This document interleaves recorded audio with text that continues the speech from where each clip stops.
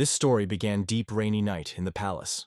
Even in strong rain, the guards stood steadily at the post, while the meeting of their master with an important guest took place inside the palace. In the room that only one candle was lit, two men were sitting at the table. Some of them were known as Jin Li Ban, the supreme head of the Union of Rare Products. He was the first to break the oppressive silence, saying, "This guy is a real demon." Then Jin showed the bandaged hand and added that he not only took all the property, but also cut off his fingers. However, despite this, the Supreme Chapter assured that he should not underestimate him, and he is able to pay a guest so that he would be wrapped up for him. Then the word was taken by the same guest that was known as the best killer in Jianghu, Ghost. He asked the master, did he have special signs or facial features, or maybe a portrait? However, Gin's answer slightly embarrassed the killer because he said that the attacker was very good. Then the chapter said that their first meeting occurred on a booze. The offender had a good character, charisma, and wit, which were simply exceptional. Despite his 20 years, he knew everything. And there was no such place in the Central Plains, wherever he was. And now, after 2 months of communication, he once, being drunk, demonstrated his fight skills. With these words, Jin ordered the servant to push the screen, behind which a stone slab was hidden with a lightning pattern carved on it. Then the head continued his story, telling that it was nothing more than a special martial art, whether the San is a sword of thunder. From these words and pattern on the plate, Ghost was horrified, because there could be no doubt that these were traces of the sword of thunder, which he had heard only in legends. Nine Li-san is one of the 10 greatest masters of martial arts, Jianghu. He disappeared many years ago during the Great Demonic War, and since then he has not appeared, despite the fact that the war ended 20 years ago. Jin admitted that he did not believe at first either, but all doubts were dispelled when he saw a martial arts book that the young man had. He must have killed the owner of the Sword of Thunder and stole his secret technique, which costs even more than 1,000 gold coins. Starting with a swordsman, over whom the threat of life and death hung, and including the 100 best masters of martial arts Jianghu. Even one of the 10 greatest masters, Chon Mu-ak, a sword of demons, hunted him. However, no one returned.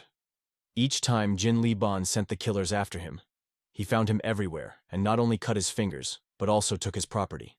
And leaving the chapter last time, he said goodbye that he feels just fine, because there is no reason why he should not take everything for himself. After listening to the story of the chapter, the Ghost was convinced that he was not lying, but so that some 20-year-old guy defeated himself Chonu Mu-aka, a sword of demons?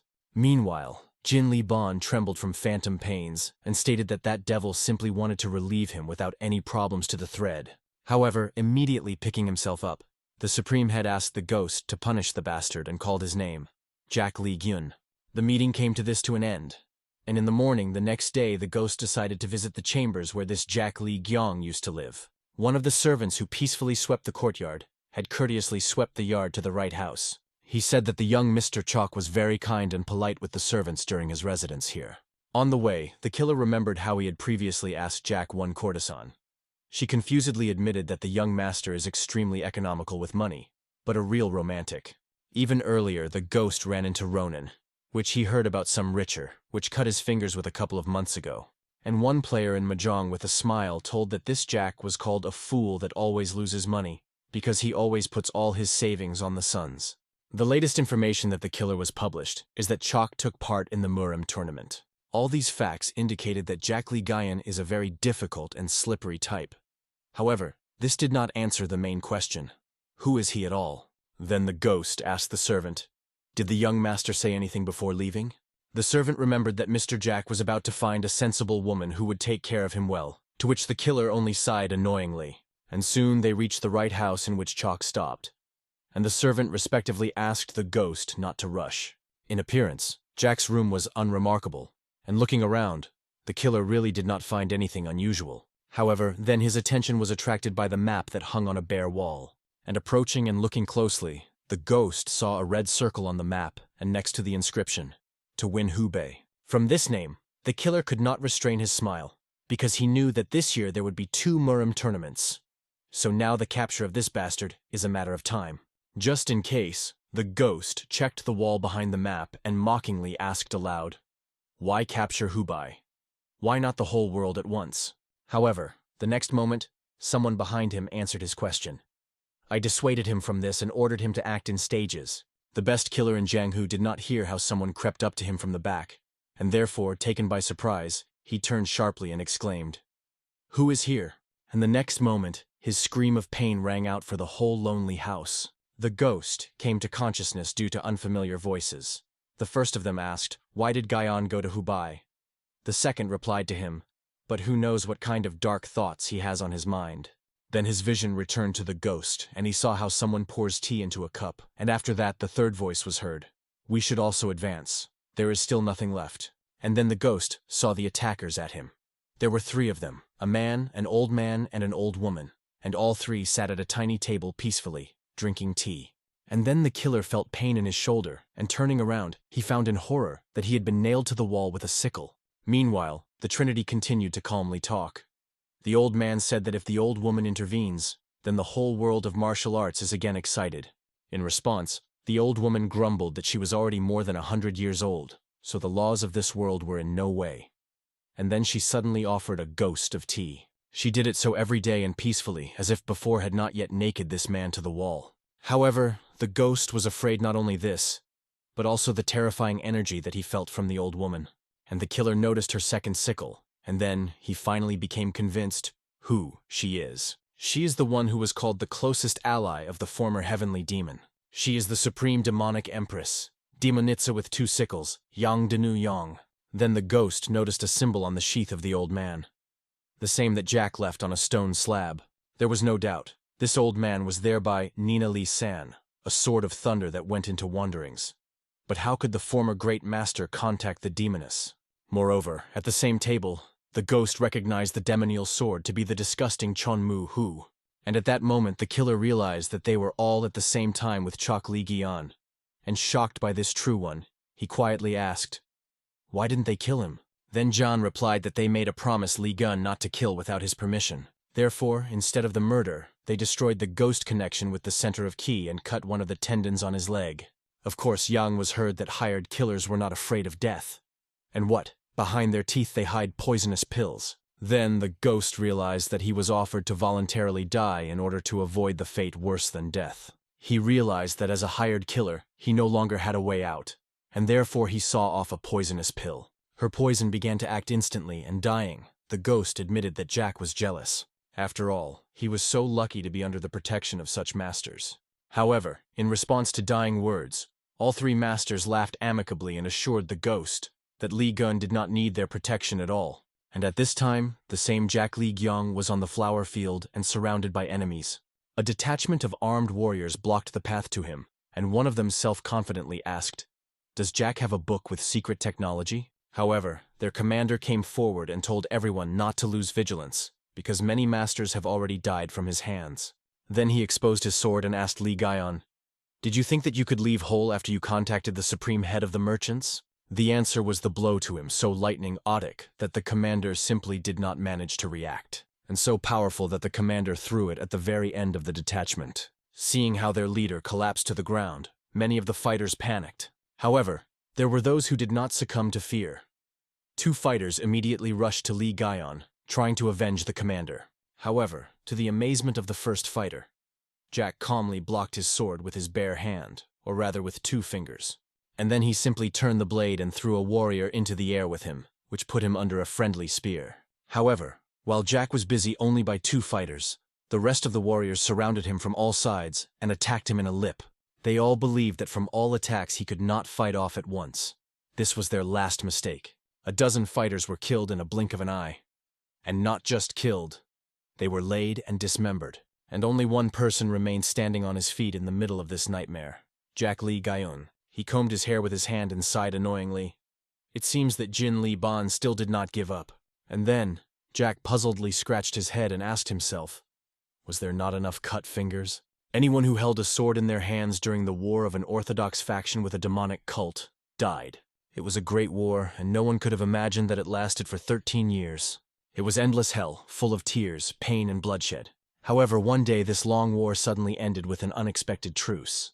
But even after 20 years, its details remain a secret. For the demonic cult and the orthodox faction decided to remain silent. Time passed and new troops began to appear in Jianghu.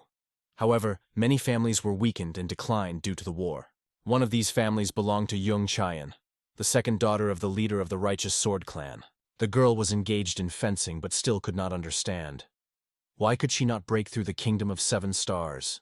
Indeed, in order to help the clan to recover, she needs to master the technique of Scarlet Death, which was passed down from generation to generation.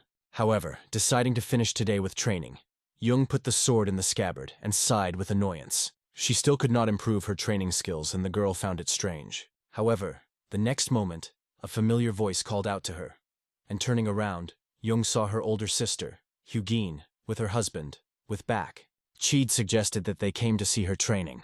However, in response, the sister sighed heavily and said that they granted them from the Zanshin clan. Young Mr. Chan in goal deigned to take part in the Dragon and Phoenix tournament. From such news, the girl was able to only exhale the question, what? Among the plain masters of the sword, only 2 tournaments are considered the greatest. The first of them is the Tournament of the Heavenly Dragon, where the Khan put its own honor, the honor of the clan and the life of a warrior. And the second is the Dragon and Phoenix tournament. This is a special event for young masters acting in pairs. And this year both tournaments will be held in June and Hube. For Jung Chayan, they will unite in pairs, like kids. In general, it sounded bad. So with this pervert of Chan and Golem. Therefore, Jung firmly stated that she could not do this. However, then the girl did not restrain herself and raised her voice. She asked, why should she deal with him? In response, the sister calmly asked not to boil and first listen to her. She wanted to explain that the prestige of the clan will increase from participation in the tournament. However, Jung suddenly threw herself, finally shouting to her sister to go to the tournament herself. Legs led to the busy market, where the girl finally dared to take a breath. But then she thought about the consequences of her actions. After all, what if the Zanshin clan hires an insult and decides to take revenge on her clan? Due to the great influence, this can get away with them. People around them lie and hurt each other. And confirmation of this, a quarrel broke out between 2 men. And watching the around those who did around, Jung thought, is it the Jianghu that she had dreamed about for so long? But then someone in the crowd exclaimed, this is the leader of the Alliance Murim. Jung turned around, but the reason for the exclamation was only a theatrical production on the market square. 2 mummers played the scene of the end of the 13-year war. However, Jung did not share the delight of the crowd of spectators, because no one really knows how exactly the Great War ended. But suddenly someone behind her said that he also thought so, as if he had read the girl's thoughts. Jung cautiously turned to the stranger that, crossing his hand on her chest with a knowledgeable look, said, the war ended not so trivial. From such loud words, Jung was slightly stunned and in addition thought, what's wrong with this strange guy? And he suddenly with a smile suggested that she drink together and asked, would she show a good place for this? And then he is here for the first time. However, Jung prudently refused, saying that she has other things. And in parting, she advised the stranger to finish behaving like a fool. However, the stranger annoyingly followed the girl and on the go asked, does she think that Jianghu is good? Jung stopped and turning to the prefix eccentric, answered the question with the question, what do you mean? Then the stranger explained that everyone has long forgotten about past ideals and now Jianghu is just a picture. Then he looked straight into the eyes of Jung and asked, isn't it sorry? From such ignorant words, she squeezed the scabbard of the sword to trembling. But in her thoughts, she decided that it was better not to be nervous. Instead of indignation and righteous anger, she calmly objected, but you still continue to live in Jianghu. By this, she said everything she wanted to say and finished the conversation, silently leaving. However, in her thoughts, she added, Jianghu did not earn such disrespect. Well, Jack Li Gaon remained standing in the middle of the market, looking in amazement with the retreating girl after. But soon it was time for him to go about his business. But now a pleased smile did not leave his lips. Meanwhile, at the Huanyang Hotel, a very noisy and lively atmosphere reigned, which was commonplace for such institutions. Visitors discussed with anticipation what the tournament would be and assumed which of the participants was a candidate for victory. However, all the hot disputes and conversations subsided together when the hotel was visited by Jung Chayan. The views of the visitors immediately riveted to the young swordsman that she examined the room with curiosity. But soon the waiter approached her and asked with a smile, that the young lady brought here alone? In response, Jung smiled politely and said that she just wanted to drink slightly. The waiter is agitated because now there are free tables only in a special room. However, since Lady Jung in his eyes was the property of Hubei, he made her a discount and asked her to follow him. That's just his words were heard by all the visitors, and therefore all the way to the table, Cheyenne felt embarrassed because of curious eyes. Usually she does not walk on her eatery alone, but at first the proposal from the Zanchin clan, then that eccentric. But as soon as the girl was to remember the devil, he was already waiting for her at a table in a special room. Jack greeted the familiar with a smile and said that if he knew about such an imminent meeting, he would just go with her. In response, Jung only sighed annoyingly and thought, what's wrong with today? There was nowhere to go, and therefore the girl simply reconciled and took a place at the next table. But Jack's table was completely forced by dishes and dishes, which is why Jung thought in surprise, did he starve all day? Meanwhile, Jack tore off his leg from fried chicken and asked the girl how to apply for a tournament and at what time. From such questions, Jung began to worry and asked in response, you do not plan to participate seriously? However, Jack assured that of course he plans, because beautiful girls participate in the tournament, and they usually fall on his face. Then he continued the meal, but did not stop talking. Li Gyong told that he was traveling from 10 years old, and wherever he went, the girls are always linked to him. Jung awkwardly listened to his story and could not help but notice that now he was behaving differently than before. And Jack continued to speak and suddenly stated that in the end, he realized who the most beautiful woman in everything Jianghu. Then he raised his glass, and in his thoughts presenting Sakura's flowers before his eyes, he said with a smile, this is my mother. Jung was sincerely amazed at such an answer, but Jack immediately glanced at her and strictly asked, do you not like the fact that she is aging? The girl was at a loss and bursting with shame with a blush, began to hastily apologize and panic with her hands. Jack accepted her apology, and returning to the meal, admitted that he was still a little worried before the upcoming event, and therefore eats a lot. Jung suggested that he was worried about the tournament, but Jack objected with a smile. No, I will win on him. And then he confidently stated that he was planning to capture all Hubei, which was why Jung stared at him amazed, and Jack calmly continued, saying that he had too many worries and in such cases he has an appetite. Then Jung dared to ask, the victory in the tournament and the capture of Hubei, is it too ambitious? However, before Jack managed to answer, the doors opened into the room, and an unexpected guest said behind them, it seems I heard a familiar voice. Jung was also a sign of the guest's voice, like his appearance, and therefore her eyes widened with fear. After all, the same Chan in Gol, a master of the sword from the Zanchin clan, who said with a smile, approached her. They hadn't seen each other for a long time, Lady Jung. Following him, 2 more men and 1 girl entered the room. Chan turned to his companions and offered them to drink here too. Chan's companion was his younger sister in the mind. Having examined the room, slyly asked her brother, is it worth it? However, Ian ignored her question, not taking his eyes off Jung, from whom he suddenly asked, how did she happen? But the girl said nothing and answered only with a very gloomy look. Now she so wanted to hit him, but she had to hold on. Meanwhile, Chan finally drew attention to Jack that he continued to fiddle peacefully at his table. However then, to the surprise of all those present, Chan ran his hand under the kimono and headed for the table of Jack. And the next moment 5 gold coins fell into his plate with a dish. Jack froze, and then Chan politely explained to him that this is payment. And when Jack looked up at him, Chan arrogantly said, as you finish eating, valley from here. However, in response, Jack looked thoughtfully at the coins in his food, and then said that this would not be enough. Chan was taken aback by such impudence, but Jack calmly explained that he was not brought yet by all the ordered food, so these coins were definitely not enough. Then the vat leaned closer and muttered to get out while he was still kind. However, then he noticed a couple of swords behind Jack, and with a sly smile suggested that he was so arrogant because he was also a swordsman. Then Chan wanted to consider swords closer and even split into praise, saying with a grin that the weapon looked impressive and menacingly. But when he grabbed the handle of a black sword without demand, in order to raise it, he almost threw his back. Chan was numb with shock, sincerely not understanding.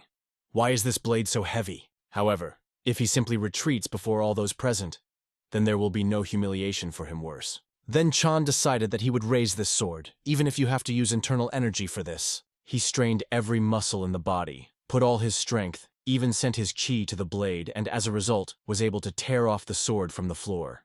And then, Chan turned to Jack and all smeared and out of breath, with a stretched smile asked, do you use it to train muscles? 2 bodyguards behind him immediately burst out with ill-wing applause and assent. But Jack, without the slightest labor, took his sword from Chan's hands and also easily thrown on his shoulder, replied, no, he is not for training. The bodyguards instantly stood up for their young master, starting to say that the sword is a training. This is obvious. However, Jack was also calmly trying to prove the opposite, that only Chan was more angry. He asked menacingly, "Are you mocking me?" And at the same moment a blue aura of qi declared his right hand. But the next moment, Jack got up between him and Jack that she blocked the swordsman and reminded where he was. From such insolence, Chan's bodyguards stunned, while his sister did not even lead an eyebrow. But Chan himself only snorted and laughed at the courage of the girl. However, then he slyly asked Jung, "She looks at him so dusty because he is interesting to her?" And the next moment, without waiting for an answer, he brazenly and roughly grabbed the girl by the wrist. And then Chan, with a very unkind smile, suggested that since they would join the tournament together anyway, it would be nice to get to know each other better before. However, in response, Jung pulled out his hand and his slippery grip and stated that she had already decided to participate with some others. Chan frowned displeasedly and sternly asked, "Why?" And then, taking a shiver in his hand and gathering all the will into a fist, Jung replied that to force her to participate using the influence of the clan. Sorry, and shamefully. For Chan, her words were like a whip, but he immediately pulled himself together and reasonably asked, who would she go with then? And now Jung was not there anything to answer, and therefore she hesitated, panicky, thinking what to say. However, the way out of the bad position suddenly found Jack in the person that he suddenly stated, "She was participating with me." Everyone immediately turned his surprised glances to him, and only Chan hissed quietly, "What?" Then his sister decided to intervene in the conversation, asking Jack, "Does he know who speaks to it all?" Jack replied that he did not know, but also asked in Eno, "Does she know who he is?" In response, she only snorted and said with a smile, "It is obvious that no." Then Jack shared with her wisdom, telling that people react to unknown in two ways. Either I do not take seriously, or are afraid. But she, in under, does both.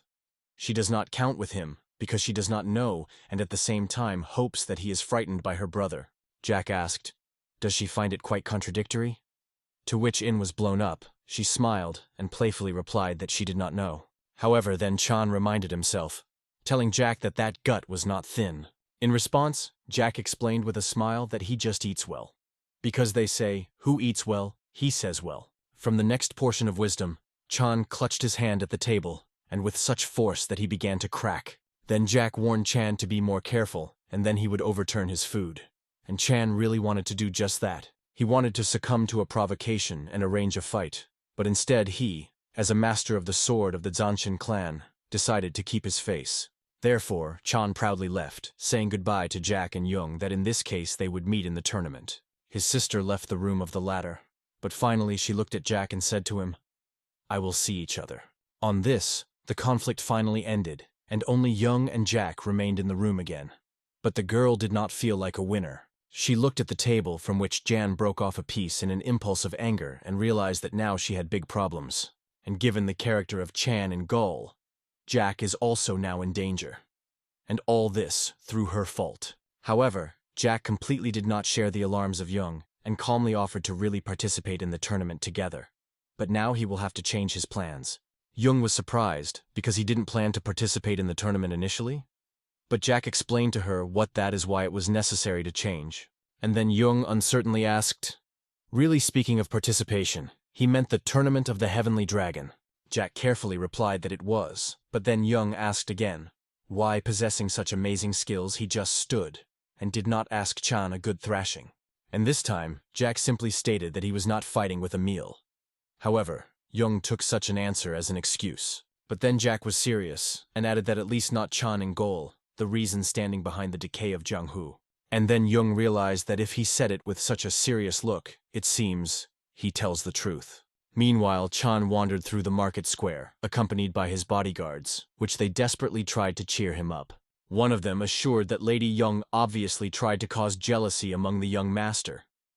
Otherwise, why should she go to the tournament with that ridiculous guy? However, Chan did not consider Jack a ridiculous at all, because that black sword is not one of those that can be so easy to hold in his hands. And this arrogant girl, how dare she rejecting his proposal? And then, at this very moment, Changol swore to himself, which would force them to pay for what happened today. Meanwhile, a family council was held in the house of the Righteous Sword Clan.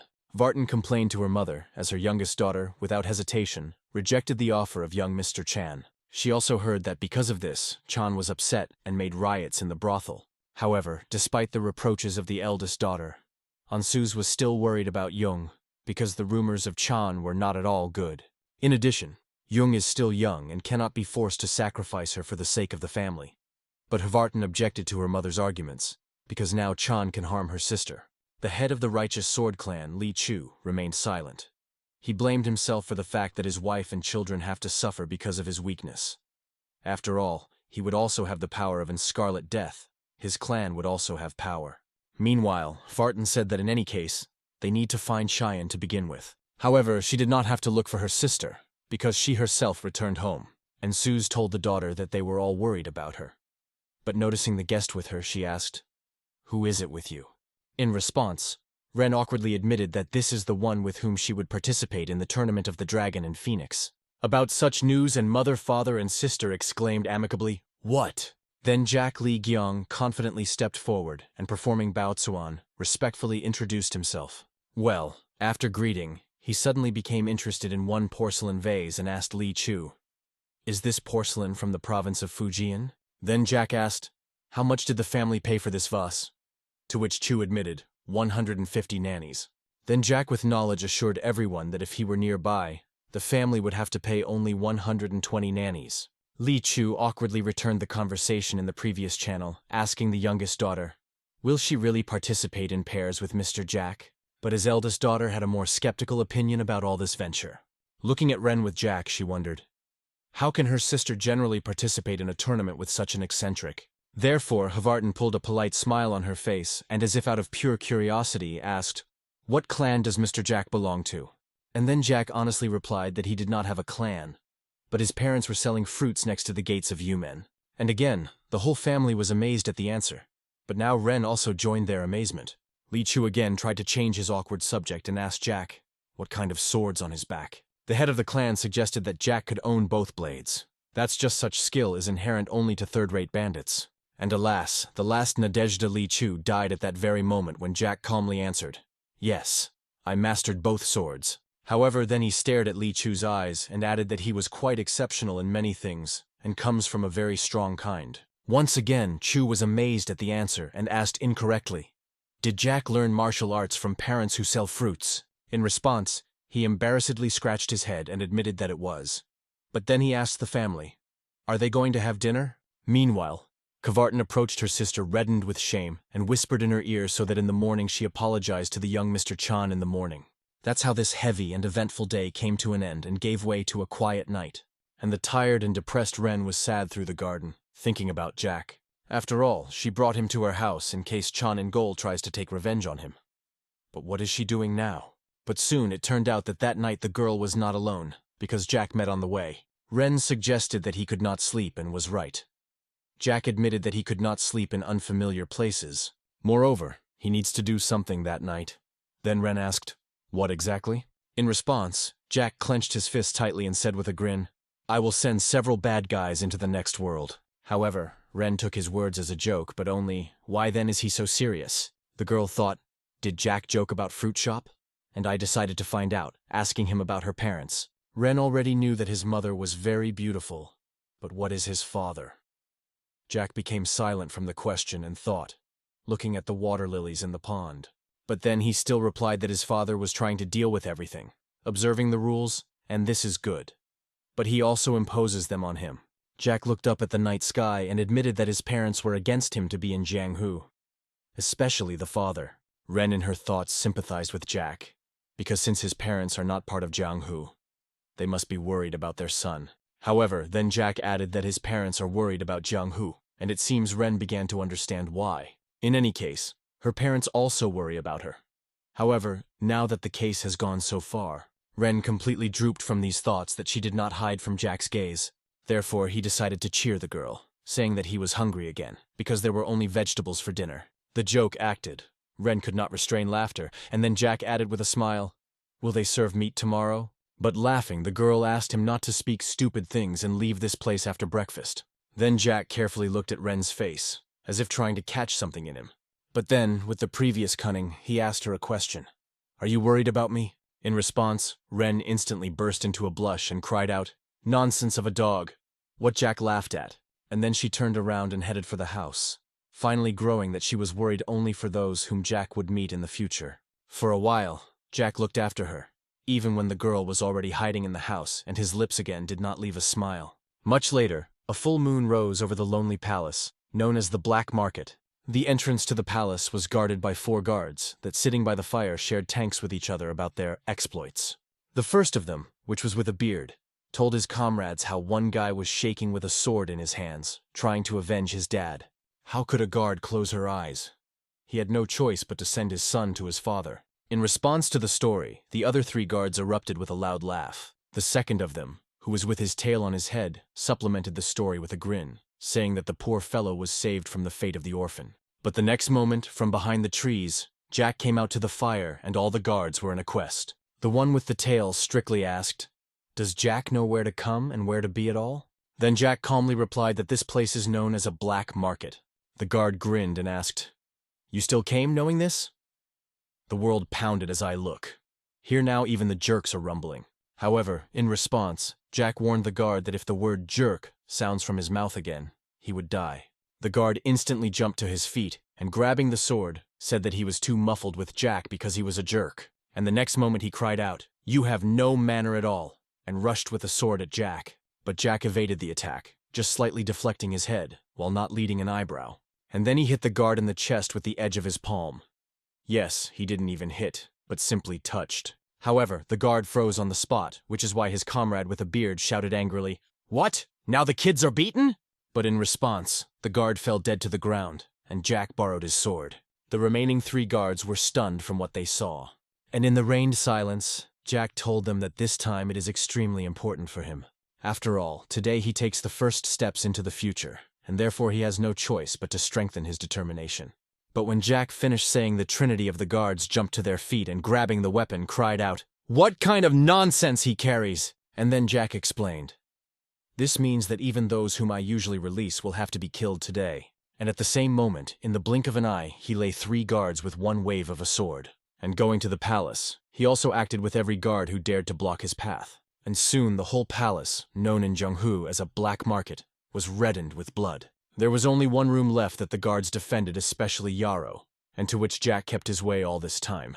And behind her doors, the swordsman was waiting for the owner of this palace in the company of his retinue. At the very end of the hall, a very fat man was sitting on the throne, surrounded by care and affection of 5 beautiful ladies and 1 hunchback. Jack passed through the whole hall to the owner of the palace. But along the way he caught a strange aroma. However, Jack did not give a look, and instead of greeting, he said to the owner with a smile, "What a pleasant atmosphere you have here." In response, the owner of this palace, which was known as a gluttonous emperor, drank sake from a glass and forcefully lowered her to the armrest of the throne. Then he looked at Jack from top to bottom and asked whose head he appeared, since he raised such a noise. And then Jack answered with a smile, "Behind the head of the most dear person in this room." However, the leader of the black market did not take the threat seriously, but only laughed at it. After all, how dares the museum to desire to buy his life? Therefore, the leader mockingly asked, "Does such a young man have so much money in general?" Then Jack directly asked, "How much?" And in response, the leader triumphantly stated, 500,000 nannies. But what was his surprise when Jack poured from the bag to the floor of the same 500,000, and after he looked with a sly grin at the gluttonous emperor and clarified, "Then hand?" The leader thought that Jack was only chatting, but he really had money. And it seems that in his bag lies an even larger amount. In this case, the leader asked, "What if he raises the price?" Jack replied that then he would be upset. Then the leader asked that if he just kills him and takes this money, and the expected Jack replied that he would be even more upset. Then the voracious emperor imperiously waved his hand and stated that in this case he would upset him a little. And the next moment Jack surrounded the 5 maids. The leader grinned quite and in his thoughts stuck, because Jack got caught as soon as he went into this room. Now he has fallen under the influence of illusory dance of bliss. This is the pinnacle of witchcraft paralyzing the human mind. And in evidence, Jack did not react in any way when one of the maids pulled out a sharp stiletto heated from her hair, and the next moment she hit Jack, aiming exactly in her neck. But to the surprise of the maid, he was able to easily block her hand and pick up the hairpin. And until everyone understood how he managed to free himself from the charms, Jack himself told the maid that she was dancing well, but not so much as to kill him. And with these words, he threw a hairpin, and as if an arrow flew over the leader's head and plunged into the wall lamp. And as soon as he split, as all the maids seemed to come from a deep trance, the girl who intended to kill Jack a minute earlier. Now she said in amazement that the spell had been shot. Then Jack pointed to the voracious emperor and asked the maids, "At least one of them remains here because they like him?" The girls hesitated with an answer, but Jack was not needed. He understood everything in the expression of their faces and the allotted views. Then Jack ordered the maids to leave and not to worry about the consequences, but not one of the girls dared to leave the hall. They were all dragged here by force, and now they were afraid to leave right in sight of their master. Then Jack told the girls that they still need to get courage and leave now, so that then they could live well. His words were able to inspire the maids, but they amused the leader. And having laughed, the gluttonous emperor promised the maids that he would let them go, but only after he cuts off their limbs. The girls were horrified by his words, for they knew that the leader was telling the truth. However, Jack was not impressed by his threat. He completely turned to the leader and with a very bloodthirsty smile said that in this case, he was shining him alive. And at the same moment the gluttonous emperor felt the thirst for blood emanating from Jack. However, from his numbness, the maid's voice pulled him out that Jack thanked Jack for his liberation and for money on behalf of the other girls. She promised that they would all gain courage and would not forget his kindness. In response, Jack told the girls that with money, they will be able to start everything from scratch and wish them a happy life. Meanwhile, the humpback near the leader noticed how he trembled with anger. Just think. The great gluttonous emperor froze in place due to the thirst for the murder of this jerk. And now he could only watch the captives leave him. But the next moment, the rings and bracelets on his hand crumbled due to tense muscles. The gluttonous emperor rose from the throne and the boardwalk immediately cracked under his feet. And then he hung over Jack and stated that he would kill him with the help of his special martial art. Then Jack, with a grin, assured that he would have to withstand a lot of beatings to become even more. In response to impudence, the leader brought down a fist with all his strength, but he managed to bounce. Then the leader waved his palm with a charged key, trying to decapitate the enemy, but Jack spanned the attack. And besides, he still managed to endow the gluttonous emperor with a mocking grin, which was why he was furious even more. He tried to crush Jack with his foot, but he again slipped away. Then the leader screamed so that Jack continued to run away, because soon he would wipe him into powder. However, Jack was not going to run away anywhere, and to the surprise of the leader, jumped already to the ceiling. And the next moment, Jack said that he hates such bastards, and crashed his foot into the leader's face. The blow was so powerful that the fat leader threw it into the wall as a dart. The collision knocked out of it the whole spirit, but the gluttonous emperor has not yet surrendered. Having got out of the wall, he charged his hand with a colossal cluster of ki and growled violently, "Son of a bitch!" But Jack was not impressed. He raised a pebble from the floor, and with contempt asked the leader that he, the ugly creature, did, holding those women in hostages. And the next moment, without waiting for an answer, Jack threw a pebble with such monstrous force that he tore his hand to the leader. He screamed in pain and collapsed on one knee. However, even through the pain, the gluttonous emperor was forced to admit that the jerk is a real master. But in this case, the leader decided to show him all his skills. And having released the stream of all his chi, the voracious emperor shouted, "Do you think that everything will be so easy?" And then Jack answered him, rushing to the attack so swiftly that the leader did not have time to react. And the next moment, Jack brought down a blow on him, in which he put all his chi. She was so destructive that she pierced the voracious emperor through and pierced the wall behind him. The defeated leader grunted blood and collapsed helplessly to the floor. And Jack triumphantly exulted over him and said, "I paid for your life, so I take you." In response, the leader croaked, "Where does he plan to pick him up, at death?" However, Jack replied that he was mistaken, and pointing to the hunchback, he explained, "I turned to him, not to you." The leader of the horse laughed and asked, "What can this worthless?" Moreover, it would not be difficult for Jack to pick him up. So why? And then Jack replied, "Because I needed a reason to kill you." Then the leader looked at the broken guards and said that Jack was worse than him. In response, Jack did not argue, but said that good people never fall into his traps. And then the voracious emperor said his last words. It is impossible for someone to exist in Jianghu. And when he gave up the spirit, Jack turned to the Gorban. "So we met. The owner of the estate is enough." From these words, the hunchback shuddered and stared incorrectly at Jack. Then he turned around and asked with a smile, "Or I have enough to call you Mulchol in order to hear the answer." And then the former patriarch of the ghostly estate of Mount Tai. Enough for the answer that he had not been called so for a long time. Jack admitted that he did not expect to find a genius of art of formation and construction technology in such a place. Because of this, it took him a lot of time to find the former patriarch. And then Jack asked, was it really so difficult for him to recover from the case? and from these words he grabbed the past. In the ghostly estate of Mount Tai, anyone in Jianghu knows that this place is known for their techniques for building mechanisms. Dark Mu Chol possessed an outstanding talent and had a wonderful family, at least until his daughter touched an incomplete invention, and having lost his family due to an accident, he began to blame his stupidity. In the punishment, Mi Chol mutilated himself, turning into a hunchback and went into wanderings. He cried from these bitter memories and through tears quietly asked, how could he forget this? And then Jack said with sympathy that he is a good person who suffered for 10 years and who will suffer all his life and failed to forget the grief from the loss of the family.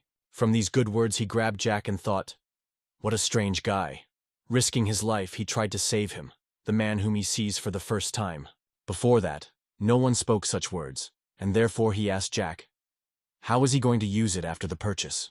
In response, Jack let out Aura Key and said only 3 words, to capture Jianghu. For a short moment, silence hung over them, but soon he laughed quietly and thought, is it really my new fate? Nevertheless, he accepted her, humbly knelt down and performing Botsuan said, enough. Mu Chol greets his master. And then he raised his eyes and swore that he would devote the rest of his life to the service of Jack Lee Gun. In response, Jack smiled prettily and going up to him, asked him, then let's start? Ku sincerely did not understand the essence of the question. But the next moment Jack grinned ominously, and his hands flashed an aura, like a flame.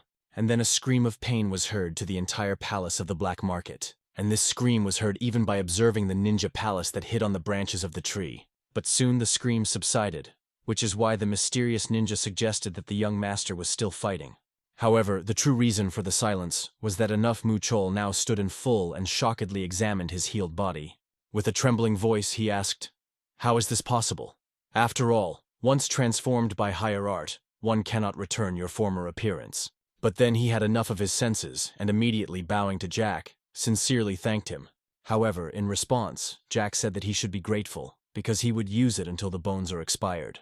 And the next moment, a ninja came out of the shadow that was Jack's guard and named Mu Yang. He was delighted with the successes of his young master, and in response, Jack was delighted with the appearance of an old friend.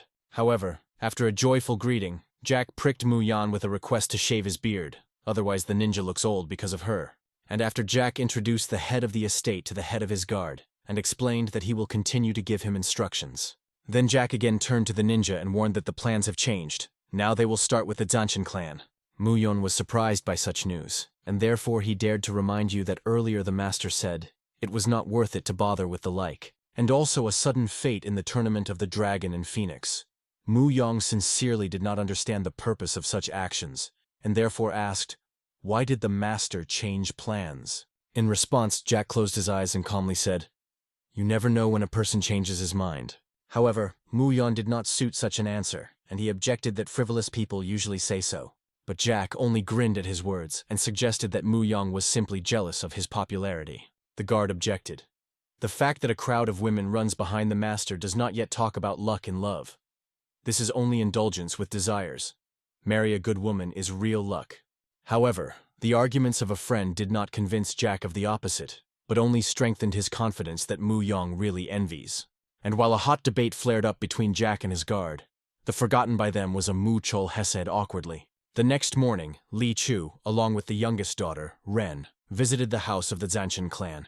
However, the guard guarding the entrance strictly stated that the head of the clan and the young master are now absent. Then Li Chu politely asked if they could have found out when the head would return. But alas, this was also not known to the guards. Li Chu began to worry, because they should apologize to the young Mr. Chan before the situation gets out of control. He asked the guards to tell the chapter about their visit and was about to leave. But the next moment the doors of the house opened, and behind them it seemed a man that he was known in Jianghu as a great master of 8 soaring palms, Quan Huki. He was pleasantly surprised by a sudden meeting with the master Li Chu, and admitted that he was heading here at the invitation of the head of the clan. Li Chu greeted the master, and he recalled that the head of the Zanshin clan loves to boast of his strength, inviting skillful masters. But apparently, he is selective in the choice of guests. Meanwhile, the Master Quan proposed to drink together, since they both have free time. Li Chu did not find a reason to refuse the master, especially when he volunteered to pay for a drink. And while they were moving away from the clan's house, Chan watched them with a satisfied smile. The Master Quan led Chu and his daughter to the Viceni Brie wine house. There he is an order from the bile of a bear, which is extremely difficult to get, and treat them with his companions. Li Chu thanked the master for the pleasure of enjoying such a precious drink. However, Quan overshadowed the festive mood slightly, recalling that at the meeting, the head of Zanshin was extremely upset. Li Chu asked the master to put in a word for them if he had the opportunity to introduce himself to which Quan reassured him and assured him that he would do this. In the meantime, the men had a conversation for drinking. Ren pulled away from what was happening and plunged into the memories of this morning. The girl remembered how to cover breakfast on the table. She noticed that Jack had disappeared. Ren asked the maid about him and she told me regret that Mr. Jack had a pact last night. So simple, without saying a word. Resentment woke up from these memories in Ren with anger, and therefore she hastened to eat them. Anyway, this rogue Jack probably already left Ujan, so why should she worry? So a friendly dinner was coming to an end, and Li Chu sincerely thanked the Master Quan for a great time. However, when Li Chu was going to say that next time he would be treated, Master Quan suddenly caught himself. And then he exclaimed the entire winehouse that he forgot about a very urgent business. And at the same moment, he ran out the door, shouting to everyone goodbye that he would still see. And as soon as his fast, moving steps subsided, the man who runs a winehouse with a polite smile handed whether Chu was a score. But looking at him, the man was horrified, since the cost of one bottle of wine was 120 nannies, and the price for the dishes was beyond the reason. But nothing can be done. Li Chu sighed annoyingly, and admitted that now he has little money with him, and therefore, can he pay tomorrow? The manager smiled again and warned that their institution did not accept the payment by installments. However, she cannot close her eyes to the situation, and therefore Li Chihu does not bring money. His daughter can stay here. And as soon as the manager was told, at the same second, Ren surrounded the 4 armed guards. Did Chu immediately defend his daughter and strictly asked, "Are you going to keep my daughter in hostages?" In response, the manager calmly asked to consider it a guarantee. However, then she thought and added that if Li Chu does not have that kind of money, then his daughter could entertain guests. From such a proposal, whether Chu began to guess that this is not a simple winehouse. And besides, he was disturbed by an unusual aura of the local guards. All 4 were either comparable to Li Chu in strength, or even stronger than it. And because of this, due to the awareness of his own weakness, Li Chu with all his might squeezed the scabbard of the sword. He was already preparing for a non-uniform battle, but the next moment, a familiar voice came behind him. So we met again, the chapter, and when everyone turned back, they saw Jack Li Gian. Ren asked in surprise what he forgot here, and in response, Jack smiled at her and explained that he had just come to drink. However, then he took one of the bottles of wine and put it on the counter, in front of the manager. Jack told her that the wine had a strange taste, and then asked, would they mix anything into it? The manager calmly replied that she did not understand what Jack was talking about. Then he examined visitors to the wine house and noticed that important people come here. But are they really selling fake wine? In response to such an accusation, the manager flashed his eyes on Jack and asked him to speak quieter. However, the next moment, Jack's screams were heard for the whole wine house. The wine from the bile of the bear is a fake. And immediately all visitors raised the noise and turned their eyes to the manager. She tried to reassure everyone, saying that it was just a drunken client, and asked not to pay attention to him. But then Jack publicly stated that for all those present he has proof, and then he proposed a control bet. If he proves that the wine is a fake, he will take away the entire revenue of this institution for today. In response, the manager reasonably asked, if he fails? Then Jack grinned and calmly stated that in this case, she could boil a drink from his bile. On this bet, Jack asked all visitors to go out in order to gather at the warehouse in the backyard. The servant always endures wine from there. But Jack asked all the audience, do they find it strange? After all, why store wine in such a distant and hidden place? Yes, besides, they also hung an iron lock on the door. The manager objected, grinning angrily that in this warehouse they keep trade secrets, and in a lone place would not be stored wine. However, Jack ignored her words and broke the castle with his bare hands, easily carried a huge jug.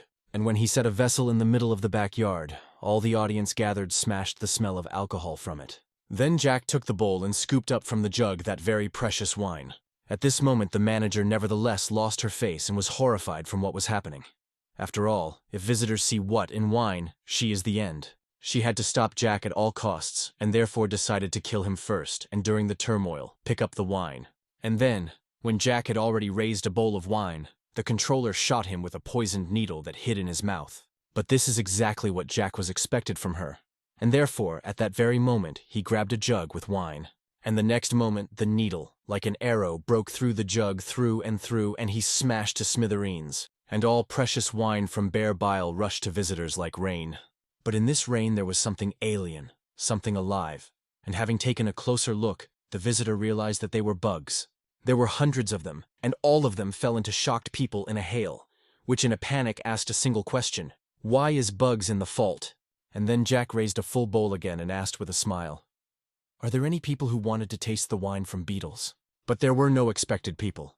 People looked at the bowl with disgust and closed their mouths from nausea. Then Jack asked loudly at all those present, how can he prove the case if no one tries to blame? In response, one man dared to exclaim that he had never heard that the wine was done using such insects. Then Jack approached the daredevil and politely explained that these insects are called painted beetles, because their backs resemble works of art, and they taste exactly like bear bile, especially their bowel movements. They are so similar that no one with the usual sense of taste would not notice the difference. From the mention of the beacon bowel movements of visitors, he was even stronger. But the next moment, someone from the crowd stepped forward and asked the question, how did Jack learn? And when the manager saw exactly who was the author of the issue, she almost lost her speechlessness from shock, because the person who asked the question was the elder John and Moon, the leader of the Southern Peak Alliance. After the Great Demonic War, which lasted 13 years, having suffered significant losses, 9 great clans and 4 great clans shut their doors. Taking advantage of the emptiness that has formed, the 4 large troops established themselves as the strongest players in Jianghu, and among them, the Supreme Family of the Northern Heaven and the Alliance of Southern Peak are the most powerful. Therefore, this one looks like an ordinary old man is one of the strongest people of the current Jianghu, and that is why everyone around him respectfully greeted him. More precisely, everything except Jack, that he remained standing with his head raised. The elder Yang said that these insects are found only in the south, and therefore he was curious how Jack found out about them. In response, he admitted that from early childhood he wandered a lot, and to the elder's question about who he himself was, Jack answered with a smile that he was the eldest son of drifting clouds and current water, the best fruits on the outskirts.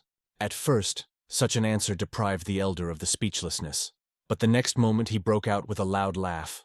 Jan and Meng suggested that Jack was simply hiding his personality, and therefore no longer began to climb questions. The elder was accompanied by MANHWA, the commander of the White Tiger Detachment, and he was surprised by the behavior of his master. Let it not show it. After all, who would have thought that the leader of the alliance would be interested in some boy? Therefore, MANHWA decided to remind the elder Yan about his devotion and volunteered to try the wine. He had enough one sip in order to understand that he had already drank this wine before, which he announced the manager. The words of MANHWA shocked visitors, because it turns out that they really drank wine from the bowel movements of insects. But then the shock was replaced by anger, from which people in a lobby pounded the manager. She immediately turned to her bodyguards for help, but they did not dare to go against the leaders of the White Tiger and the Southern Alliance. And while a crowd of deceived people raged, Master Li Chu approached Jack. He thanked his savior and said that if not for Jack, then the whole clan Young would be in great trouble. However, to his surprise, Jack clearly did not possess modesty, and therefore asked in response, who, if not he, would make such a marvelous act? Li Chu awkwardly agreed, and then Jack added with a smile that henceforth would look forward to his relationship as a savior. And then he even suggested returning to the Young clan's house, since there were no free rooms left for the tournament in June. MANHWA watched Jack with a gaze and admitted to the elder that he was an interesting boy. Jan and Meng agreed with the words of his commander, and stated that more than just interesting. From the moment he saw Jack, those sensations in him that were forgotten for a long time surged again. Now, in Yan and Muna, a mixture of trepidation, excitement, despondency, and ambitions was seething. Directly, as on the day when the alliance of the Southern Peak was in his hands. However, the elder admitted that he had no idea why he feels like that. MANHWA was alert, because the leader of the alliance, whom he knows, is wise enough to see anyone through. However, this time, he has nothing to say. The White Tiger commander looked again at Jack withdrawing and wondered, does this mean that this guy is so special? So the next busy day came to an end and gave way to an alarming night. This night was anxious because of a man that he raced through the forest with all his feet. A man with a mustache was all in blood and scared, but despite the wounds, he could only think about one thing. You need to warn them at all costs. The fate of Jianghu depends on this. But the next moment someone overtook him, which is why the man immediately grabbed the sword. However, the pursuer presented the token and stated that from the Righteous Alliance. There could be no mistakes. It really was an alliance's certificate, which means that this can be trusted for a person. Then a man with a mustache introduced himself as Moon, from the supreme family of the Northern Heaven, and warning that there was no time, he immediately went to business. The group is known as the Society of the Flying Swallow, prepares a large conspiracy. Therefore, tournaments need to be cancelled at all costs. In response, the agent reasonably questioned, why does Moon go to the Alliance, instead of reporting everything to the higher? Then, Moon admitted that there is a spy among them, so he cannot trust anyone. But the next moment, two pursuers appeared behind Moon. The man immediately shouted to the agent that he would take them away, and he would warn the Alliance. However, before dividing it, the agent asked Moon, where else did this information leak? Moon replied that the first one who heard her, and then goodbye. The agent with an ominous smile said, what a relief. And the next moment, he mercilessly bewitched Moon that he only managed to be surprised at his words. And when the man's head fell to the ground, the agent with a smile informed him that he was mistaken with the name. The Society of the Flying Net will be correct. And as soon as he told this, the girl in a white kimono sank smoothly on the branch of the tree. The agent immediately fell to her knee and greeted the chapter that she asked about the fate of the rest. In response, the agent, without raising his head, reported that the 14th butterfly had already dealt with the rest. From these words, the chapter smiled rather, and said that this year the Dragon and Phoenix tournament would turn around a last nightmare. Meanwhile, Jack and Ren returned home through the forest. Li Chu temporarily left them in order to buy meat for the savior, which is why Jack wondered all the way, how delicious will the treat? Ren asked if Jack always wants to eat, to which he sadly replied that recently he was thinking a lot, hence so hunger. Then the girl awkwardly clarified, does he think about the conquest of Hubei? To which Jack answered, including. However, when Ren asked what else he was thinking about, Jack did not answer, because he sensed something. But Ren did not understand this, and therefore decided that Jack was lonely, because he was alone in a foreign country. And then Cherny decided to sincerely and with a smile to thank him for today's act. And after she shared her guesses that Chan was ordered by Quan Huguka and the owner of the winehouse to adjust all this, but she was still thinking to go to the tournament with him. Jack smiled and told her that he was so offering to go with him because he would bring the victory to the Young clan. And then Ren turned to Jack and gazed intently into his eyes, stated that it was so. It will be difficult to defeat the tournament, but at least she will put this scoundrel Chan in Golia in place. Jack grinned at such determination and told Ren that she doesn't have to do anything at all. But if she wants so, then let it be so. However, then he puzzled the girl, saying that first they needed to deal with one fool, and pointed to their pursuer, to which, to the surprise of Ren, turned out to be a master of 8 soaring palms, Quan Huki. He with a grin asked Jack did he grieve Chan in Golia? Then Jack also grinned and answered the question with the question, do Quan like to make certificates of crazy victims? From the last word, Ren was horrified and stared at Jack in shock. But this was true, and Kavan himself confirmed it, admitting that Chang and Gol hired him to kill only Jack. But now Ren also became a problem. And the next moment, the girl felt Quan's murderous intention, because of which she was numb in place. Ren to trembling squeezed the scabbard of the sword and thought, will they be able to win together if they are united? But before, the swordswoman did not fight with anyone to death, and therefore she asked Jack, did he have experience in a real battle? However, Ren was stunned out of the subsequent answer, because Jack suddenly hid behind her, and trembling with fear, prayed, please, save. Kvan Huguka is a master of cystic strikes. When he lets the entrance to his skills, it seems that he has 8 hands. For this, he got his nickname. Once he was a hero who dreamed of a better future for Jianghu, but it seemed that only one villains flourished in Jianghu. It was then that he realized that the division into good and bad did not make sense. Therefore he himself became the evil with whom he had previously fought. And now Ren had to resist this evil alone. She knew that the difference between them in experience and skill was simply colossal, and therefore a trembling girl swept over the girl. But then Jack bent to Ren and whispered in his ear so that for a start she exposed the sword. And, oddly enough, his voice reassured the girl and gave her courage. Young is cut from the clan of the Righteous Sword. She would not just tremble with fear, and therefore she resolutely exposed the blade and directed it to her enemy. Kvan Huguka accepted her challenge, occupying a combat rack, and with the same arrogant grin stated that it looked like Ren was not tolerated to die first. And the next moment he simply disappeared. Where the master was a moment earlier, a cloud of dust was now hanging. Quan rushed to the attack so rapidly that it was difficult to keep track of his eyes. However, at the last moment, Ren was able to evade. The swordswoman was amazed at the speed of her opponent. But then she will also apply her movement technique. But the girl stumbled on the root of the tree and crashed into it with her back. And the next moment, then the tree simply exploded from Quan's destructive blow, and again only by a miracle Ren managed to escape from him. Time seemed to slow down her move, allowing her to observe falling chips and realize her horror that everything is not at all like in training. And to look at Quan's smiling face, the girl realized something else now she could die the truth. However, from the numbness, Ren pulled out Jack's voice that he told her not to rely on the movement technique, but to allow her body to follow the sword. And then he shouted that the sword was not moving. First, the blade moves, and the body follows it. Ren listened to the advice of Jack, and decided to completely focus not on Quan, but on her sword. But Quan only laughed at Jack's words and told him that for someone who is hiding behind, he talks a lot. Ren immediately took advantage of the chance, while Kavan was distracted, and took an attack. But, alas, the master only played with her, and easily evaded the blade. Ren gritted her teeth, realizing that if she was pushed back now, she and Jack both will die. Therefore, the swordswoman did not retreat, but went on the offensive, delivering one blow after another. But Quan, with a smile, reflected them all with his bare hands, and between business, asked Ren, "Does she really think that these children's tricks will work on him?" And in evidence of his strength, he immediately threw the swordswoman back only with one hand. From a hard landing, Ren cut her shoulder, and jumping to her feet, she asked the question, what should she do? But suddenly Jack turned to her with the question, doesn't she think nothing is strange? In the technique of owning a sword, Ren has rather heavy movements, so why does it move so neatly and elegant? From these words, the swordswoman felt the cold swept across the back, because now Jack talks about the technique of Scarlet Death, and claims that she trained incorrectly all this time. Ren remembered her father's words that he told her from an early age. The art of fencing.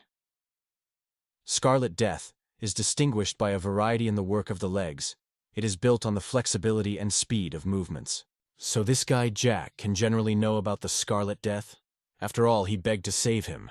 However, in response, Jack calmly stated that Ren looks like a water turtle, stuck on land, and this time, Ren could not object, because she has long been feeling not at ease, as if a wall blocked her path. Is it really that Jack said?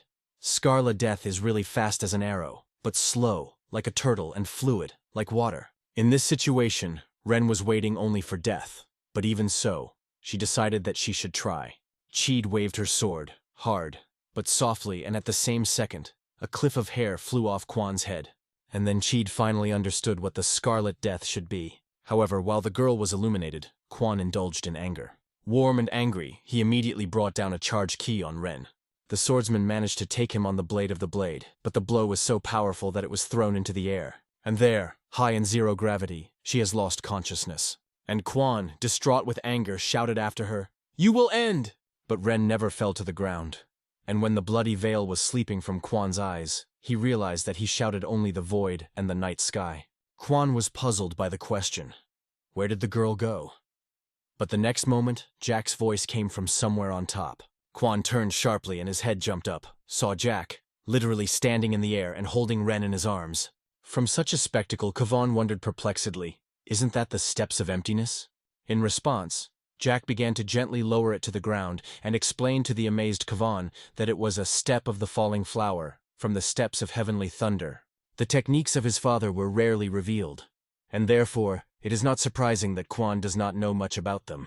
Then Quan asked about Jack's father, but before answering he went down to the ground and went to the tree, Ren carefully laid. And only then Jack said that his parents fell in love at first sight, but he never believed in this. However, now, looking at Ren, Jack admitted with a smile that he began to understand them a little. Alas, the touching moment interrupted Quan trembling with fear, which he asked, how did the young man be able to take possession of such martial art? The answer was a blow to such a crushing force that Quan lost half of his teeth and broke his jaw.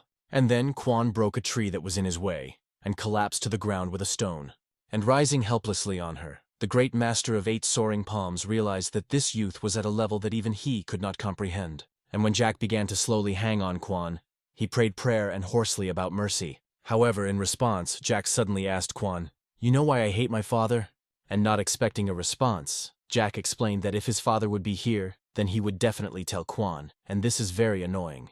For the wounded and beaten to the half, death of Quan, the words of the swordsman sounded like a crazy nonsense. Therefore, he decided to take advantage of the chance, and the outburst of all the remaining strength rushed. However, Jack did not rush in pursuit, but reached for the handle of a black sword, and continued the story with an ominous smile, telling that, unlike his father, his mother always repeats, "We will never live like that." And tightly squeezing the handle of a black sword, Jack said that even if his father's path is correct, he would live, following his mother's path. And the next moment, a howl, similar to the howl of ghosts, was thrown throughout the night forest, because of which Quan froze on the spot. And turning around, he saw Jack, shrouded in an ominous, demonic aura. And then Jack Li Gyong tore off the bandage from the black sword and revealed the hellish blade of the north. And then he waved this terrible weapon, and evil spirits immediately burst out of his blades that rushed for the victim in pursuit. And the last one thought Quan Huguka was, "What is this?" And the next moment, the spirits in the blink of an eye tore him into pieces. And watching how Quan's remains fall to the ground, Jack, with the same terrible smile, added that his father's principles are very boring, and then it is time to return home. By that time, the night has almost changed the dawn. Jack slowly carried Ren on his back and sang quietly on the move. The wind blows the cliff, on him alone. I stand that the path portends me. I sing about that. Here my song is inaudible to anyone. It is given to hear it only one flower. And having finished singing, Jack asked Ren, "How does she feel?" After all, the girl already woke up, but did not dare to interrupt the singing. She'd immediately embarrassed and asked to lower it to the ground, but Jack objected, because she was injured. Then Ren asked, "How did it end?" To which Jack told that Quan was completely unlucky, because the swordswoman was able to inflict a mortal blow with his eyes closed. Then Jack admitted that he finished off the dying Quan, which was why Ren was horrified and asked, "Was he really dead?" In response, Jack turned to the girl over his shoulder and stated that of course Quan was dead. He was not a vampire to suddenly resurrect. Ren was terrified even more from these words, because she was half a response for Quan's murder. Jack felt how, out of excitement, the girl squeezed his shoulder and therefore reassured her, saying that because of this, it was not necessary to worry, because Kavon earned death. And besides, is it possible to expose the sword without determination to use it is not an insult for the sword itself? From these words, Ren was shameful and realized for himself that Jack might seem carefree, but sometimes he is like a different person. However, the next moment, Jack became the same and suddenly joyfully stated that this was only the beginning. Ren asked in surprise, "What exactly?" And then Jack also joyfully explained that all this, the tournament and the conquest of the world. Meanwhile, the trinity of the great masters was also heading to Ugan, Yang, Nayen, and Chon. The path was not close, and therefore the masters got hold of a wagon. Yang and Nenom remained in her, while Chon was giving up the provisions, and when he returned, the demoness with 2 sickles strictly asked, "Did you buy them?" In response, Chon respectfully presented her with a bowl of hot dumplings. Finally, Yang made it and looked around the district, stated that sometimes a slow journey is also pleasant, and this also evokes the memories of the good old times. Then John asked Chon, did he know what Nian told her when they first met 20 years ago? As soon as I saw Yang, Nian grabbed his sword, dramatically lowered his voice and said, "The supreme demonic empress, if you dare at least step on the shadow of my master, you will die right away." From such a story, Chon choked on a dumplings, and Nain grabbed his head and said in his defense that at that time he was stupid. However, when John finished laughing, Chon asked her, who did Nain in mind by the master? And then Yan Devon, with a grin, replied that she was talking about Li Guyon's father. Nain laughed and said that time flies very quickly. Li Guyon is already participating in the tournament. And when did he only have time to grow like that? But then the Master of the Thunder sighed heavily and added that many children would suffer at the tournament. However, Yang objected, saying that Li Guyon never contacts the children, unless they deserve thrashing. And on this note, the Trinity continued its way. Meanwhile, one such deserving thrashing was dumbfounded by a report he had heard. Chan still asked the servant, "Is Jack really still alive?" And he replied that he saw Jack leaving the house of the Righteous Sword Clan along with the young Madame Cheyenne. Then Chan angrily asked, "What is Kwon Hyuki doing there?" However, the servant said that Kwon had not returned since he left last night. From such news, Chan was again taken aback, because how could this be? Is this Jack Guyon is in order, while Kwon disappeared? And the next moment Chana visited a very frightening conjecture. Did this tramp Jack defeated the master of 8 soaring palms? However, from such stupidity, Chan burst out with a loud laugh and stated that he should be crazy since he thought about such absurdity. And having laughed, he immediately served and added that he had no matter how it was, and he finds out the tournament if it was just luck or skills. The next day began with a solemn salute in honor of the opening of the Dragon and Phoenix tournament, which visited many families from all the regions, and among their flags one could notice the supreme family of the Northern Heaven, the clan of the Southern Sword, and the Kvan family. In addition to the crowd of gathered spectators who arrived at the tournament, guests were met by a formidable guard. But suddenly some girl from the crowd screeched with delight so loudly that the men stood with her had his ears. The reason for such a violent reaction soon appeared in the person of the young Mr. Haga, the heir to the supreme high heaven. And he did not come alone. The young master was accompanied by young Madame Samasa from the famous Sim clan. Young Mr. John Su-chan walked behind them, the heir to the alliance of the Southern Peak, and the young Madame Sol-Bekwi, the daughter of the mountain shelter of the Green Tree. And after them followed Chung Chern from the Righteous Sword clan in the company of Jack Lee Guyon, the son of the best fruit merchants on the outskirts. And expected no one in Jun knew no one knew about Lee Guyon. But looking at his equanimity and calm, Ren was amazed, and even began to envy such a thick-skinned one. But Jack himself was completely delighted with what was happening, and told the companion that the supreme family of the Northern Heaven was probably very rich, since he decorated everything well here. However, to his sincere surprise, in response, Ren smiled at him for the first time, and first called Lee Gun, and then she told him, "Let's try," and Jack's lips again touched a warm smile. But then one of the organizers of the tournament called all 8 teams to him, and Ren immediately began to rush Jack. The organizer at the entrance to the hall ordered them to simply expect inside and not touch anything. However, being inside the hall, Jack told Ren that they were warned, as if they were waiting for them to touch something. But Ren asked more important questions. Why were they all brought here?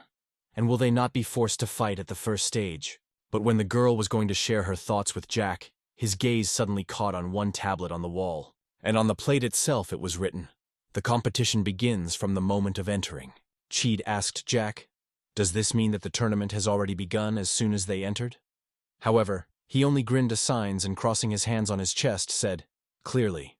And then he pointed to the picture under the sign and asked Ren, "Did she find anything strange in the picture?" The girl carefully looked at the canvas on which the battle was depicted, and the next moment she seemed to dawn on her, which was why she exclaimed that the picture depicts 18 fighters, and they all hold 18 traditional weapons of Chinese martial arts.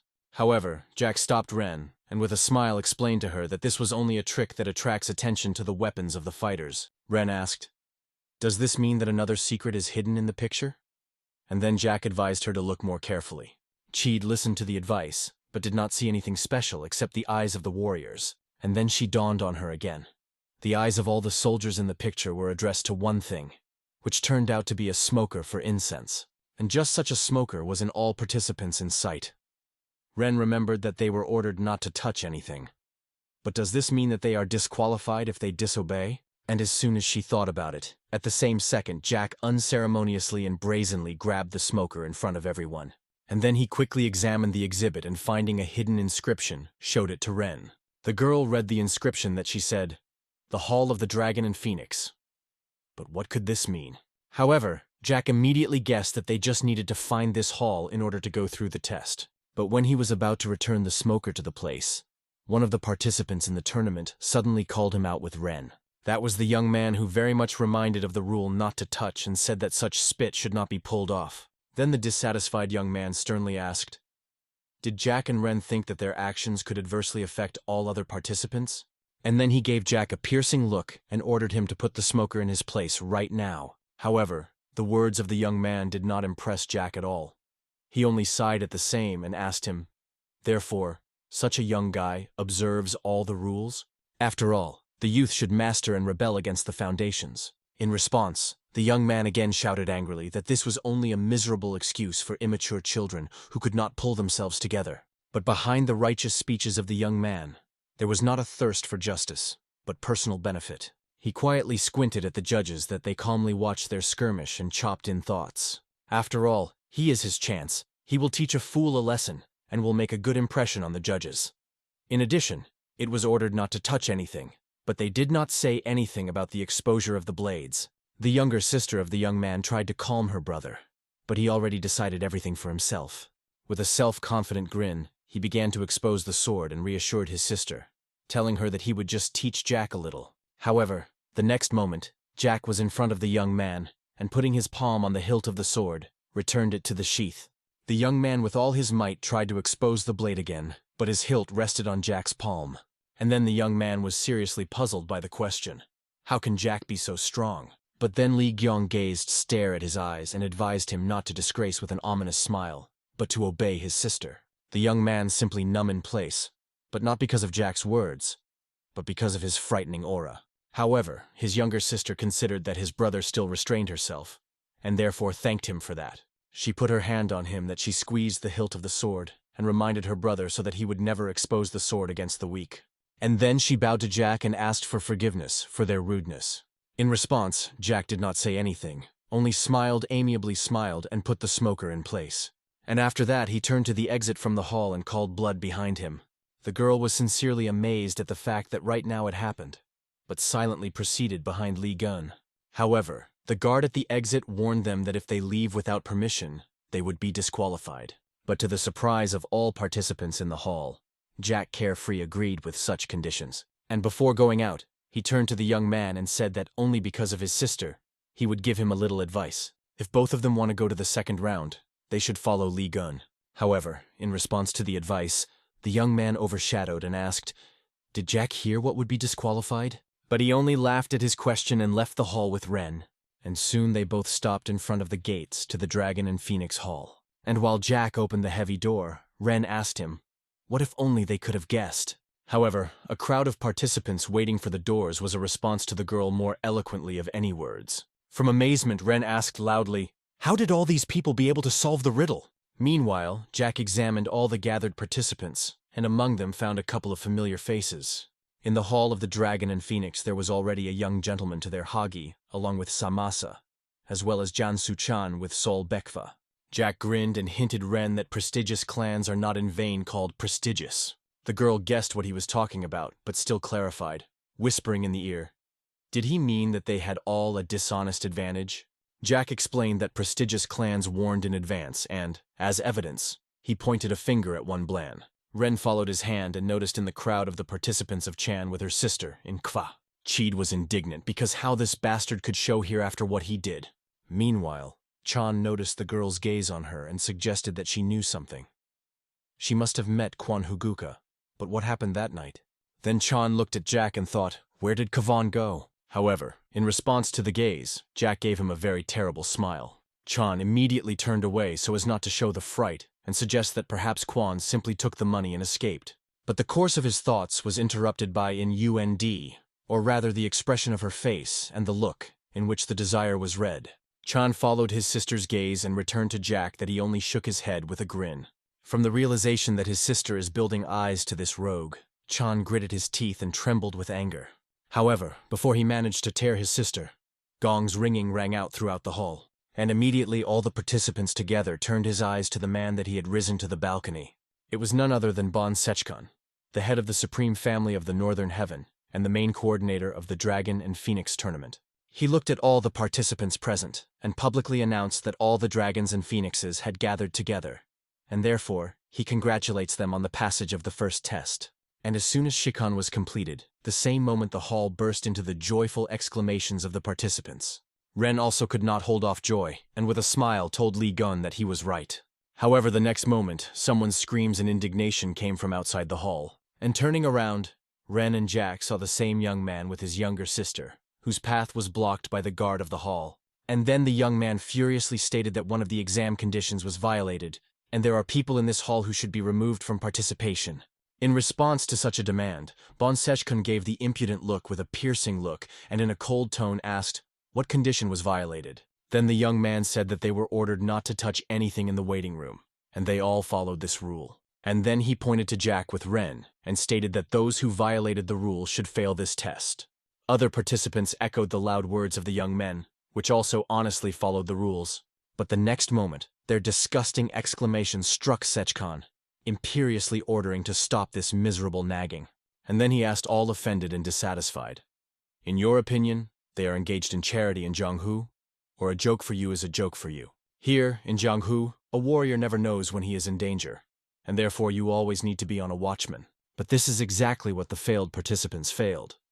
They are so careless that they would hardly notice even their own killers. And then Ban Sechkan loudly asked, "Is it really not a shame to all of those who have traveled here all the way and solved the riddle?" But neither the young man with his sister nor the rest of the participants found something to say. Meanwhile, Ren quietly asked Jack, how did he find out that the sensor was the key to the clue, or is it just a coincidence? But in response, Jack objected, saying that there was no such thing as a simple coincidence in Jianghu. And then Cherry realized that this world is much worse, much colder, and much more spoiled than she expected. And Ren also realized that if she had not gone to the tournament with Li Gaian, then, probably, she would also fail. Meanwhile, the young man began to console the crying sister and told her that they had no choice. They would have to return home. But Shkan, who was watching them, quietly grinned for everyone. In his dark thoughts, he told the young man that he would thank the heaven for being left. Because this year the tournament of the Dragon and Phoenix will turn into a real hell. On this, the first stage of the tournament came to an end, and the day was replaced by sunset. The family has decided to celebrate the success of her daughter, having arranged dinner in the garden. And this time Surin joined them, the third daughter of the head of the Righteous Sword Clan, and the younger sister of Ren, which, throughout the dinner, Jack entertained and cheerfully, boasting of his culinary talents. He told the Jung family that his mother was perfect, he could not cook, and therefore he had to learn to cook himself. And Suz with a smile praised Jack, saying that the cook came out of him better than from herself. But Ren was glad for his younger sister, because he finally woke up a good appetite, and she didn't even remember when the last time she saw Serene so cheerful. Indeed, at the age of 7, the disease crushed her. But even the best doctors could not find the cause of the disease. The state of the sister was only worsening, and Ren herself did not know if they would someday find a way to heal her, which was why tears rolled in front of her eyes. Meanwhile, Academy of Sciences of Suz thanked Jack for a wonderful dinner, and Li Chu said that only thanks to him, Ren could go through the first stage of the tournament. In response to praise, Jack said with a smile that they could rely on him in the second round. Such an answer was pleasantly surprised by Cheyenne, because earlier she would have thought that Li Gaian was arrogant again. However, only a fool will not understand that he is an unusual person. Therefore Ren wondered, who is Jack really? Much later, the sunset faded into the deep night, and Jack Li Gaian was in the middle of a flower field. But the next moment, the earth underfoot suddenly trembled, and then completely took off. And soon the beautiful view of the floral field was replaced by a view of the rocks that were buried in a thick fog. And from the sight of such a transformation, Jack enthusiastically praised the work of the Master of the Mind. He warned that he was going to deactivate the formation and lowered the lever of an unprecedented mechanism. And the next moment, the cliffs turned to the dust that the wind immediately dispelled. And in front of Li Gun, his faithful guard, Mu Yong, and the Master Grab, he explained that this was the simplest of the 3 formations that they would install on the estate. The mysterious flowers of the 9 palaces. The second formation is called 5 Elements and 7 Stars, but the third is the formation of the Great King of the Light. The last formation is especially strong.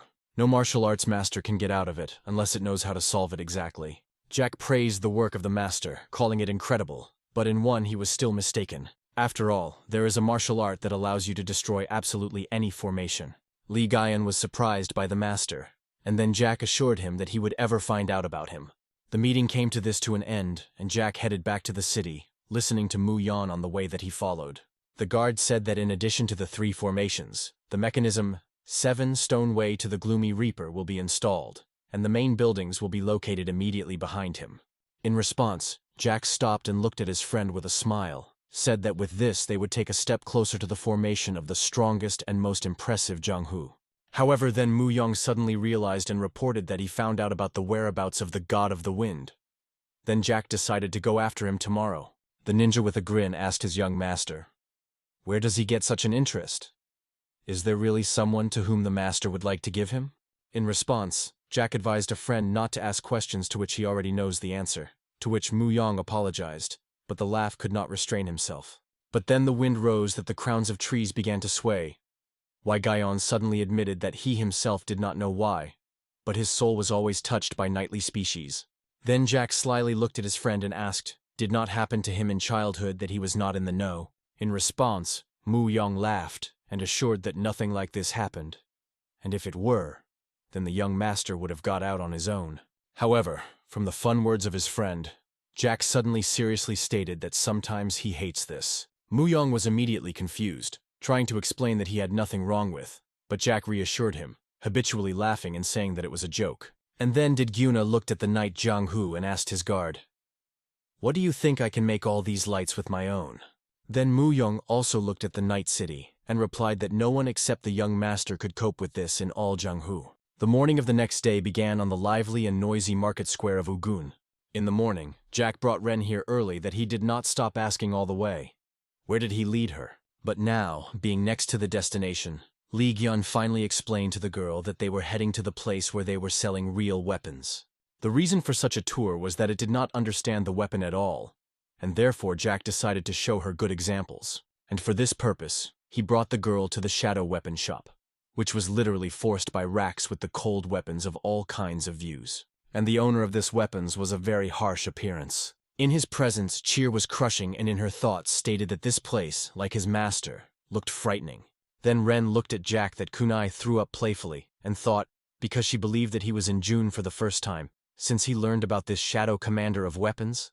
Meanwhile, whether Gion turned to the seller, asking, "This is all that he has?" However, before answering, the old man drew his eyes on a couple of swords behind Jack. And only after he, with a grin, replied that the guy like Jack would interest something more unusual. And then the merchant was absent, so that he would soon return with a casket in his hands. The old man said that a special client deserves a special product, and with these words, the casket opened. And then Black and Jack saw a treasure hidden in him, a dagger frosty jade. Ren did not see anything like this in her life, and therefore she could not restrain her delight, and said that the dagger was beautiful. But the next moment the merchant said that he would give him in just 15,000 nan, and at the same second, the girl's delight was replaced by a shock. However, Jack calmly asked, "Will they get anything in addition if they buy a dagger?" Why, Ren was even more stunned. In response, the old man asked, "What does Jack want as a bonus?" Li Gyun admitted that he did not know and asked, "Can they choose something from this room?" The merchant thought, because this guy should know that all the goods here are by no means ordinary, but Jack seemed entertaining to him, and therefore he agreed. And then Li Guyan pointed his finger at the desired object, and with a smile said that in this case he would take this. And when Black and the merchant looked at his choice, both were amazed at what they saw. However, the next moment, the old man smiled pretty much, baking his teeth, and asked the young man. Then in response, the merchant heard Jack Li Gyong, that again surprised him, because he heard such a name for the first time. However, the fact that this young man was able to recognize such a treasure speaks of his extremely unusual origin. Then the merchant wondered, can those swords behind him be those that he thought about? Nevertheless, the old man grinned again and said that it seems that this thing found his master, and then asked Jack, would they see again? In response, he hinted with a smile that since the merchant was so kind, it was quite possible. And then the old man and Jack were stipulated by the deal, laughing in a friendly way, which was why Ren was not at ease of them. And when they left the Ujan market and ended up outside the city by the river, Cheyenne burst into angry indignations about the fact that of all the things that Jack could get dead, he chose dilapidated gloves. And while she called Li Guian with a crazy fool, he calmly washed the same dilapidated gloves in the river. But soon the girl's dissatisfaction was replaced by curiosity, which was why she began to ask Jack, where did he get so much money from? In response to numerous questions, whether Guian ordered Ren to calm down and give him his hand, but the girl objected that she did not need a glove. Then Jack explained that this glove will help her in the development of martial arts, since she was stuck on the 7th star. Cheat in surprise asked how he found out what Jack said with a grin that he knew everything about her. Ren held out uncertainly and asked Li Jack that this would help, and then in response, he tightly squeezed her palm. And then he looked into the girl's eyes with a serious look, and told her no less seriously that even the most ordinary things have their own special energy, and therefore she should wear them with reverence. These words struck the blue, which is why she could only quietly say, good. And then Li Guian carefully put on her hand a glove, looking at which Ren was again surprised, for she turned out to be transparent as glass. And the next moment, a glove on her hand let out a stream of wind that stirred the nearest trees. Cheed was frightened and immediately asked Jack, what kind of strange energy is this? But he did not answer, and the raging wind, to the even greater surprise of the girl, suddenly began to return to the glove on her hand. And then the glove let out a powerful wave of compressed air, and everything around immediately subsided. Ren looked at her hand shocked, on which it was impossible to examine the glove, and in her thoughts stated that it was an unusual thing. And only then Jack spoke again, telling with a smile that this glove called Ren, which means that the girl definitely has potential. And as if in confirmation of this, the hieroglyph suddenly caught fire on the palm of the palm of the palm of his hand, which meant the wind. Then Li Gyong showed his hand, on which the symbol also caught fire, and with a smile told the girl to say hello to the god of the wind. He then explained that if each of them puts on a glove, then they will react when they are close to each other. In response, Ren exclaimed that this could not be, but Jack assured her, which could, since these gloves are made of special material. Moreover, these gloves initially belonged to the king of fistfight, the god of the wind, the greatest master that lived 300 years ago, so this is a treasure that to look for. Then Cheat asked, why did such a treasure were lying in a shopping traitor weapon? But in response, Jack only shook his head and downloaded that perhaps the merchant was waiting for the one who could recognize them. He also added that the glove will allow Ren with his bare hands to block Chi's swords, but not now, since the girl's internal energy is still weak for this. However, then Li Gaian noticed that Cheer was lagging behind and for some reason standing still, bowing his head. And then the girl raised an alarming look at him and asked, why does he do all this for her? But in response, Weather Gaian said nothing, but only gave Ren a warm smile. The second stage of the Dragon and Phoenix tournament met his participants with a gloomy sky and pouring rain. Inside, the palace was full of spectators that gathered in the stands around the square arena. Among them there were also Jack and Chin that they decided to observe their opponents. However, to the surprise of the girl, a stone slab stretched across the entire arena, on which traces of someone's legs were forever captured. And then the tournament coordinator approached the stone slab, Bon Sechkan, and publicly announced that this year the second test would be a test of dexterity. The rules are simple. Participants need to go from the edge to the edge of the stove. But there are two conditions. Participants can only step on the traces marked on the stove, and the couple should move synchronously. With back, the husband Eugene whispered that it was easier than he thought.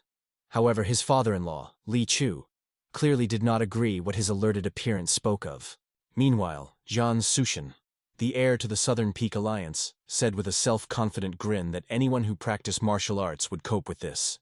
And then he added that it was childish fun, which immediately attracted the general attention of the audience. Bon Sechkan calmly looked at the daring participant, but in his thoughts he wondered, is this the heir to the Southern Peak Alliance? What a pity. Starting from the second stage, prestigious families do not get advantages, and none of the judges is a member of 4 great families. Therefore, is this Jian Suchin plot to pass the test? But Jack Li Gyong was much more reasonable than the opponent, and quietly admitted that this test would be difficult. Ren was amazed at such a revelation, and then Jack explained to her that all the masters have their own individual habits, and this is especially true in relation to the movements of the legs. After all, this happens unconsciously, and if you focus on the traces, you can lose balance. In addition, the couple should move synchronously. Meanwhile, one of the spectators asked, should everything come out while the couple will perform? To which Sechkan stated that the test would be under the supervision of the rest of the participants. Then one of the participants, behind Ren, was surprised, because in this case to those who come later will be easier. To which another participant suggested waiting for someone to pass. Cheat agreed with such an idea and shared it with Jack, saying that it would be easier for them if you first see how others go. However, before Li Gyong managed to answer her, one of the participants rose from his place and stated that he would act first. In response, Jack praised the daredevil with a grin, because there is always a special value to be the first. Meanwhile, the tournament coordinator announced that the young master Hagi volunteered to participate first. And after the announcement, the heir to the supreme family of the Northern Heaven entered the arena with his companion Samasa. One of the spectators suggested that it should be, Hagi is confident in himself, since he wants to be the first. But was it extremely interesting how the first participants would move? But if she looked at Jack at that moment, she would have noticed that his face was not leaving a grin. And then Hagi was the first to enter the stove, and at the same second he was declared a blue aura of chi. And the next moment, he simply disappeared in the blink of an eye, leaving behind only a cloud of dust rising. Hagi and Samasa rushed forward with incredible speed. One of the judges watching them stated that Haga's steps were fast and accurate, which the second judge agreed with. But about Samasa, he noticed that the young lady is a little difficult. However, she still kept up with her partner, which could not but impress. And then Hagi finished the test and followed by him.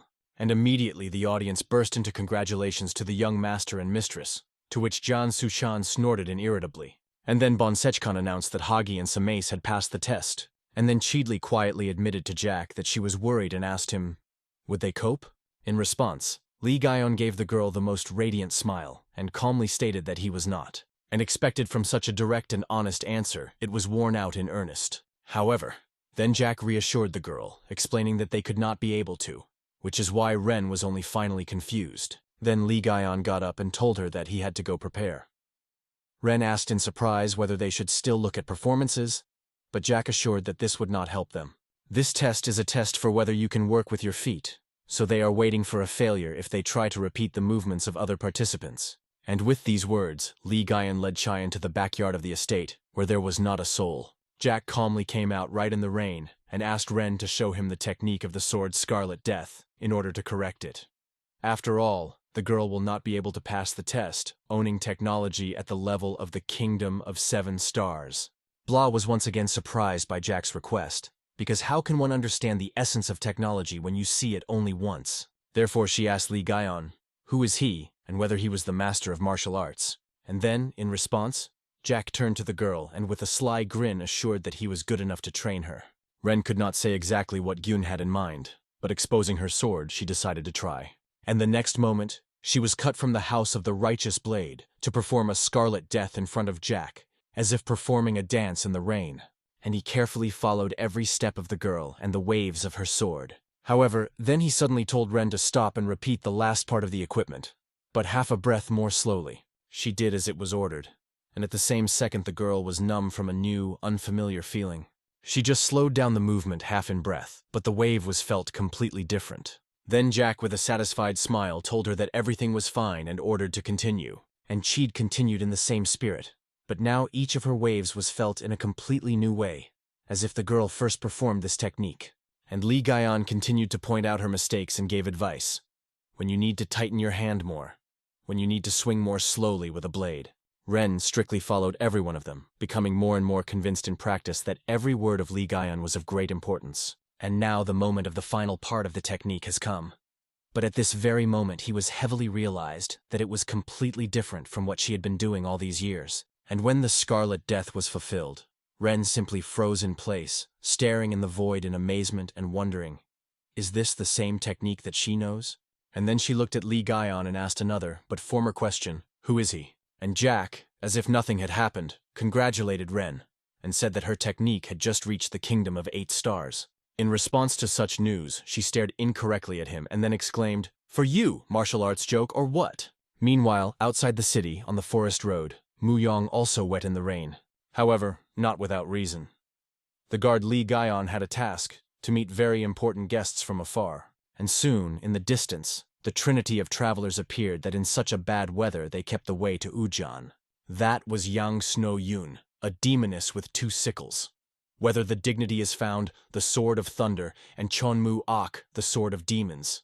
When the trinity of the great Mathers approached, Mu Yong respectfully greeted them, to which John only grumbled.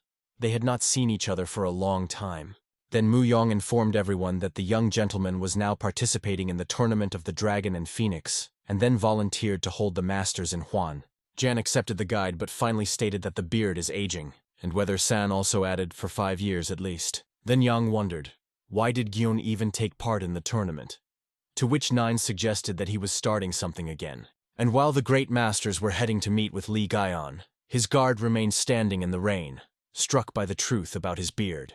Meanwhile, at the tournament of the Dragon and Phoenix, the line came Black and Jack. However, all the spectators were surprised by the fact that both participants for some reason were wet to the thread. But despite this, Jack Lee Gyeong, a drifting clouds and current rivers, and Jung is cut from the Righteous Sword Clan, ascended and respectfully introduced themselves. Some spectators were embarrassed by Jack's nickname, while others chuckled quietly, deciding that he did not even have a clan. However, the opinion of the others was not worried. He encouraged Ren, saying that her technique of Scarlet Death reached 9 stars, so now she easily cope. But she was not so sure of this herself, because she never heard someone so quickly increased her level of skill. Meanwhile, Jack went to the stove and asked Ren, did she know what he called their strategy? And then he jumped onto the stove and turning to the girl told her the name. The Dragon and Phoenix shine together.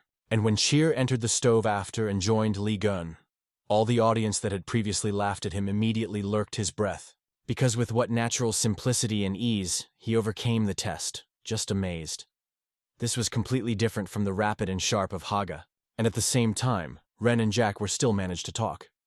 The girl enthusiastically admitted that she was dancing. Then Li Gaiyun with a smile told her that the mind comprehends the principles, and the body overcomes their action. This is how the essence of martial arts is known. Chithi wanted to continue the conversation, but the next moment she had already reached the end of the stove and went into the arena. And when Jack joined her, the girl asked in surprise, "Is this really the end?" In response, Gaiyun only smiled cheerfully, and then Ren admitted that she did not even remember how they could go. Jack praised his companion, saying that this was an impressive performance of the dragon and phoenix shining together, and then he was already cutting to him with a cheerful smile, while the coordinator of the tournament announced their success. Well, when the second stage of the tournament came to an end, and the sky over the duck was sifted, Ren met the relatives that they began to praise her and ask about when she only managed to hone her skills. But Li Gyona met the harsh trinity of the great masters, accompanied by Mu Yan. However, despite the strict appearance of Yang Dvan Yong, Jack rushed to her with an open arms and joyfully called her grandmother. That's just Jan did not allow to put herself in a strong arms, injections of retch with a sickle in the forehead. And then she added that it was disgusting. Anyone will now think that he is her native grandson, which is why everyone else burst out with a cheerful laugh. Jack also laughed, and holding his forehead with his palm, told Jan that she was overclocking, because this is their first meeting in a very long time. However, Jan did not buy his nagging and directly asked, what is he going to do by creating such a big problem as a combat faction? And then Li Gyun calmly answered her that he intends to absorb the whole Jianghu. Jan snorted and asked for such a statement. What will he do then with 9 great families, 1 union, as well as the 4 main clans of Jianghu? And in the end, she asked the main question, what about the divine cult? Mu Yan, Nan and Chan too was interested in what the young gentleman would answer this. And then Li Gyun still calmly said that he did not worry about what had not even happened. Such an answer obviously did not disappoint his associates, and Yang sighed doomedly and asked quietly, and to whom did he go? Then Jack turned to his guard and ordered him to accompany the elders, to which he asked, where's the young gentleman going?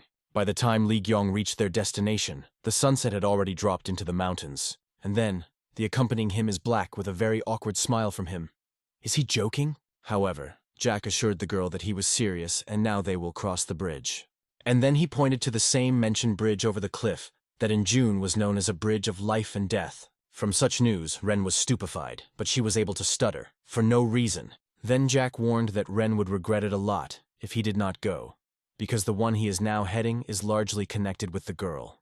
And in order to prove the reliability of the bridge, he was the first to rise on him and assured Ren that this bridge is like even land. However, the girl exclaimed in fright that there was a bit below. Then Li Gyong turned to her and said that it was precisely such thoughts that the masters distinguish from a beginner, because the master does not see the difference. The plain is, or the bridge over the abyss. From these words, Cheer is shameful and willed in spirit, because she herself knows that she is not a master. However, then Jack encouraged the girl, saying that she has a warehouse of the mind of a real master, and therefore does she think that she should try? And then, let her still be scared. But Cherry realized that Li Gaiyun was right. She just needs to go like along the path, which Ren did, heading towards Jack. The boards creaked under her feet, but the girl brave and reassured herself, saying that everything was better than she expected. However, then Li Gaiyun suddenly realized and with a guilty smile admitted that he had previously forgotten to tell something. A strong wind often blows here, so it should be careful. And as soon as he told him this, a stream of wind fell on the bridge at the same moment. He was so powerful that he stirred up the bridge, and with him, threw a girl into the air. Jack immediately shouted to her that there was no need to be afraid. I need to think about the bridge as a plane. However, it could not imagine the plane. She saw only the abyss in which she falls, and therefore closed her eyes with fear. But Li Gaiyun's eyes suddenly lit up with a scarlet flame, and at the same second he let out a clot of demonic aura towards Ren falling Ren. And the next moment the girl literally froze in the air, as in zero gravity. And then the unknown force smoothly and carefully lowered her onto the bridge. But even after that, Ren did not let go of trembling, and not taking her eyes off the abyss. She realized that she had almost died. She knew that she had to continue to go, but only her legs simply did not obey. But the next moment Li Gyung spoke to her and admitted that when he first saw her, he thought that his heart stopped. And then Jack smiled Ren as he smiled before and said to her, "Come to me because I like you." And then the fear in Cheed was replaced by sincere amazement, and she looked from the abyss to Lee Guyon. Ren told herself that this was impossible, but nevertheless, her legs themselves led the girl towards Jack. And so they finally overcame the motte and stepped on the hard ground again, faced the temple. Only then Ren came to her senses and asked Jack, what did he tell her now? However, he made misunderstanding and slyly specified the girl. What did he tell her like that? And then, having bored with a blush, Cheer asked, did Jack say all this to just distract her from the abyss? But in response, whether Gyung only said that Ren was really smart, as he thought. And when he turned away to the temple, Cheed with all his strength crashed along the bridge's support, and in her thoughts was indignant. How dare he play with other people's feelings? But the next moment someone behind her angrily asked, who waves his fists on the Holy Land? And when Cheer turned around, she saw an angry monk that he told her to stop right now. The girl immediately bowed her head and asked for forgiveness, and only then, Lee Guyon turned to the monk. But what is strange, as soon as the monk was seen by Jack's face, he immediately flinched. And then the monk sharply changed his anger to mercy and saying that the young people are so fun, so hurried away. But then Lee Guyon told the monk after that he had a rather amazing disguise. And the next moment, the monk was numb with fear because Lee Guyon added, you can't deceive my eyes, a freak. The monk had no choice, and therefore not to talk on the street. He invited Jack and Ren to the temple, and there he accepted to lament. How can the Buddha be so indifferent to him? How could he send such a crazy monster here? And then, continuing to lament and pray to the Buddha, the monk began to tear off the mask from his face. And watching this terrible and strange process, Cheerly asked Jack, who is this monk? Then Lee Gyun answered with a smile that this was a fraudster, a charlatan, and a thief, and he also had about 8 useless skills. However, Chi did not count it like that, because this monk is talented as much as 8 different areas. Therefore, she suggested, can a all-artistic handsome man hide under the mask of the monk? But alas, a fluffy insurance person turned out to be her disappointment under the mask. Then Jack went up to him and putting his palm on the top of his head. Ren said that it was his student. Cheed in surprise asked, how did it happen? To which Jack explained that the insurance person lost to him in the dispute, and the loser had to become a student of the winner. Then Ren asked, what did they play? And thinking, Jack told that at first there was a party in Wezi, then fraud, and then a duel. However, in response, the insurance person began to claim that someone told Jack the moves with telepathy, and he also used dirty tricks, and probably used poison. Cherna was surprised from what he heard, because the insurance person is a master in such things. But still, Jack went around him. Meanwhile, Lee Gyun told the insurer that he had come with a request today, to examine one patient. But the insurance person immediately began to object, angrily asked Jack, does he know how many rich he died because he was spitting on them? Then Jack was serious and stated that if he examines the patient, their dispute will be cancelled. And whether Guyon was only finished, the insurance person immediately jumped to his feet and exclaimed that he agreed and was ready for anything, just to break this vile connection once and for all. Then Chutin looked at Jack and finally asked, who exactly is sick? But in response, he only smiled, because why spoil the surprise, when soon the girl will see everything with her own eyes.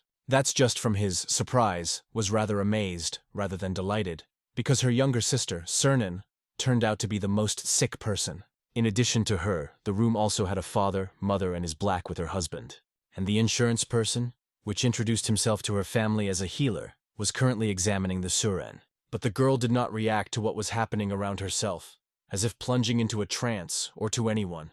Before that, no one was able to find the cause of the illness, and therefore was black in her thoughts that this time, everything happened.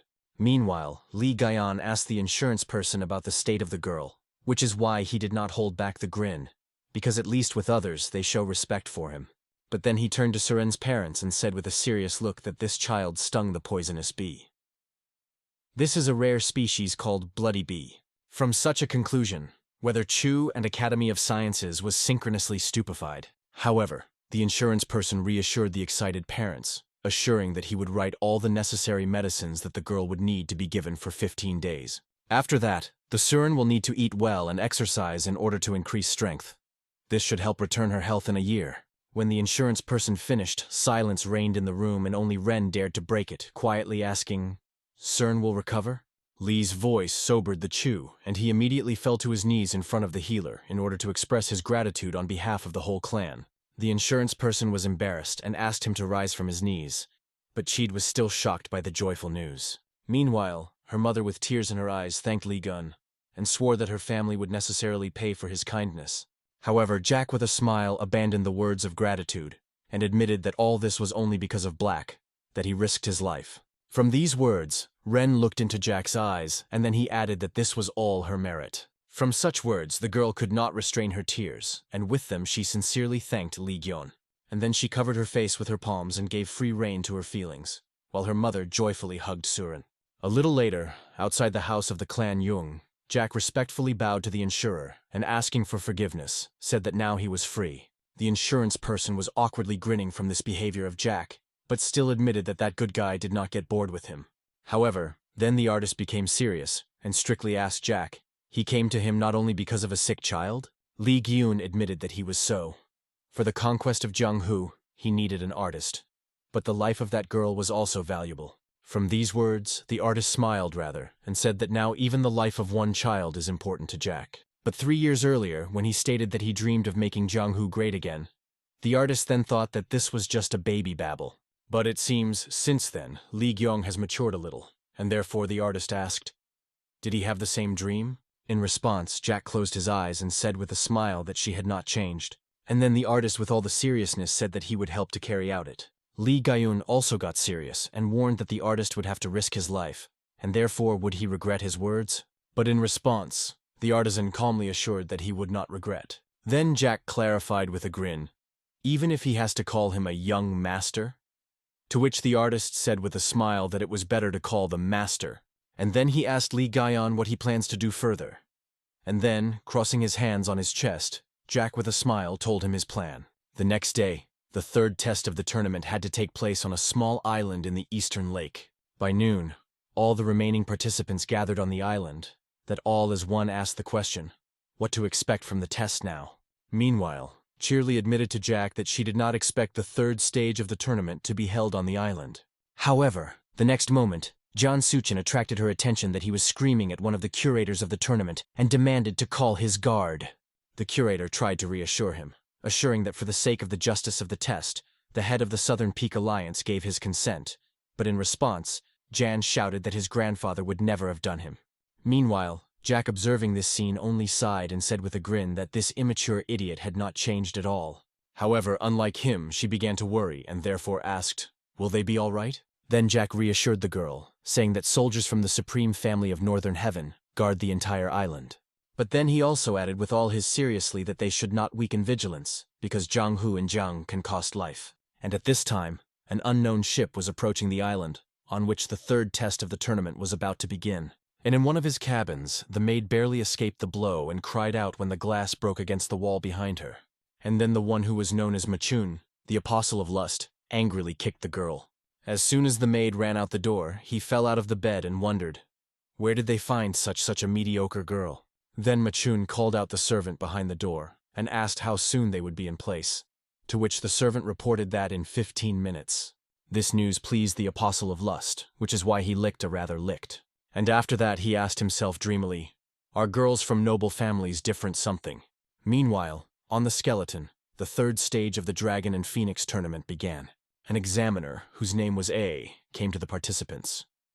Holding the flag in his hand, he announced that those who could capture this flag will pass the third test.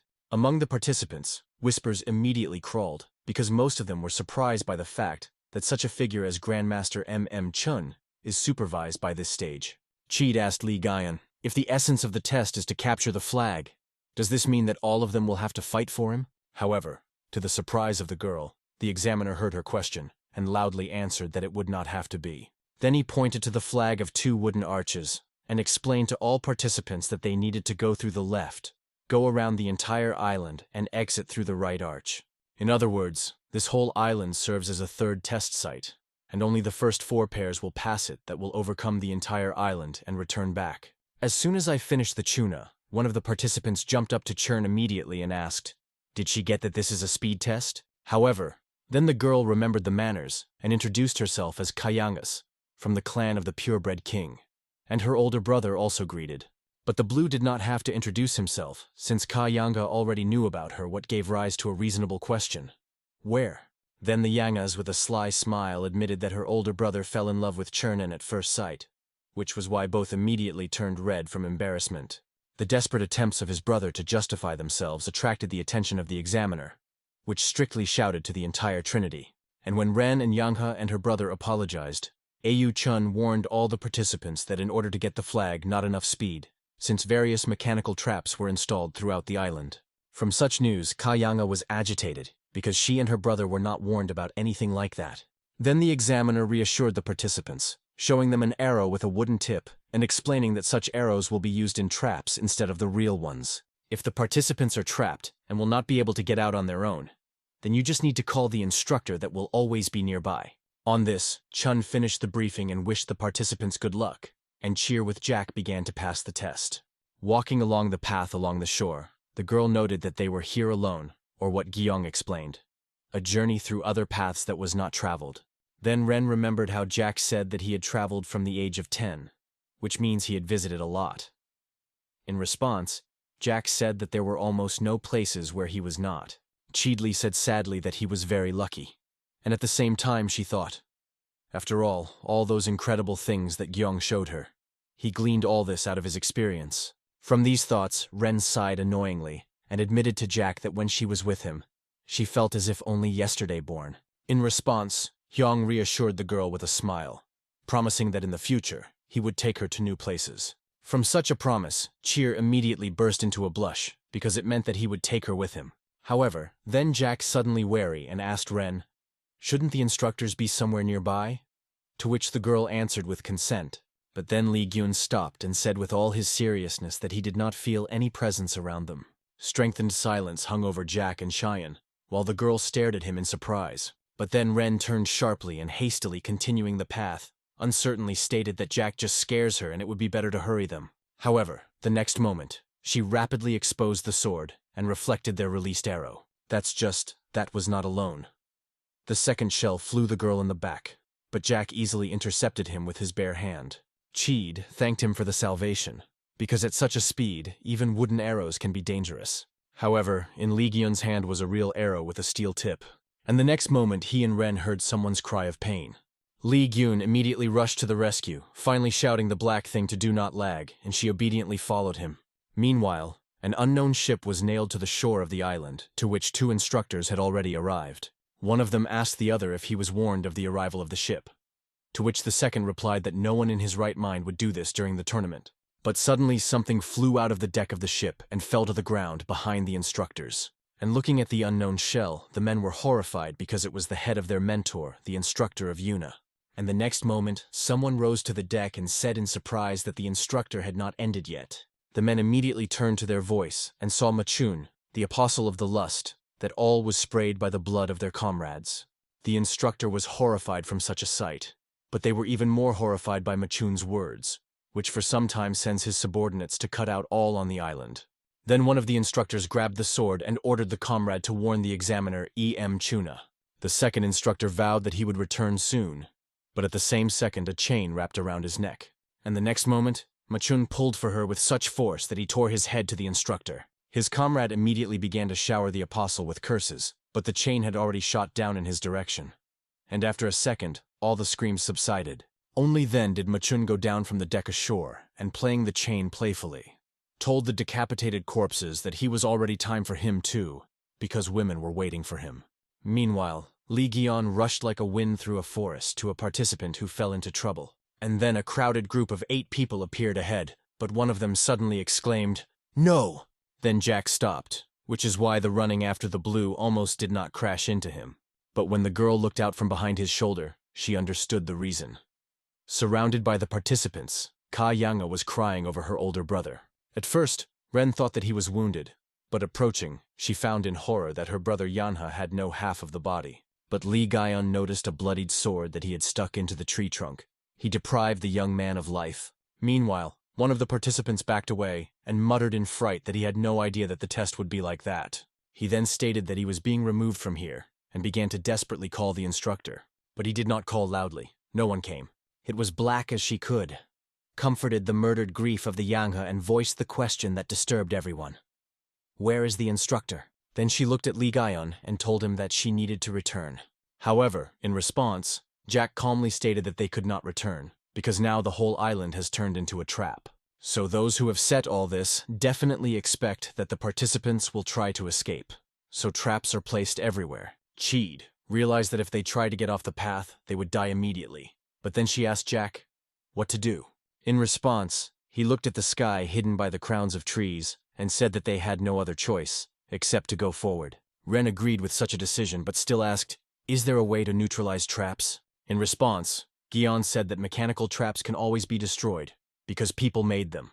He then explained that the creator of these mechanisms knows that he could accidentally find himself in his own trap. Therefore, he makes traps so that they can be neutralized. Then Cheerly suggested that they will also be able to break trams. However, Jack objected, regretfully admitting that it would be difficult even for him.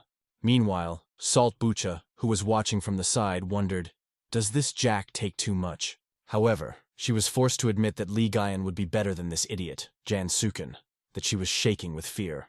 On this note, the gathered group of participants went further along the test path, and soon they joined them Changol with his sister and Hagi with Samasa.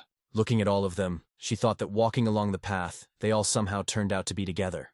Therefore, she asked Jack that since the paths connected, does this mean that the way out is close? In response, he said, maybe.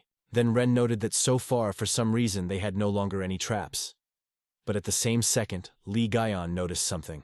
The earth under his feet seemed strange to him, and hitting it with a boot, everyone suddenly heard the clang of chains. And the next moment, the earth underfoot is black and Jack opened. The girl closed her eyes with fear and shouted that it was a trap, but then she felt Jack's hand on her back, and opening her eyes, Ren saw that the abyss under her feet had disappeared.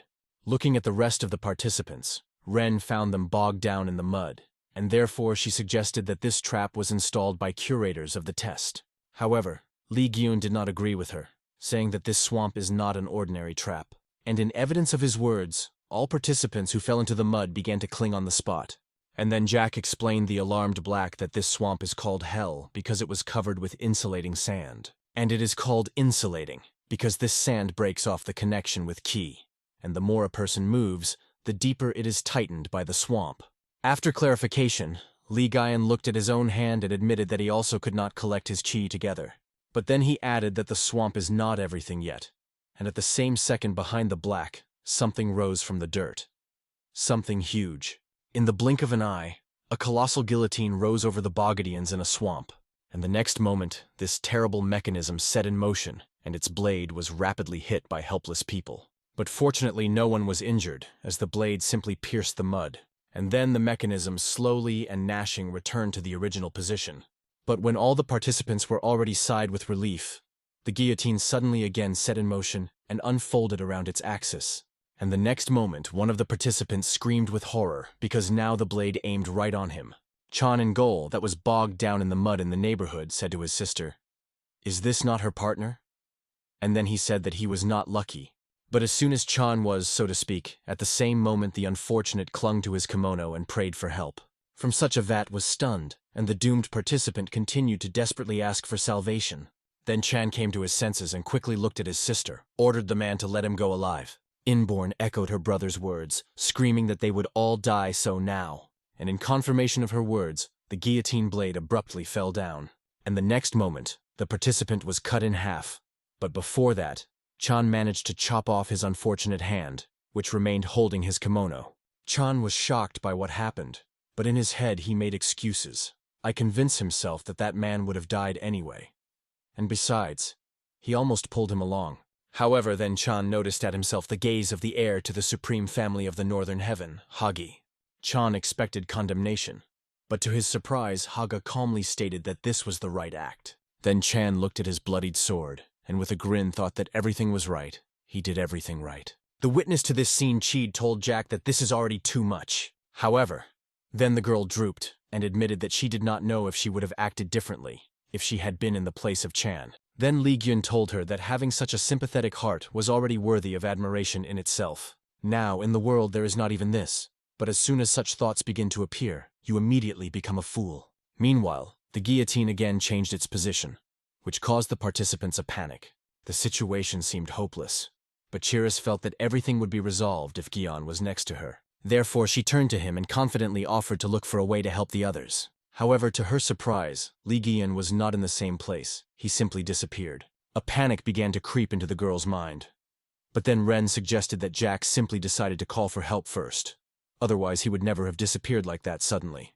A huge shadow distracted from anxious thoughts that she covered the girl. And raising his head, Ren saw the guillotine blade, which was already striving to meet her. But the next moment, someone grabbed his hand and sharply pulled down, right into the mud. The girl immediately plunged into the swamp with her head, but she continued to drag her more deeply. And as soon as Ren was asking the question, how deeply she would drag her. As at the same second the swamp was replaced by the thickness of the water. The girl continued to plunge smoothly into her, but now she was able to feel her chi again. And only after this discovery, Cheer realized that he was not alone here. Those who dragged her from the guillotine and brought here, Jack Li Giong, that with the former warm smile looked at Ren, as if admiring her. But before the girl had time to be surprised at this, as Jack suddenly pushed her out of the water. And not just pushed it out, but threw it so high that it was rapidly flying over the guillotine.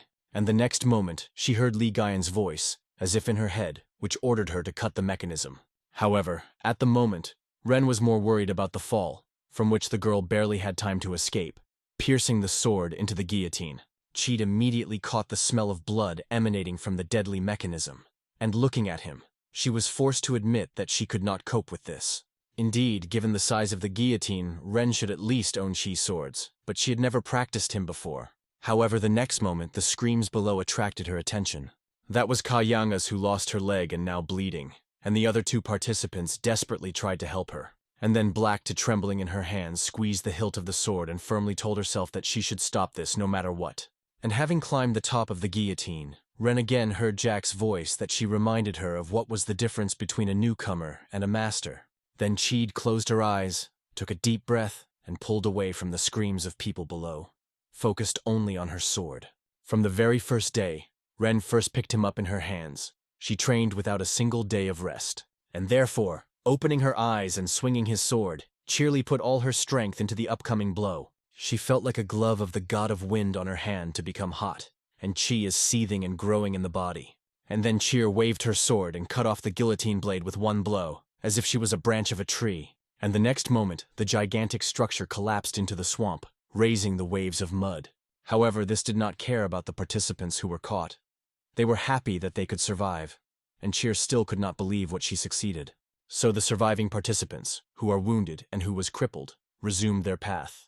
Suddenly one of the participants ran up to Ren and respectfully thanked her for the salvation.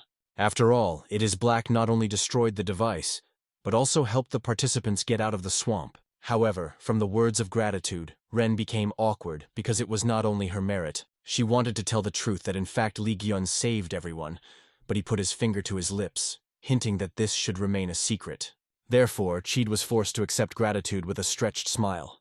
And when the man left, Ren asked Jack, why can she not tell her truth?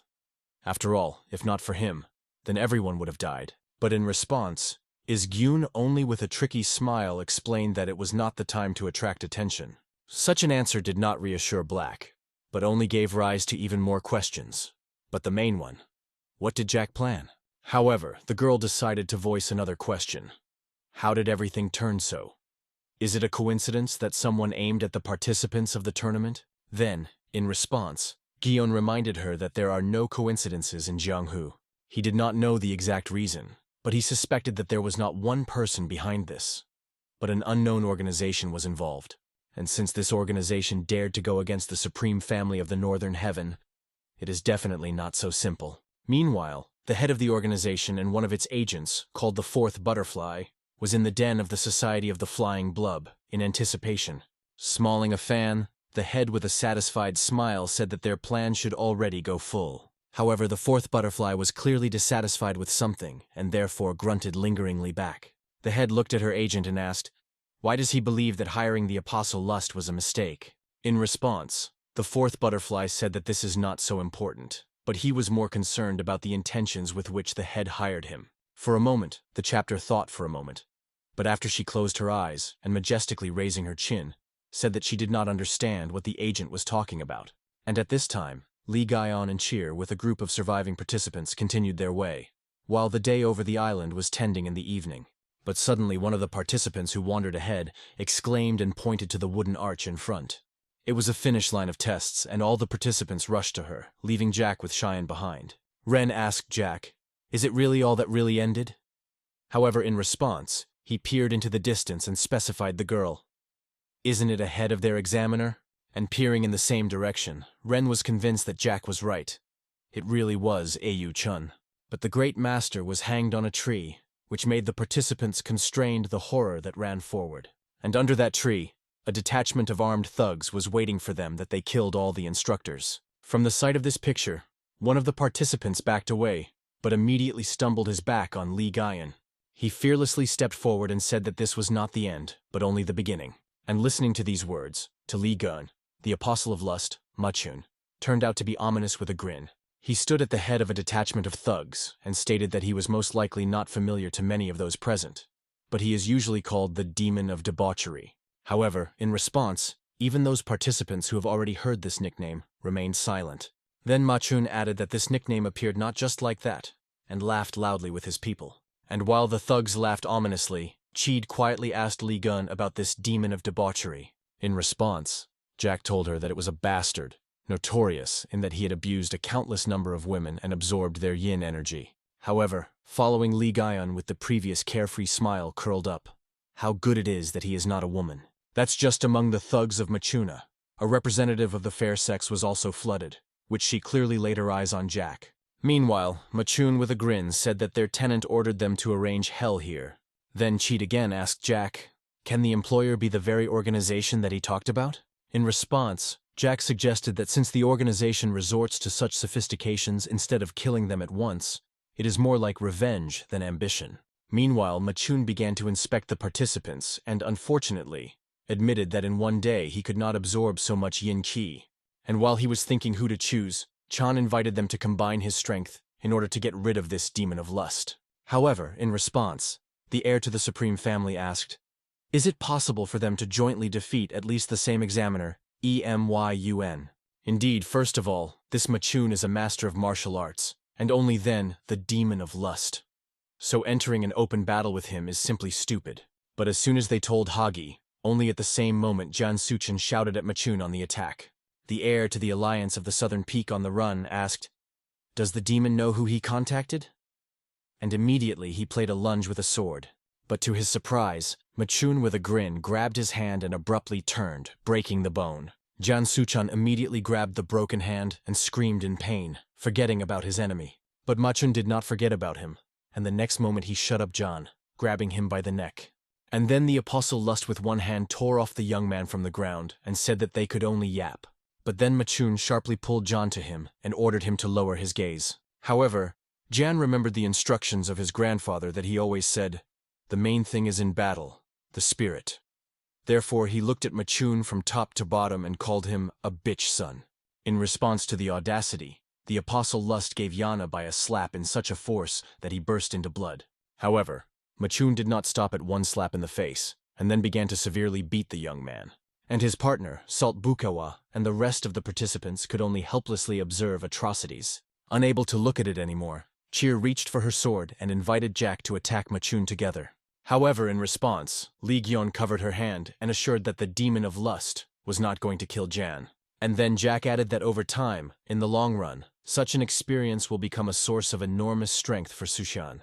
Meanwhile, Machen finished the beating of Jan, for the young man simply lost consciousness, and therefore the apostle Lust with a satisfied grin threw him to the ground and said that he had to lower his eyes much earlier. However, it was worth only Jan to collapse to the ground.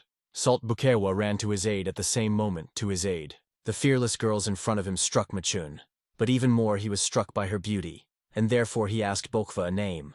And having received his apostle, the rumors remembered the rumors of the first beauty of Chunzin, which means her chi is as pure as the mountain shelter of the green tree, where it came from.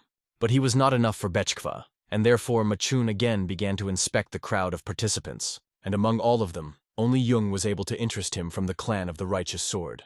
Machen asked the girl's name, but immediately changed his mind, saying that it did not matter. Then he turned to his people and ordered them to take the girls into his cabin, and not to take their eyes off the rest of the participants.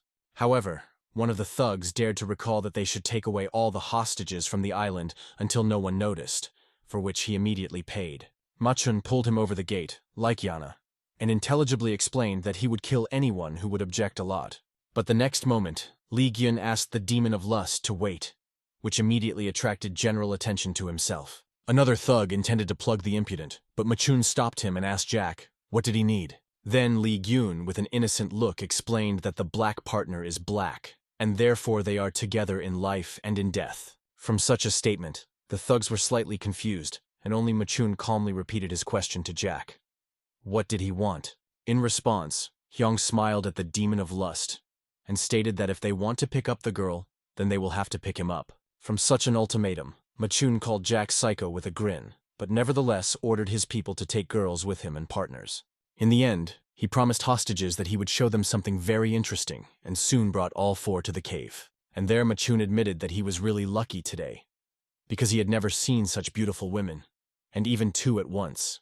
Moreover, he noticed that one of the couples is like lovers. Why Guyon smiled, but Chuten clearly did not understand the hint, however. Then Machun approached her close and told her that something similar had already happened earlier, when he took a woman by force in front of her man. But the next moment, the bonfire was the only source of light in the cave, suddenly went out. And then Yang and Buke fell to the ground, at one point in losing consciousness. And then on the face of the demon of lust for the first time reflected confusion, because now he felt how blood is crushing in the veins. He also caught the wind, but where did he come from here? This could not be the girl's hands, so the only suspect was Jack Li Gyun, that he peered out of the void in front of him. But the next moment, when Machun looked at him, Jack looked back and grinned very unkindly to the demon of lust. And at the same moment Machun attacked him with his chain, screaming, "So it's you!" However, to his surprise, Jack's grin became only wider, and then he completely dodged the attack, jumping to the ceiling of the cave. But whether Gyun landed not on the ground, but directly on the chain stretched, like a string, and immediately rushed along it to Machun. And after a moment, Li Gyun struck a bare hand right in the heart of his enemy. However, Machun blocked his hand with a chain, and with a grin stated that it looked like Jack is not an ordinary young man. In response, Hyung also grinned and asked, "Isn't it obvious?" Then Machun broke in earnest and began to destroy everything around with a chain. Meanwhile, she began to drag Jan and Baekwa to a safe place, because due to the riot of Machun, stones began to fall from the ceiling of the cave. And when the demon of lust finally stopped, he realized that Jack simply disappeared. But while Machun wondered where this bastard hid, Jack crept up to him from the back. Only thanks to his instincts, Machun at the last moment managed to evade the vile attack. But Li Gyun still managed to scratch his face. But the answer from the demon of lust followed immediately. At the same second, a chain wrapped around Jack's hand. And the next moment, Machun growled that only women could touch his face, and with all his vigor threw Li Guyon to the ground. However, he performed a somersault in the air, as if pushing him away from him, and landed on a rocky wall. And the next moment, Li Gyun bounced from the wall like an arrow, and at full speed, he kicked Machuna directly into his darling face. Such a blow discouraged the demon of lust, and almost deprived him of consciousness. However, at that very moment he came to his senses and fiercely rushed at Jack. But he calmly blocked, reflected and retorted his every blow. And watching this tense battle was struck by the power of Li Guyon. She knew that he was not a weakness, but not so much. And so Jack passed from defense on the offensive and slashed his hand with his hand over Machun's chest. Looking at a new wound, the demon of lust was forced to admit that he did not expect to meet someone so strong here. But how can this young man be so strong at that age? However, now he should not ask questions, but to focus on Li Gyun that he was going to use the technique of palms. Then Machun also charged his hands on Chi, preparing to take a blow, and thought with a grin that he was definitely handled. And the next moment the palms of both masters collided like their ki, which gave rise to a powerful shockwave. However, Machun was already looking forward to the victory with a new arrogant grin, whether Gyun called a brainless idiot. After all, it does not matter how much he is. Li Gyun is only 20, and Machun had already absorbed countless yin energy. However, contrary to his expectation, Li Gyun still stood on his feet firmly, and did not even think to retreat. Machun was sure that the advantage in the amount of ki on his side. But why then Jack was still holding? And the next moment, Li Gyun let out a wave of ki such power that Machun had to strain to the limit in order to resist his feat. But on this, Jack did not stop and continued to exude the waves of ki, which is why the ceiling of the cave began to crumble. And soon Li Gion and Machuna opened over the heads of the night sky and the moon. And the ceiling of the cave continued to crumble everything, and only by some miracle stones and fragments did not reach the place where the Black with Yan and the Bokva took refuge. This continued until nothing was left of the cave and rocks. And Li Gyun and Machun remained indestructible to stand opposite each other like two stone statues. But when the dust scattered, Li Gion asked Machun, "He harmed so many people for this insignificant power." And the next moment, he showed his power to the demon of lust, shooting ki from his palms with his palms. Machuna threw it into the wall with such force that from the blow he burst into the blood. And then he finally realized that Li Gion's strength is much more than him. And if so, then the demon of lust could only take the hostage. And for this purpose, he threw his chain to the side of Black. However, the Putes never reached the goal. Something cut them out, and when Machun looked up, Whether Gion saw that he swung the infernal wedge of the north. But before letting his entrance, Li Gion looked at Cheyenne and asked her to close his eyes. And the next moment, he brought down the whole monstrous power of the sword on Machun. Only by a miracle he managed to avoid death and jumped away from Li Gion as far as he could. However, the hellish blade nevertheless overtook its goal.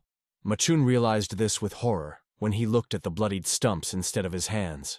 Cheat also watched with horror at the atrocities that Jack Li Gyong is capable of. Machun tried to escape, to which Jack with a grin asked, did he really think he could escape? And at the same second, he again waved his sword, vapor Machun's stomach. But he did not stop there, and the second one followed the first wave, then more and more. Li Gayun, the son of fruit merchants, was now more like a demon than the demon of lust, which he shredded. And then he put all his strength into the last blow, and with one wave of Machuna. And the last thought in Machun's head, already separated from the body, was the question, who is this Gyun? And the same question was now disturbed by the blue, which became an involuntary witness not even of fight, but of execution. Soon the thugs rushed to the noise of the battle, which caught his leader by the decapitated. One of them strictly asked Jack, is it his hand? But he answered only in silence and an indifferent look. Then one of the thugs first rushed to the attack, but at the same second he was halved by the hellish blade of the north. And the next moment Li Gyong burst into the crowd of thugs and arranged what they were going to create with the participants in the tournament, hell on earth. And when the screams of the thugs are averse, only two remains on his feet, Li Gyan and Cheer. She looked at the man that he was surrounded by corpses and wondered, is it really the Gyun she knows? Nevertheless, he was daring to call Jack, but her voice treacherously trembled. And when Li Gyan turned around, Ren saw with horror that his right eye burned with a red flame, like a real demon. However, the next moment the flame disappeared, and Li Gyun with a familiar smile reminded Ren that he had asked her to close her eyes. And then Jack reassured the girl, explaining to her that each time exposing the sword, he was losing control of himself. This weapon belonged to his mother, and so far he is not able to completely master them. However, Li Gun said with all his seriously that, although he carries his father's sword with him, he was going to conquer the world only with the help of his mother's blade. Qilin wanted to ask, why does he wear his father's sword if he is not going to expose him? But still I did not dare to ask this question. But Hyung asked the girl with her former calm, is she okay? And then, looking into his face, she decided that it doesn't matter how he looked. For her, Jack is still Jack. Therefore, she replied, yes. A little later, the liberated participants in the tournament began to thank their savior, to which, to his own surprise, it turned out to be none other than the heir to the Southern Peak Alliance, Yan Sushan. To say that at the moment Yan was confused is to say nothing. After all, when he woke up in a cave, his bloody sword was already in his hand, the corpses of the thugs were lying around, and Bukua was unconscious. In addition, Li Gyan and his partner Cheed told him that they had fallen asleep for a moment, and when they woke up, not only the demon of lust, but his minions were already dead. But oddly enough, their words made sense. After all, this could mean only one thing. Grandfather introduced into his body unsurpassed martial art. Therefore Jan looked at the night sky and, restraining tears, thanked his grandfather and leader of the Alliance of Southern Peak in Men. The rest of the participants began to thank and praise their unexpected savior. But only the salt of the hut kept aside. She thoughtfully watched Li Gyan and cheer, that they decided to retire from everyone off the shore of the lake. Ren admitted that she would never have thought that Jan would take responsibility. But in response, Jack said that he was expecting this from him, because pride and status for such people are all. From such words, Cheer thought, is there really such people? Meanwhile, Li Gyong pointed to the lake and said that their ship was already very close. And then, looking at the ship approaching the island, he He stated that what happened today would bring the wind of change. The next day, in the palace of the Alliance of the Southern Peak, MANHWA reported about what happened on the island to his master, in Mon. Then the captain praised the grandson of his master, saying that he not only destroyed the enemy, but also saved all the participants. However, Mon clearly did not share the optimism of his captain, and therefore, the head of the Southern Peak Alliance confidently stated that it was not Sashan, which is why MANHWA dumbfounded. Then the elder explained that his grandson was not strong enough in order to resist the demon of lust himself. What the captain reasonably asked, who then could it be? In response, Myung hinted that that young man, the son of fruit merchants, also participated in the tournament. At the same time, the elder thought, could this Jack Lee Gaion really defeat the demon of lust? Let it be unthinkable for the chapter, but he could not get rid of the feeling that Lee Gaion was connected with this incident. Meanwhile, MANHWA suggested conducting a hidden investigation, but Mon objected, saying that there was no need to call the young man, and therefore so far, they will play in ignorance. MANHWA understood his master and said with a smile that in any case it was a good opportunity to denigrate the reputation of the supreme family of Northern Heaven. However, in response, Mon admitted that he decided to leave this case unattended, because they had not yet dug a rather deep hole in order to bury them all with their heads. In addition, those standing behind the incident on the island, of course, daredevils. And since this happened at the tournament of the Dragon and Phoenix, it is impossible to be sure that something like this is not repeated at the tournament of the Heavenly Dragon. The captain of the White Tigers, MANHWA, silently listened to his master and was more and more amazed at every word. And then Moon smiled ominously and said that let him unknown to him who pulls the strings, but this time they danced together. And at this time, Lee Gyun and Cheed came to the gates of the estate of the New Wind. And when the girl asked Jack what kind of place, he with a smile and simply replied that it was his house. Only Ren thought that she would not surprise her anymore. But Lee Gaion was superior every time. And when he opened the gate in front of the girl, she opened a view of a beautiful courtyard with a well, groomed garden, and a huge palace. Where did Jack follow and led? And being inside and looking around, Ren still asked, why is the house so huge? In response, Lee Gyun carelessly stated that he had planned to establish a new clan here, which once again surprised the girl. And then he looked at the clear sky and announced that his clan would be called the Azure Heaven. Cheed thought that such a name was just wonderful, and looking at Jack, she could not restrain a warm smile. After inspecting the palace, Lee Gyun decided to show the inner garden, and walking along it, Ren asked, when did the construction begin? Jack replied that a couple of months ago, but the next moment, Chut was noticed in the garden another wall with gates. Then Lee Gyong explained that this was a simple array for sound insulation and headed for the gates. Cheedley reasonably asked, why is he needed?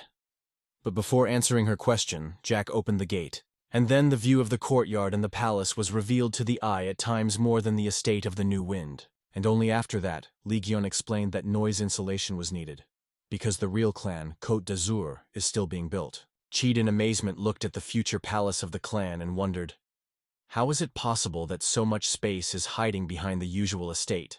Meanwhile, Jack continued with a smile to explain that the estate of the New Wind is the entrance to the azure sky. The territory itself in shape resembles a pumpkin. The idea is such that the estate of the New Wind will be a cover for the Cast Lazulator Sky clan. Therefore, all workers were brought here with blindfolded eyes. This was necessary for their own safety. Then did Gyun tell that there would be 1,000 people's training room here, which is why he was asking the question, how many clans in Jianghu could accommodate so many people? But then Li Gyun was serious and stated that now Jianghu is under the rule of 4 main clans and he would overthrow all of them. From such words, Chut was speechless, and then, turning to her, Li Gaian added that after he would take their place. The next day, the weather worsened, and clouds thickened over the branch of the supreme family of the Northern Heaven in June. Meanwhile, inside the palace, the head of the clan of the purebred king, Ka Yun-san, angrily hit the table with his fist and stated that they all unconditionally entrusted their children to the supreme family. And after that, the head of the supreme family dares to tell the victims that he was just a pity. In addition to Yun-san and In-moon, the heads of other families and clans Jianghu gathered at the table, and some of them could understand the claims of the organizers of the tournament. After all, Ka Yun-san lost his eldest son, heir and best student, and the youngest daughter lost her foot. Then, in response to the accusations, the head of the supreme family of the Northern Heaven, Yongs, calmly stated that as his father he understands what feelings the family of Yun-san is now experiencing.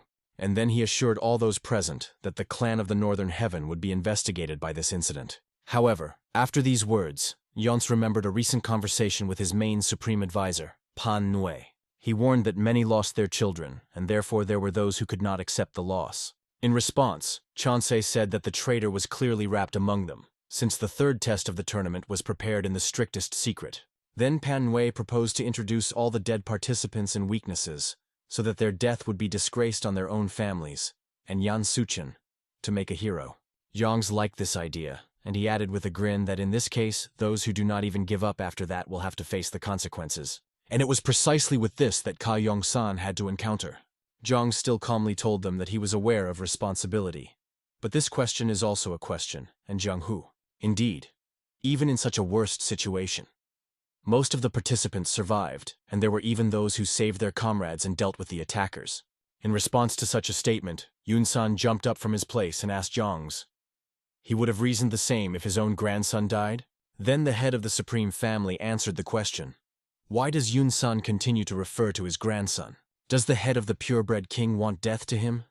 In this case, maybe Zhang should personally cut the throat of the daughter of Yong-san, so that he finally calmed down. From the threats of Yun-san frowned and was about to continue the dispute, but at that very moment the head of the Southern Pick Alliance, In Mun, the head of the alliance of the Southern Pick, he said that he understood the pain of Yun-san, but not to turn the past, and even more so not to help with an anger business.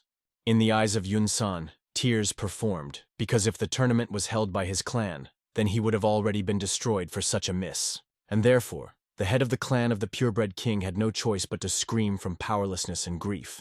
And let the faces of other chapters reflected sympathy, but in them there was no Inmon.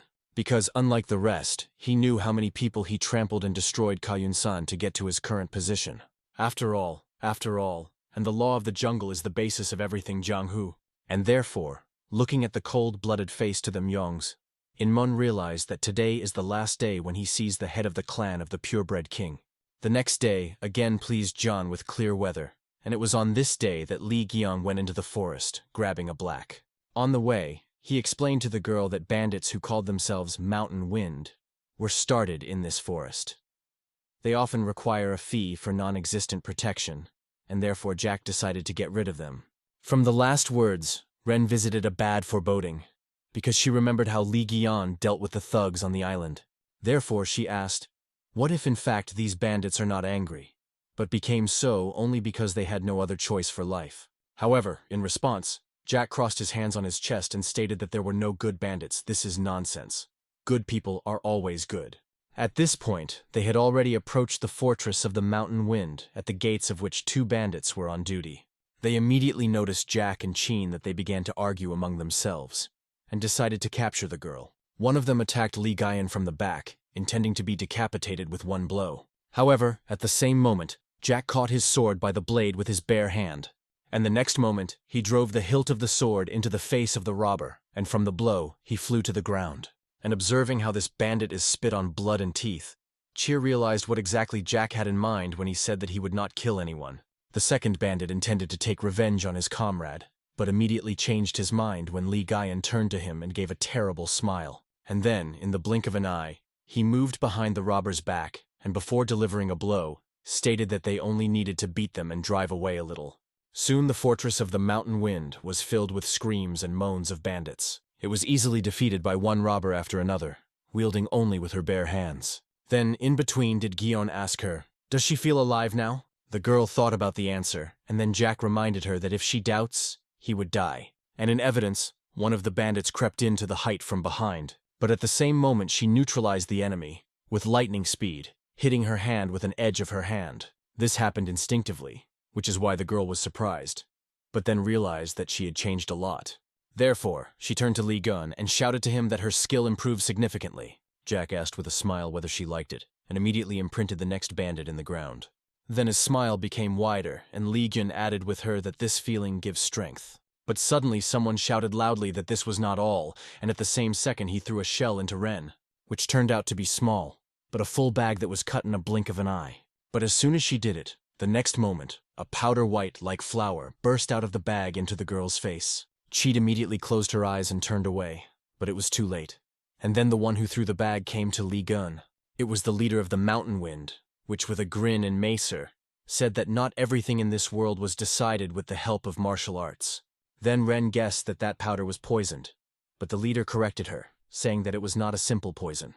Then the leader of the leader turned into an ominous grin, and he told that the poison was mixed with aphrodisiacs. Very soon the girl's body will begin to burn with a desire, why she attaches to any man who was nearby, and if this is not done, then blood flows out of all holes on her body. From the words of the leader, the black was frozen, and she turned in horror for help to Li Gun. However, he reassured the girl, telling her not to worry with a bright smile, because there is a man here. The hint of black was extremely clear, and therefore she immediately turned to the leader and exposing the sword, demanded to give the antidote. A little later, the defeated and beaten leader of the Mountain Wind set up 3 bottles in front of Jack and washed. However, only one of them contained an antidote, and in the other 2, a drug that enhances the effect. The leader laughed gloatingly and said that the girl would die with him. However, Li Gyun was a different opinion and suggested simply pouring poison into the leader. Chi did not understand the idea, and then Jack explained that this is how the leader will die before her. But if he wants to live, he himself would say in which of the bottles the antidote. From such an idea, the leader was noticeably nervous, to which Jack told him that he would die anyway, and at least some option. Meanwhile, Cheer was picked up by one of the bottles, but she had not yet dared to do what Jack suggested. The girl understood that in order to survive herself, she must pour poison into another person. But her hands still trembled and did not obey. Then Li Gyun smiled condescendingly and sighing, told Ren that his mother would definitely liked her. Cheed asked why, to what, in response. Jack took the bottle from her and explained that she looked like her father. Then he cut down the leader, dugging him in his jaw, and ordered the blue to do everything he would say now. Cheed obediently followed all the instructions of Li Gyun, and soon she felt the energy of poison evaporated from the body. And then Jack suddenly praised the girl because she did not drink the leader of the robbers. And then he admitted that he liked that Ren cannot force himself to do something similar. Therefore, it should become stronger, because only in this way she can truly protect her good heart. And in conclusion, Hyung added with annoyance that now to be kind and honest old-fashioned. The day above the house of the clan of the essence of the palm was replaced at night. However, in the chambers of the head, Chan Desan, the light was still burning, as he called his son and daughter. Daesun told them about one girl from the clan of the righteous sword that showed herself well at the tournament, and asked Chan, did he should be in the same team with her? However, instead of Chan, his sister answered, in the mind that laughter could not hold back, and told that Young was not even looking at them. Then he told how her brother retired in front of an insignificant girl, which is why Daesun was angry, and ordered his son not to let some low-grade family look at himself.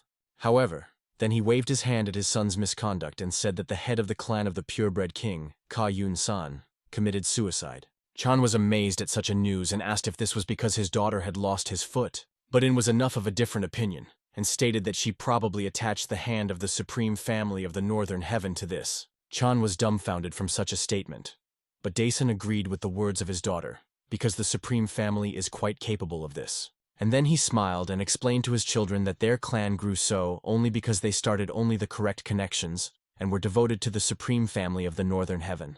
However, these words heard not only the offspring of Chan Dasan, but Li Gaion and Muhon, who was currently on the roof of the palace. He heard along with the speeches of the head of the clan. Jack looked at the night sky and said boredly that it seems to be fun there. Then Mu Yong with a smile assured that all their fun would disappear immediately when they learn about what happened in the bench of ancient swords. And then the guard noticed that his young gentleman had not dressed in a kimono for a long time.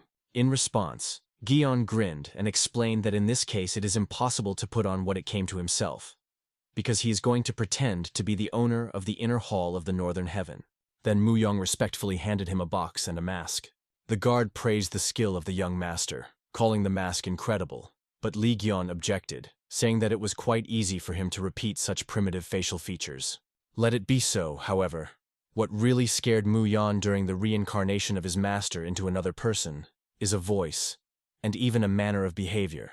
All this was impossible to distinguish from their real owner. Meanwhile, Li Gaion took the box in his hand and said that if everything goes smoothly today, then they will be able to create a crack in the relationship of the entity of the palm and the supreme family. Mu Yong asked his master to be careful, but he said with confidence that if in the darkness to put this box in front of a stingy old man, then he would definitely fall into the trap. However, Jack nevertheless admitted that if his mother finds out that he took the box, then he will have big problems. Then Mu Yong decided to calm his young master. assuring that his mother would understand everything. However, in response, Hyung objected with a smile, saying that it was easy to speak Muyong, because his mother had never been pounded, which is why the guard did not restrain laughter. Well, after that, he wished his young master of luck and warned that the real owner of the inner hall was now sleeping, so he would not come that night. Therefore, Lee Guyan boldly reincarnated and soon visited the shop of ancient swords and its manager. Having accepted an unexpected guest in his office, the manager asked what brought the owner of the inner hall to his modest institution. In response, Gyong leaned on the table and leaning closer to the manager, the conspiratorial told him to listen very carefully. After all, what he is going to tell about is no one should ever find out, because they usually take life for this. From such words, the manager immediately tensed and suggested that if it is something so dangerous, then it would definitely bring him a lot of money. And therefore, he excitedly asked Lee Guyan to continue, and then he put the box on the table and stated that he wanted to get rid of this subject. And when he opened the casket and a golden light poured out of it, the manager almost lost her speechlessness from the shock. After all, he just saw the revered artifact of the cult of the heavenly demon, the divine, jade, demon of the Buddha. Lee Gyun calmly assured the manager that his eyes are not deceiving and this is really what he thinks. Then the manager leaned toward the artifact and with a greedy look stated that this was a real treasure. And in his greedy thoughts, he had already began to think about how to hand the transaction without the knowledge of the head of the clan of the essence of the palm, Daesun. But while the manager raised his head over what price to offer for an invaluable treasure, he did not notice how Lee Guyan's face visited a very pleased grin. And then the manager finally decided and proposed Guyan 200,000 nan. However, from such a proposal, the person of the owner of the inner hall grimaced in displeasure. But then, reflecting, he nevertheless agreed, and then the manager's face twisted in a joyful smile. However, in the end, whether Guyan added that he agrees to a deal only if he is paid immediately and in small amounts. At this, the meeting ended, and leaving the shop of ancient swords, Lee Guyan met with Muhon in the garden. The guard praised the work of his young master, to which he tore off his mask, and with a smile declared that it was easy. Then Muyong said that tonight he would penetrate the storage of the shop and take the Jade Buddha. Lee Jun continued to develop his plan, saying that because of this, the clan of the essence of the palm will suffer very much financially, and when the real owner of the inner hall appears, a hype will begin. However, then Lee Guyan grinned and stated that this was not the end, because he wants to slowly deprive them of everything, like a real leech. The next day in the house of the clan Essence of the Palm began with shocking news. The shop of ancient swords was robbed.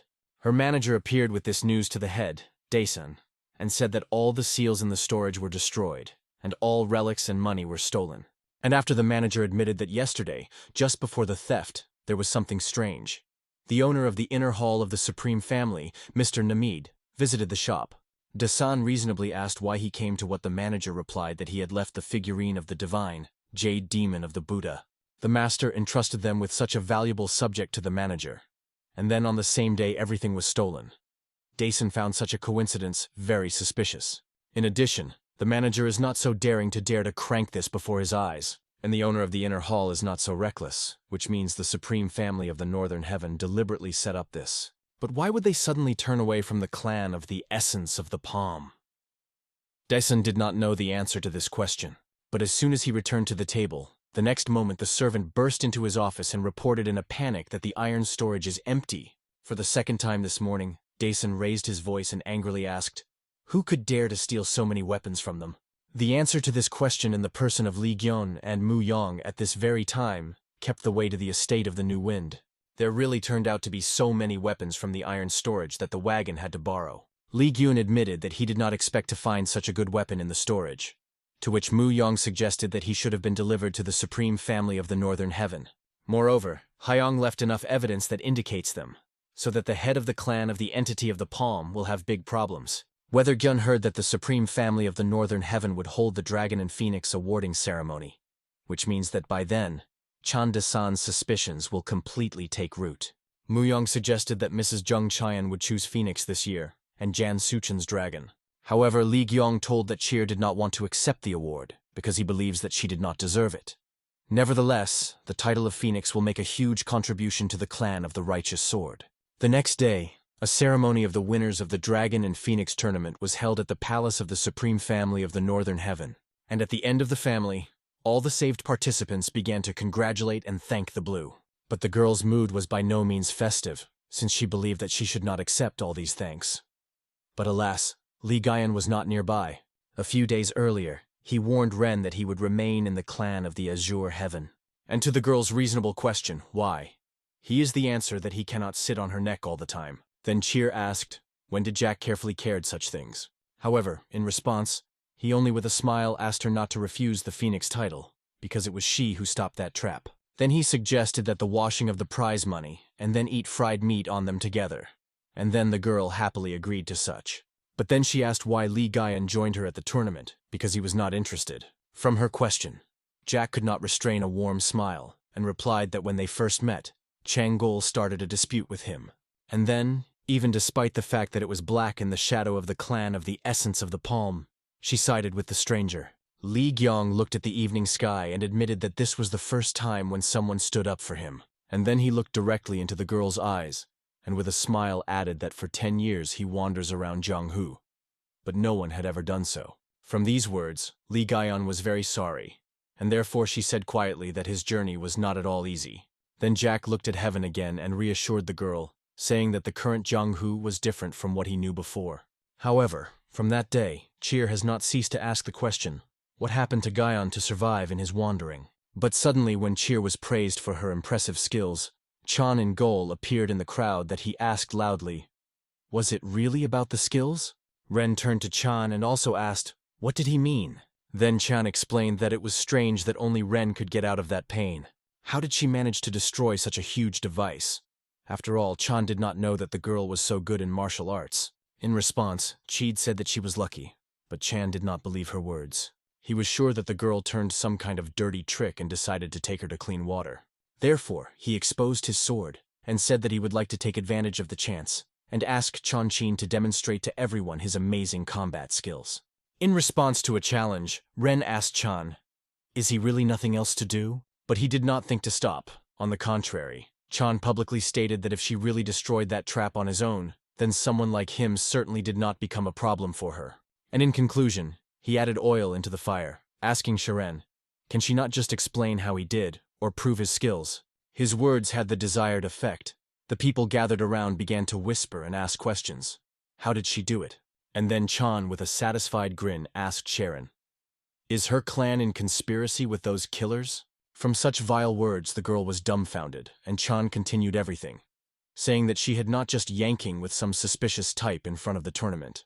And then, Chere accepted the challenge. She exposed her sword and confidently said that since Chan wanted a duel, he would receive it. Ingol only waited for these words, and therefore immediately rushed to the attack. However, to his surprise, the girl easily dodged his sword, and when Chan turned around, he saw the cut of already swinging for a response blow. She could easily cut his throat or even chop off his head, but instead Ren simply hit the vat on her face with a flat side of the blade. Nevertheless, steel scratched his cheek to the blood, and a blow was shredded like a slap, knocked out a sword from the hand of Chan, and it was worth it to fall to the floor with a ringing. All the witnesses of this fleeting duel held their breath. The silence hung in the hall of the palace only violated the blue that she returned her sword to the scabbard and strictly asked Chan, was he satisfied now? And then, without waiting for an answer, she simply turned around and left, leaving the discouraged Chan behind. Meanwhile, the witnesses of the duel again began to whisper, but now they said with a mockery that Jung Chern was able to end up the heir to the clan of the essence of the palm with one blow. The head of the clan, Dason, also witnessed this shame. Why, he asked angrily in his thoughts, how does Chan dare to lose to this girl in front of so many people? But then he suddenly caught the voice of the head of the supreme family. To them, Chan, who praised Chu for the exceptional talent of his daughter. Then Dason thought, why is the head of the supreme family of the Northern Heavens so dear with the head of the righteous sword clan? He had suspicions, but seeing everything alive, Dason suggested that the head of the Northern Heaven plans to abandon them and conclude an alliance with a righteous sword. It was impossible to just sit back in anticipation of when it happened, and therefore Dason decided that he would get rid of the righteous sword clan that night. And when that very night came, in the estate of the clan of the Azure Heaven under construction, Li Guiyan indulged in the love of the starry sky. His faithful guard, Mu Yong, decided to visit his young master and ask, would he be sleeping because of the change of situation? Li Guiyun answered with a smile that probably, but now he needs to focus on his clan, because so much still needs to be done. However, Mu Yong knew his master well, and therefore guessed that if he had not had all these worries, he would have remained in the clan of the righteous sword.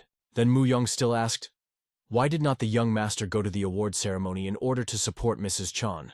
In response, Hyong admitted that his appearance could complicate everything for her, which is why Mu Yong could not hold a smile, because he first saw his master to be so serious in relation to a woman. Therefore, he decided to change the subject, noting that it was unusually quiet tonight. However, Li Gun had a different opinion about this night, and looking at the moon, he admitted that he had a bad foreboding. And at this time, Chan and Gol called Chun Sona to his office, his agent and a trustee. The reason why Chan called him was in the instructions. To bring Jung Chernin from the clan of the righteous sword. Chundream was slightly surprised at such a request, and suggested that his master wants to kill her personally. However, in response, Chan stated that it would not be enough to kill Jota. He would force her to experience pain worse than death. But suddenly his father went into the chambers of Chana, Daisan, which is why the young man was immediately worried. However, contrary to his fears, his father calmly stated that they would get rid of the righteous sword clan. Then Daisan turned to Chun Sun and ordered him to follow him. Chun Sli obediently obeyed. But before leaving the chambers, he looked at each other with the vat, making it clear that his assignment would be fulfilled. Soon the house of the righteous sword clan plunged into a dream. However, only Cheer could not fall asleep that night because of a disturbing foreboding. She felt an incredible thirst for blood and desire to kill, but did not understand who such terrible feelings could come from. Therefore, he was armed with her sword and hurried to the main gate of the house. And with every step, she more and more felt a dozen unknowns who were waiting for her behind the gates. Ren wanted to warn her family as soon as possible, but the next moment she was attacked by one of the sucked killers. In the last second, the girl managed to evade the enemy blade and without hesitation, instinctively, to hit in response. And the next moment, the killer grabbed his hand by the cut neck and bleeding, frozen on the ground.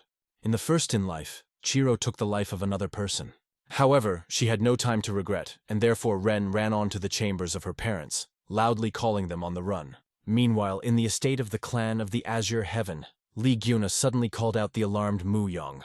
And when he turned around, the guard said that right now they were attacked at the house of the righteous sword clan. And from these words, Mu Yong saw for the first time that his master was so badly mastered by fear. And at this time, she was cut with one wave of the sword with 2 assassins. However, there were too many enemies. She was surrounded from all sides, and the clan house declared a fire. Chun Sleep praised the resistance and courage of the girl. But afterwards he asked, how long can she still stay like that? However, Chi did not answer, focusing on the upcoming battle. And then Chundream realized why his young master wants to get her. Chi could not turn out, but heard her older sister trembled behind her, and next to her was her mother, and sunk. The father was wounded when he defended his family, and therefore only she could fight now. Meanwhile, Chun Sleep promised Cheyenne that if she surrendered, he would spare the rest. However, in response, Ren smiled slightly, because at such a moment she remembered Li Gaian's voice. And in her thoughts he asked the question, would she really believe the words of the enemy? Nevertheless, she could barely stand on her feet now, and therefore she looked at the open gate with hope. She hoped that now Hyong would appear there and, as before, would help her at a difficult time. But unfortunately, he was not nearby, and therefore, it was cut with all the forces of the remaining strength to squeeze the hilt of the sword, and told himself that one cannot rely on Li Gian. Her family was at stake, and it was she who should protect her, and therefore cheerily rushed into the attack. But at the same moment, one of the killers disarmed her, knocking a sword out of his hands. However, Chun Song immediately ordered the girl to leave the girl alive, but to get rid of the rest. One of his people immediately rushed to the Academy of Sciences of Suz with Suren, but Chutin blocked the path to him. And the next moment, she stopped the killer's blade with a naked palm on which the symbol of the god of the wind broke out. But at the same second, the girl burst out of her mouth and her legs jammed sharply. Cheyenne fell exhausted and kneeling and could no longer move. And at that moment she remembered Li Gaian's words. He said that she is quite capable of blocking the sword with her bare hands, but now her chi is still too weak for this. Meanwhile, the killer waved his sword, forgetting about the order of his commander. And when he brought down the blade on the blue, she wondered. She could protect her family, be she even a little stronger. But the next moment, before the sword touched the girl, his owner threw into the wall with such monstrous force that the killer turned his neck. And when it was black, her relatives and even the killers turned around. Whether Gyan saw, he immediately closed the girl and asked her, "Is she okay?" And then, barely restraining the tears, Cheer answered that now, yes. Meanwhile, two of the killers tried to avenge the fallen comrade, at the same time attacked Jack. But he responded with a waist with a widened key and such power that he broke the assassin in half.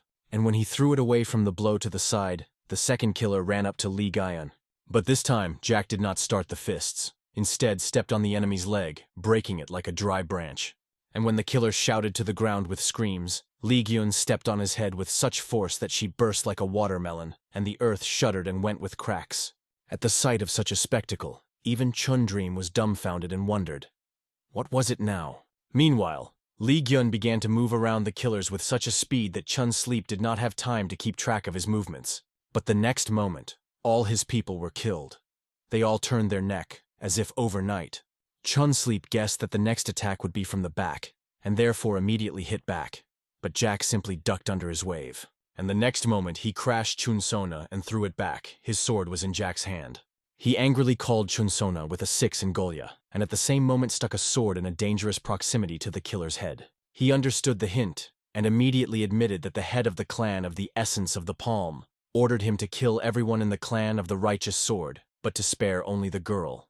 Then Hyung looked at Chun Sona with a murderous look and reasonably asked, why? And this time, the killer did not hesitate, and prudently told that young Mr. Chan ordered him to personally bring him to him. Then Hyung sat in one knee and asked in a calmer tone, where is Chan to be now? In response, Chun shouted that he was waiting in the northern part of the forest and began to pray for mercy. But the next moment, Lee Guyon ruthlessly cut his throat and said in the end, never ask another to do what he himself was not going to do.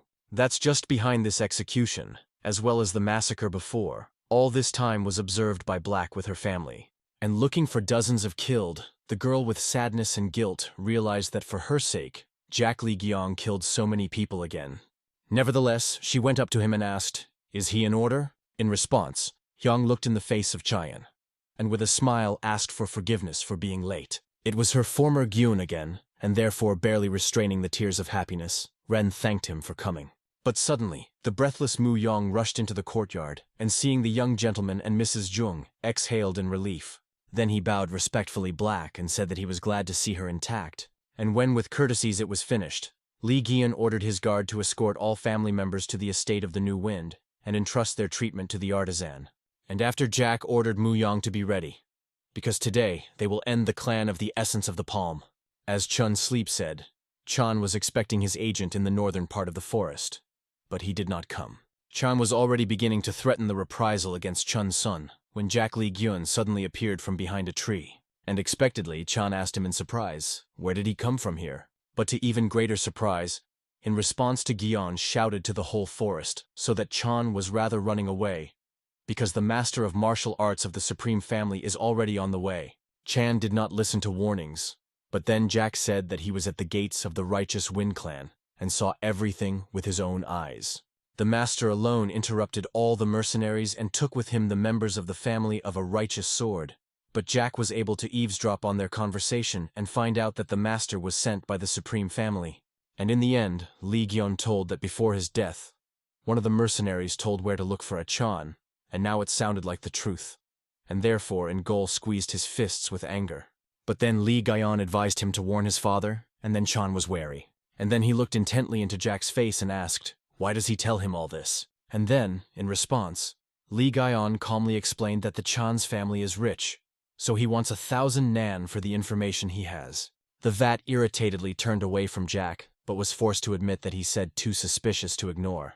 And therefore, Chan is threatened by Lee Guyon that he will chop off his head if he still tells someone about what he saw, and he retired. But if at that very moment he turned around, he would see how Jack Lee Guyon escorts him with a very cold look. Soon, Chan returned to the palace of the Essence of the Palm, and reported everything to his father. And to say that Daesan was shocked by what he heard means to say nothing. Since there was no news from Chun Son for a long time, he sent a scout, but all that he managed to find was the bodies of mercenaries. Then Chan added that on his own, the clan of the Righteous Sword would definitely not cope, and means Lee Guyon told the truth, and all of them need to leave faster. In-bladed her father. Did the Supreme Family of Northern Heaven not think about crossing the side of the Righteous Sword clan? In response, Daesan said that if this is true, then he is all dead, because he knows too well about the Supreme Family of the Northern Heaven. Therefore, Daesan handed over his children a chest filled with silver pearls and ordered them to go into the shelter. Each of the pearls cost 50,000 nianu. Daesun gathered them all his life and accumulated more than 100. Inwarb, she asked her father why he would not go with them, while her brother looked greedy at the pearls, as if hypnotized by their brilliance. And then Daesun explained to his daughter that he was going to meet with MANHWA in order to unite with the alliance of the Southern Peak against the supreme family of the Northern Heaven. And again, these words were heard not only by the children of the head of the clan of the Essence of the Palm, but to Li Gaion that he hid on the roof of the palace. Soon, Muyong joined him, which reported on the successful accompaniment of family members of the Righteous Sword to the estate of the New Wind. Li Gyun praised his guard for excellent work and said that now Daesun is driven in a corner, which means he had only one way to survive. Muyong reasoned that if everything went as the young gentleman planned, then in the future it would help overthrow the supreme family of the Northern Heaven. Well, now it will cause a discord between them and the alliance of the Southern Peak. And all this young gentleman literally came up with on the go and even took into account the clan of the Essence of the Palm, although initially it was not in plan. Meanwhile, did Gyeong suddenly asked, what decision will Chan and Gol make in the end? Then Muyong suggested that the young master was going to punish Chan, depending on the path that he would go. However, in response, Hyang, with a fury of restraint, stated that he did not care about Chan's decision, because he would die anyway. The asylum of which Daesun spoke in fact turned out to be an abandoned lonely house that was hidden in the forest. And soon in him came to him Chan, that he carried a chest with pearls on their backs. Having looked at the house, Ina squeamishly stated that she was worse than she represented and asked her brother, what would happen to them if something goes wrong? However, Chan did not answer. Since the departure from the palace of the Essence of the Palm, he did not utter a word that he had already begun to annoy his sister. But the next moment, she suddenly felt 3-point strokes in the back, because of which the girl immediately paralyzed. And then, when the English was completely immobilized, Chan approached her from the back and ordered his father that he took all the pearls to himself. And after he ran out of the shelter and rushed from all his feet into the forest, Chan understood that if his plan to fail, then he would have to avoid the supreme family of the Northern Heaven until the end of his days. But if he has pearls, then you can live with him in a wide leg for the rest of his life. After all, one survivor of 3 is better than no one. However, the next moment his thoughts were interrupted by the voice of Li Gaion. Chan immediately turned to him and angrily asked, why does he haunt him?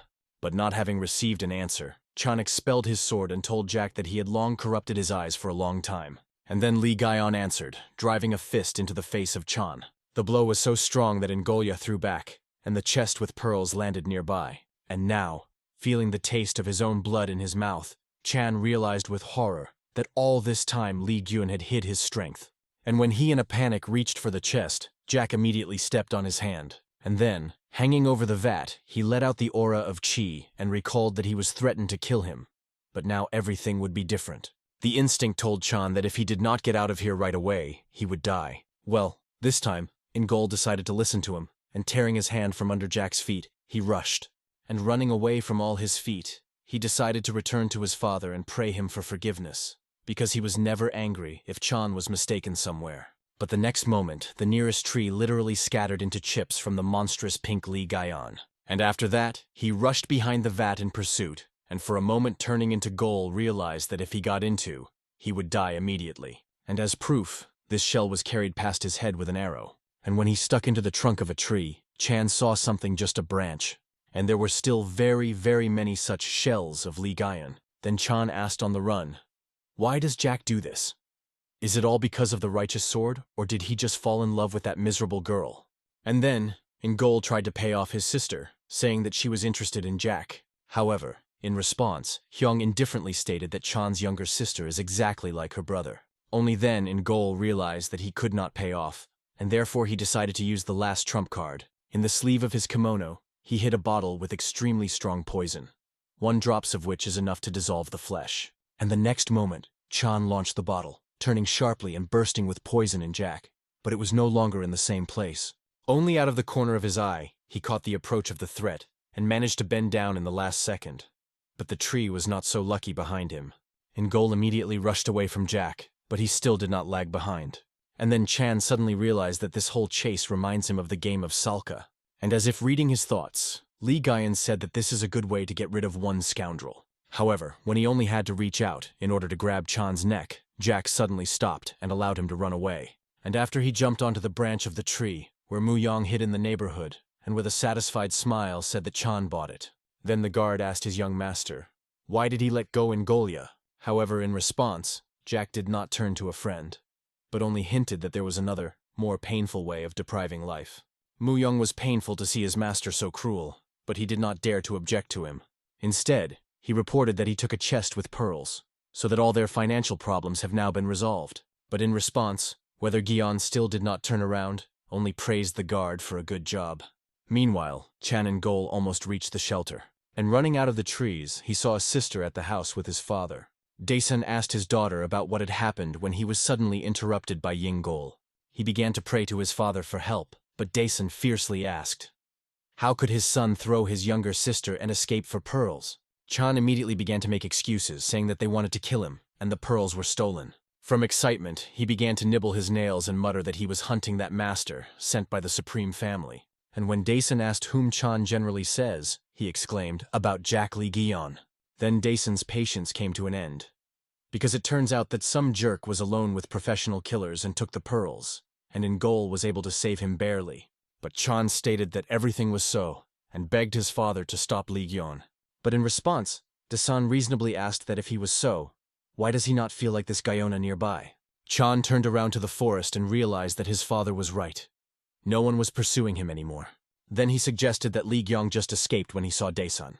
But when Chan turned to his father, he suddenly put his palm to his heart, and the next moment, Daesun directed his ki through the hand in the heart of his son. From the realization that it was my father who intended to do, in horror, he clasped her mouth with her hand, and at the same moment, Chan began to cough and choke on his own blood. But even dying, he still had the strength to grab his father by the hand and ask the question, why? In response, Daesun said that he always knew that Chan was irresponsible, but he could not imagine that his son would deceive his own father, just to amuse his ego. Therefore, the head of the clan of the Essence of the Palm said that henceforth he did not have a son. These were the last words that Chan Ngol heard in his life, and the next moment he collapsed deadly to the ground. Ino, with tears in her eyes, watched her brother's death, and her father coldly suggested that Chan hid the pearls somewhere nearby. But before going to search for them, Daesun ordered his daughter to go into the house, as they were already expected inside. Meanwhile, Mu Yong and Jack also watched Khan and Golia, who asked his guard, did he report to the Supreme Family? In response, Mu Yong said that he sent them a card with a shelter and an anonymous letter. Then Lee Gyong looked at the house in which Daesun hid with his daughter, and said that everything was interested. Inside the house, Daesun and In Kwa, the captain of the White Tigers, Mak Hui, was waiting for the one inquired about what had happened outside. In response, the head of the Essence of the Palm explained that the traitor wound up in their clan, but they had already dealt with him. Then Mak Hui is a direct question. Does the clan of the Essence of the Palm want to join the alliance of the Southern Peak? Daesun replied that the Supreme Family turned away from them, and therefore he was ready to provide very valuable information. But the next moment, the front door opened sharply, and when Daesun turned around, the armed guard of the Supreme Family was already bursting into the house, and followed by the Chief Supreme Advisor of the Northern Heaven, Pan Wei. He looked directly at Daesun and stated that he had betrayed the Supreme Family and joined the Alliance of Southern Peak. Daesun was sincerely confused from these words, because they were the first to betray the clan of the Essence of the Palm. Therefore, he tried to explain himself, saying that there was misunderstanding, because the Supreme Family of the Northern Heaven helped the clan of the Righteous Sword. However, in response, the Supreme Advisor said that all this is nonsense. Then Daesun was seriously thinking, if this is not the Supreme Family of the Northern Heaven, then who?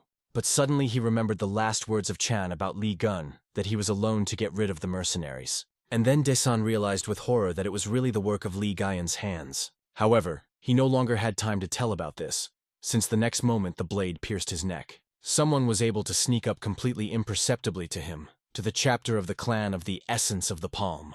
And therefore the last thought of Daesun was the question, does the Supreme Family really have someone so strong? And in the next moment, an unknown swordsman pulled out his sword, depriving Daesun of life. And when he collapsed onto the floor, In immediately rushed to the dead father, and even Mak Hui jumped up from the place of shock. But at the same second, Pan Nui approached him and urgently advised the commander of the White Tigers not to get involved in this matter. Mak Hui realized that this was a warning, as well as the fact that he was clamped in a corner. Meanwhile, an unknown swordsman put the blade to the throat of Inkva and asked the advisor what to do with her. In response, Pan Nui indifferently looked into the face of a frightened girl and calmly ordered her to kill her, and then burn this house to the ground. And soon, Mu Yong and Li Gyong watched as the refuge of the clan of the Essence of the Palm become their funeral bonfire. Mu Yong informed his master that he would hire 50 reliable people and ask them to control the estate of a new wind to take their eyes off. And immediately after that, he will deal with the affairs and clients of the clan of the Entity of the Palm. However, in response, whether Gyun did not utter a word, and therefore Mu Yong suggested that his master was not satisfied with how everything turned out. But Jack objected, because the crime always follows the punishment, so he is not even sorry for them. Then I eat Chun questions. Why in this case it looks so depressed? In response, Li Gaion nevertheless admitted that he sincerely believed that this was the same Jianghu, his father. On his first trip, Jack Li Gyong went at 10 years old. Then he still knew nothing at all and simply wandered around, without even suspecting that Mu Yong was following him. But then Li Gyun admitted that the past he just wanted to look good in the eyes of his parents, which Mu Yong was sincerely surprised. Then Jack asked him, was he really thinking that he liked it? After all, then Jack was only 10 years old. Li Gyun only followed the mother's advice to travel a lot and wanted to show his parents how he grew up. But Jianghu, who he discovered, was not the one that his father was talking about. It was then that Li Gyun realized that it was not a reality, but only his dream. What he really learned wandering on Jianghu is not justice or partnership. No. Jack Li Gaion learned not to be led to a lie, deceive others, and survive in all possible ways. Mu Yong understood that over the years his young gentleman survived a lot and received many wounds. Again and again, Jianghu answered only with new attacks, and can only hope that these wounds did not leave deep scars on his heart. Therefore, Mu Yong closed his eyes and tried to console his master, saying that he was young. In response, Gyong looked at his own hand and stated that maybe he was young, but now he had changed, became older. But Jianghu is the same. The righteous remains in fools, while the wicked flourishes. In this, Jianghu can only be merciless to survive, and he never change, neither now nor ever. Therefore did Gyun wondered, what kind of Jianghu saw his father? Did he really see what Jack could not see now? And then Li Gyun confidently declared his guard that he was not going to dream like a father, but would make his dream a reality. And when Jack fell silent, Mu Yong thought sadly that the young gentleman to hate his parent as much as he loved. And even when the young master robs the rich, he always tries to find an excuse, because perhaps this is the last particle of respect, which he still eats to the ideals of his father. The next day brought clear weather and a lot of news in the estate of the New Wind. The head of the righteous sword clan, Li Chu, has already recovered after the battle and now listened to shocking news from his older daughter, Varian. She said that the head of the clan of the Essence of the Palm was punished for the betrayal of the supreme family of the Northern Heaven, as well as for trying to join the alliance of the Southern Peak. Li Chu listened to his daughter and admitted that he did not suspect the strength of young Mr. Gaion, and he was also amazed at how Li Gun managed to build such an impressive estate. However, then whether Chu remembered Chegu and asked his wife, "Where is their daughter?" To which the En-Uz with a smile explained that she decided to support Li Gaion. The reason why Jack suddenly needed the support of the girl was that he took part in the Heavenly Dragon tournament. By the time Jack went to the arena, was already black among the crowd of spectators, from where she wished Li Gun to give up to the full, and in response, he turned to her and gave a cheerful smile as he had done before. This reassured Black, and therefore she thought that Jack to cope with the enemy half-heartedly. That's just the enemy of Li Gaion was a master of fist battle, Li Hyok, nicknamed Demon of the Fist of Wind. And when the tournament coordinator announced Jack as a 20-year-old newcomer, all the audience was in earnest. And one of them even asked, "What did this boy forget here?" To which the second suggested that the boy was not a life at all. But Jack Li Gyong was calm and emitting confidence, with a grin, beckoning the enemy to him. And the next moment Li Hyok answered the challenge, driving a fist to the place where Jack stood a second earlier. Everything happened in the blink of an eye, why Gaion barely managed to evade, and therefore he stared in surprise at his opponent.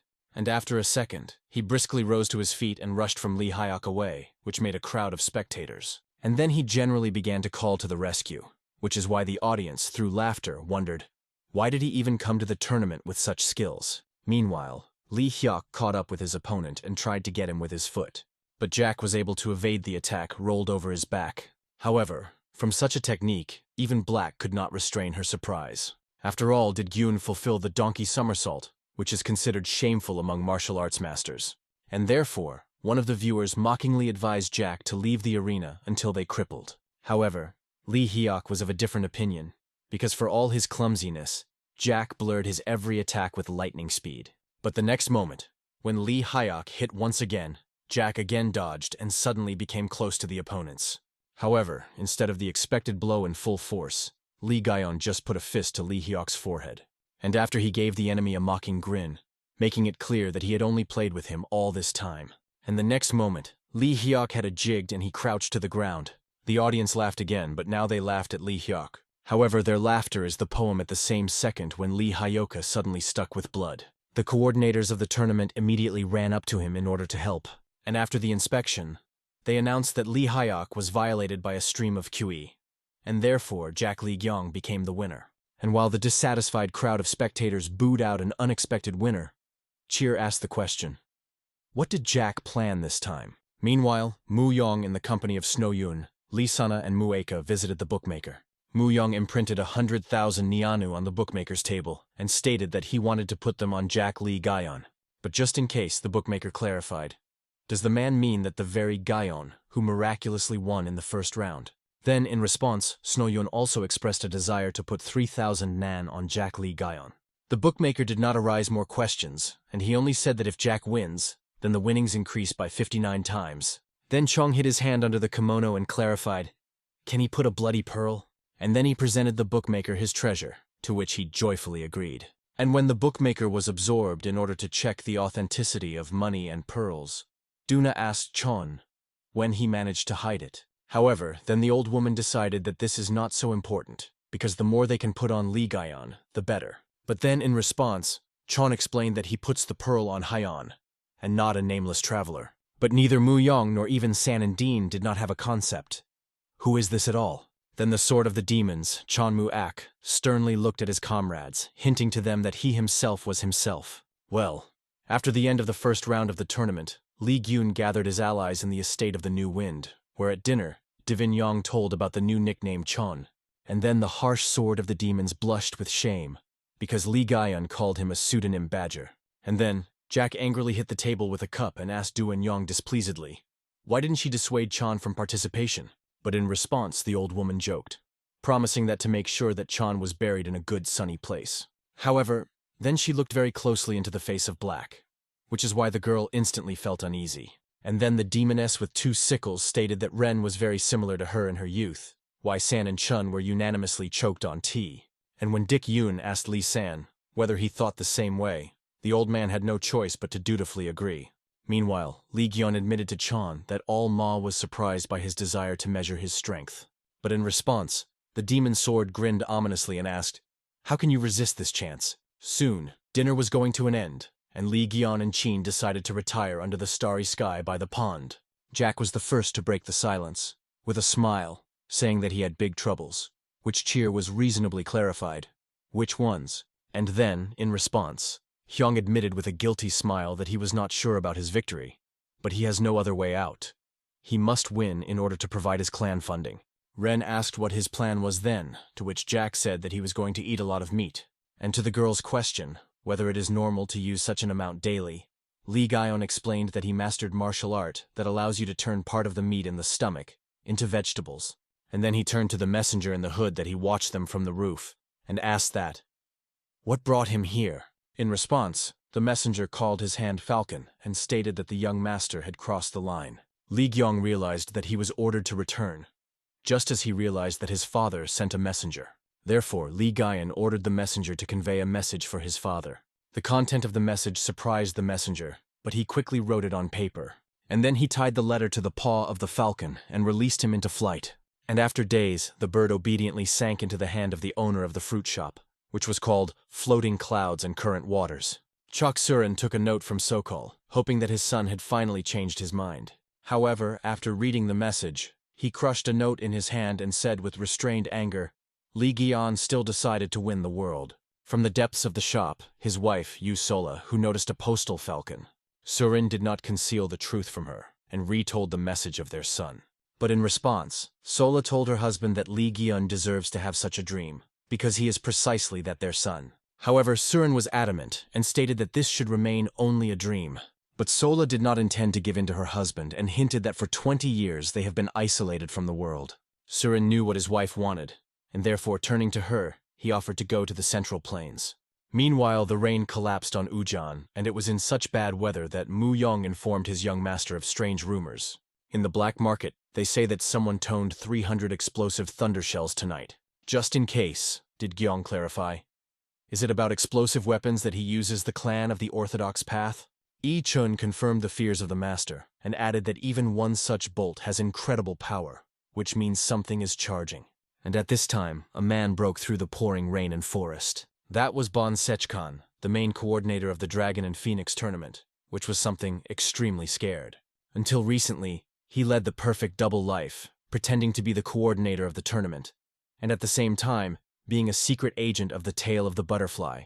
However, with the failure of the Dragon and Phoenix tournament, the situation has changed dramatically. The Butterfly Tail took all the blame on him and gave the last chance. Now, Shkan must activate the explosive Thunderbolt during the tournament of the Heavenly Dragon, and if this time he makes a mistake, then the Tail of the Butterfly will no longer be needed. But how to lay bolts in the tournament, where the masters of their craft will gather? After all, even at the tournament of the Dragon and Phoenix, it was very difficult to crank everything alone. Moreover, the chief military advisor, Pan Nue, is already suspecting him of what happened at the tournament, so that he will be caught by the Supreme Family, or fail at the tournament. In any case, he cannot live. And as if in confirmation of the thoughts of Sechkan, at the same moment he was attacked by a killer of a butterfly tail. Only a miracle of Tom managed to avoid instant death, getting off the wound from the sword. And when Sechkan fell to the ground, the killer asked, did he think that the butterfly's tail did not know about his betrayal? That night, Sechkan was going to sell bolts and escape with money, for which the butterfly tail sentenced him to death. And therefore Shikan could only squint and prepare for pain when the killer waved his sword. However, there was no deadly blow, and when Sechkan opened his eyes, he saw a killer that was numb in front of him. Someone immobilized him, pressing the acupuncture points on the body.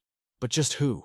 And as soon as Shkan was just asking this question, as the disguised Li Gyun and Mu Yong approached him the next moment, Sechkan scaredly asked who they were. Li Gyun introduced himself, like Jung Doman from the Orthodox Path. But this name was amazed not only for frightened Bangs, but also Mu Yong. Meanwhile, did Guyon go to the paralyzed killer and put his hand on his head, clarified, is he really from the tail of a butterfly?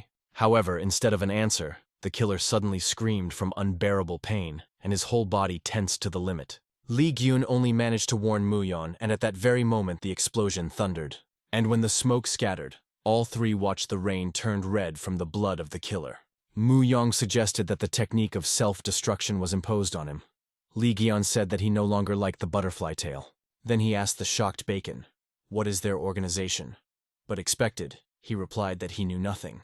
Then Li Gyun showed him a poisonous pill and warned him that if Birching swallows it, he would suffer in agony. Sechkan wanted to say that the clan of the Orthodox Path did not do this, but Li Guyon immediately shut up his pills and said that because of such rats, they had nothing else to have left.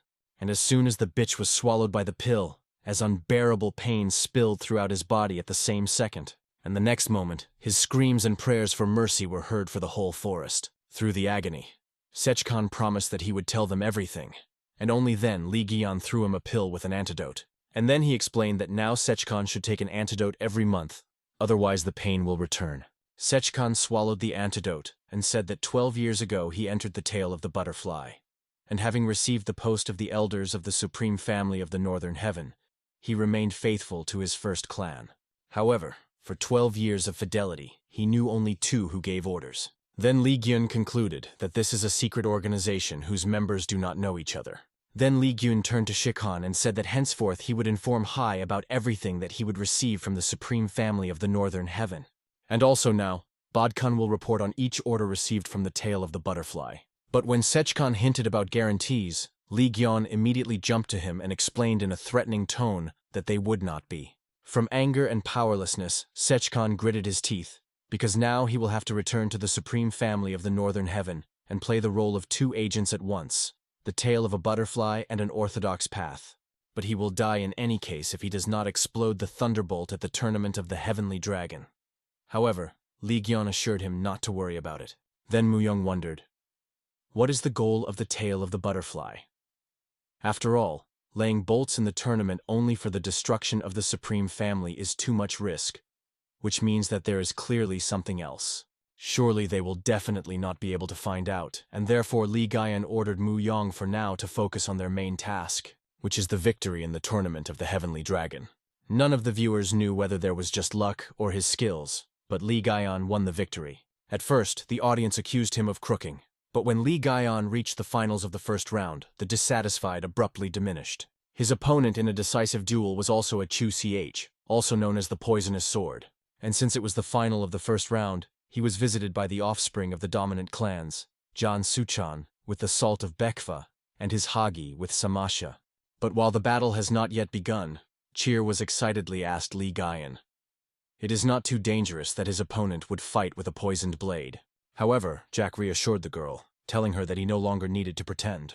Then he looked up and noticed Mumu Aka on the roof of the palace. The Sword of Demons with a grin and anticipation watched his future rival. Therefore, Li Gaian also grinned and added that now everything will be real. Chu Ka, a poisonous sword, fully justified his nickname, as he saturated his own blade with poison, and rumors did not exaggerate the danger of this person. And therefore one of the spectators that stood nearby was Chidi, sympathetically shook his head and wondered, why did the boy go to the boy from all the rivals? Then Ren excitedly asked that, is this Chu so dangerous? To which the man told, that according to rumors, even touching this snake kills. Meanwhile Chu, with a crazy grin and gaze, Li Gonu said that he was a lucky one. In response, Jack also grinned and said that he was not very confident in his own skill and forces. Otherwise, why cover the blade with poison, except because of your own weakness? The grin of Chu became less crazy when he told Jack that everyone who provoked him died a terrible death. And at the same moment he quickly rushed into the attack, but Li Gaian so rapidly ducked under the wave of his blade.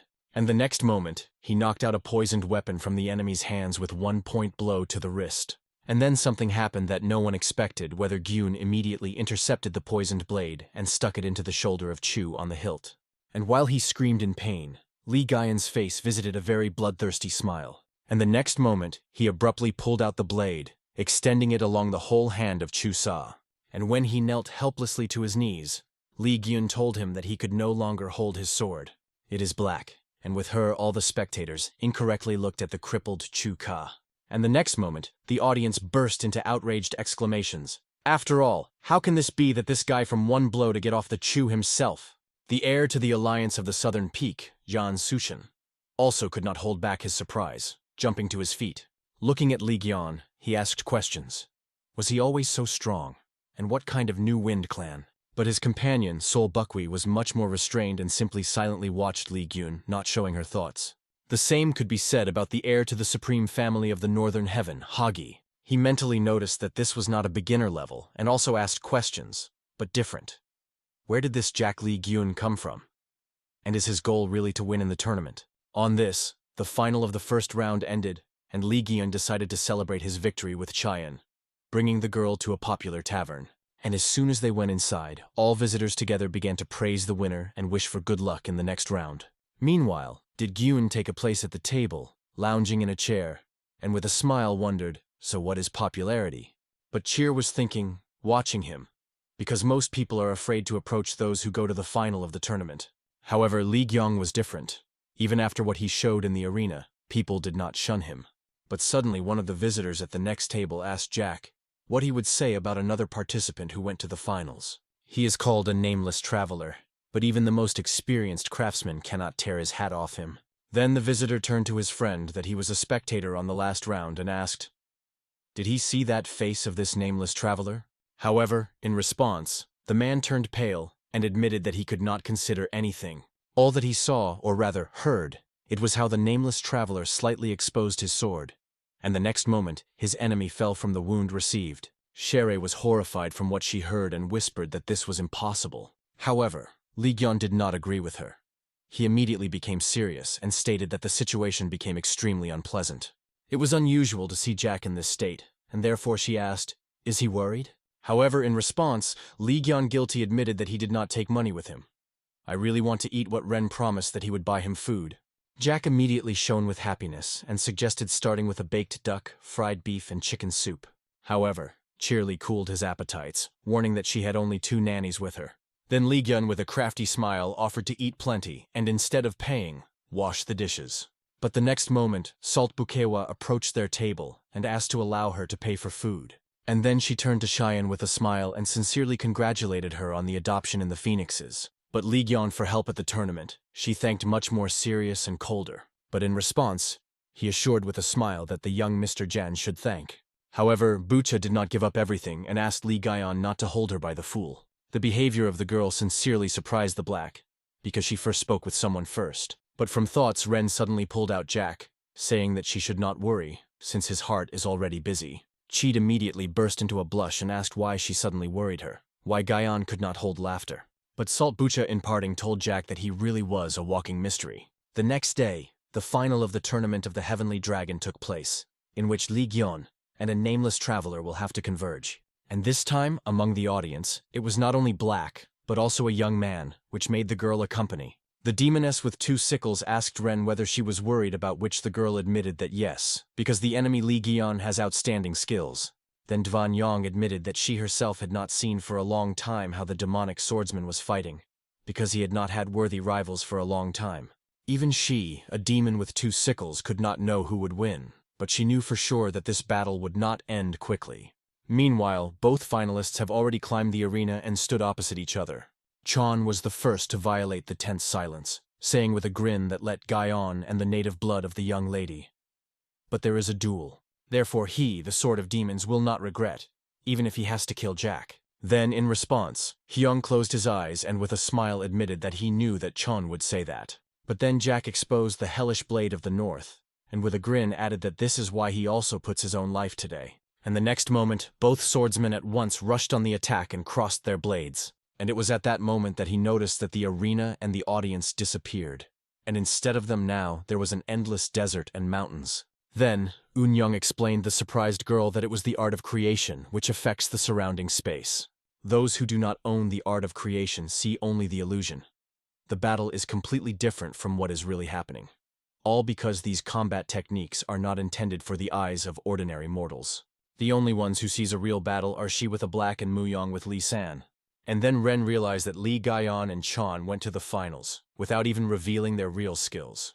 And therefore, Jenu Yang ordered her to watch carefully and not miss a single movement, for such a fight can only be seen once in her life. And as soon as she could tell her, the first blood spilled in the next moment. And then Cheed, Mu-young, and Snu-young with Li San. Everyone turned their eyes to the wound on Li Gyun's shoulder. And Chan explained that when he said that he would not regret Jack's murder, they were not empty threats. And after that, he raised his sword again and ordered Li Gyun to use the same martial art, otherwise he says goodbye to life. And then, in response, the hellish blade let out a demonic aura, and Jack, with an ominous smile, said that now he would become serious. And the next moment, the earth around Li Gaian opened due to the tremendous amount of qi released. Chayan had a vague suspicion, but seeing his own aura of Qigyeon, she realized that it was demonic qi. But Chong only rejoiced from what he saw, because every follower of the demonic cult dreams of seeing, at least once in his life, the special martial art of the Heavenly Dragon. It is called 9 Forms of Demonic Disaster Blade, and the next moment, Li Gaian performed the first of 9 forms. Chan was able to block her with his sword, but Li Gaian's attack began to squeeze him. And the wind that rose from the first shape was so strong that it cut out the clothes and even the skin of Chan. However, despite this, he asked the question with a grin. Where does Li Gaian get such power? After all, he has much less qi. And when the wind is subsided, Jack used the second form and let out a lightning from the hellish blade. The second attack turned out to be more powerful than the previous one, which made a real sandstorm. And when she lay down, Li Gaian applied the technique of the step of the falling flower and soared over the ground. But the next moment, Chan burst from under the sand, that he immediately overtook Jack even in the air. Li Gyun blocked his blow with a blade and could not resist praise, admitting that Chan is really impressive. In response, he stated that he could say the same thing, and then the opponents began to exchange blows. It was not believed from such a spectacle that there are masters of a similar level, because in comparison with them its skills are just children's fun. And from how Li Gaian fights in the sky like a deity, a girl was swept by a trembling and awe. And then Li Gaian used the 5th form, and at the same second a real dragon materialized behind him. And the next moment, that expanded his mouth and rushed at Kron. And then the dragon crashed into the ground, causing a real earthquake. But when the dragon dispelled like dust, everyone saw the wounded, but still standing on the feet of Chan. However, despite the wounds, he suddenly threw up his head and burst into a loud laugh. And having mocking properly, he also loudly declared Gun that his mother was definitely flowing in that. And after Chan again raised his sword and offered to finish everything with one blow, Chi did not understand how it was possible, to which Divan Yang explained to her that this was a special martial art of a demonic swordsman. This is the strongest technique of owning a sword, for which its master, Chan Mu-ak, and received his nickname, a sword of demons. This can only be resisted if Li Gaian applies the seventh form of his hellish blade, but in this case, he will not be able to control his thirst for destruction. Meanwhile, Chok Surin, as promised, brought his wife, Yu Solhu, to the central plains. And there, among the whole field of flowers, he asked her, "Why did Gunun have such a pipe dream?" Then, in response, Solha said to her husband, "Their son needs such a dream, because her blood flows in him, but you won't go against blood. Li Gaian is driven by instincts because he is her heir. Inside it trembles and absorbs everything around an uncontrolled thirst for destruction. And it was this thirst Li Gaian was going to quench, bringing down the full power of the hellish blade not only on Chan, but also on those who stood behind him. Not only on Mu Yan, Dian Yang, and Li San, but even on Qid. And at that very moment, meeting her gaze and seeing fear in her eyes, Li Gaian's hand trembled. But then Chan angrily asked Jack, "Where does it look?" And the next moment, he brought down his strongest technique on Li Gaian and he absorbed the purple flame. Mu Yang was trying to rush to the aid of his master. But at that very moment, the demonic flame was extinguished by streams of water. And then everyone saw Jack Li Gyong holds in his hand the sword of the noblest person of all times, his father, Chok Surin. And as for the hellish blade, now he rested struck into the ground. And then Cheer remembered Li Gaian's words, that he would never use his father's sword. She would only know that it was for her Gyeon who first violated the oath given to himself.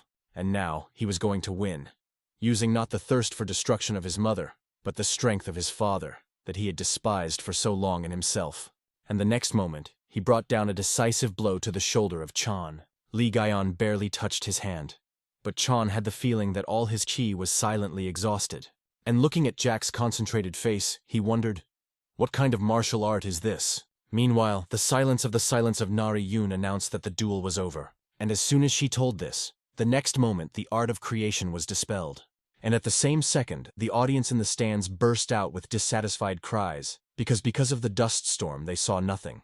Qid asked if everything really returned to her original state, to which Jin Yun reassured the girl, saying that they were all in reality again. And then one of the viewers exclaimed in surprise louder than the rest and pointed to the arena. And there all the spectators saw a nameless traveler, without his bamboo hat, and fell on one knee because of the wounds. Li Gaian was the first to be able to remove his hat from him, and he returned it with a good smile. And then Chong Mu-ak, the Sword of Demons, realized that if Li Gun without hesitation used the seventh form of a demonic disaster blade, then he would be dead. Nevertheless, Chan accepted his hat from Jack's hands and admitted that he was sorry that he never had a chance to see the seventh shape. Indeed, for him, a member of a demonic cult, there would be no disgrace to die from a demonic blade. And therefore Chan put on his hat and said with a grin that he was surrendering. And this meant that Jack Li Gyong became the winner of the Heavenly Dragon Tournament, which is why all the audience in the stands were amazed together.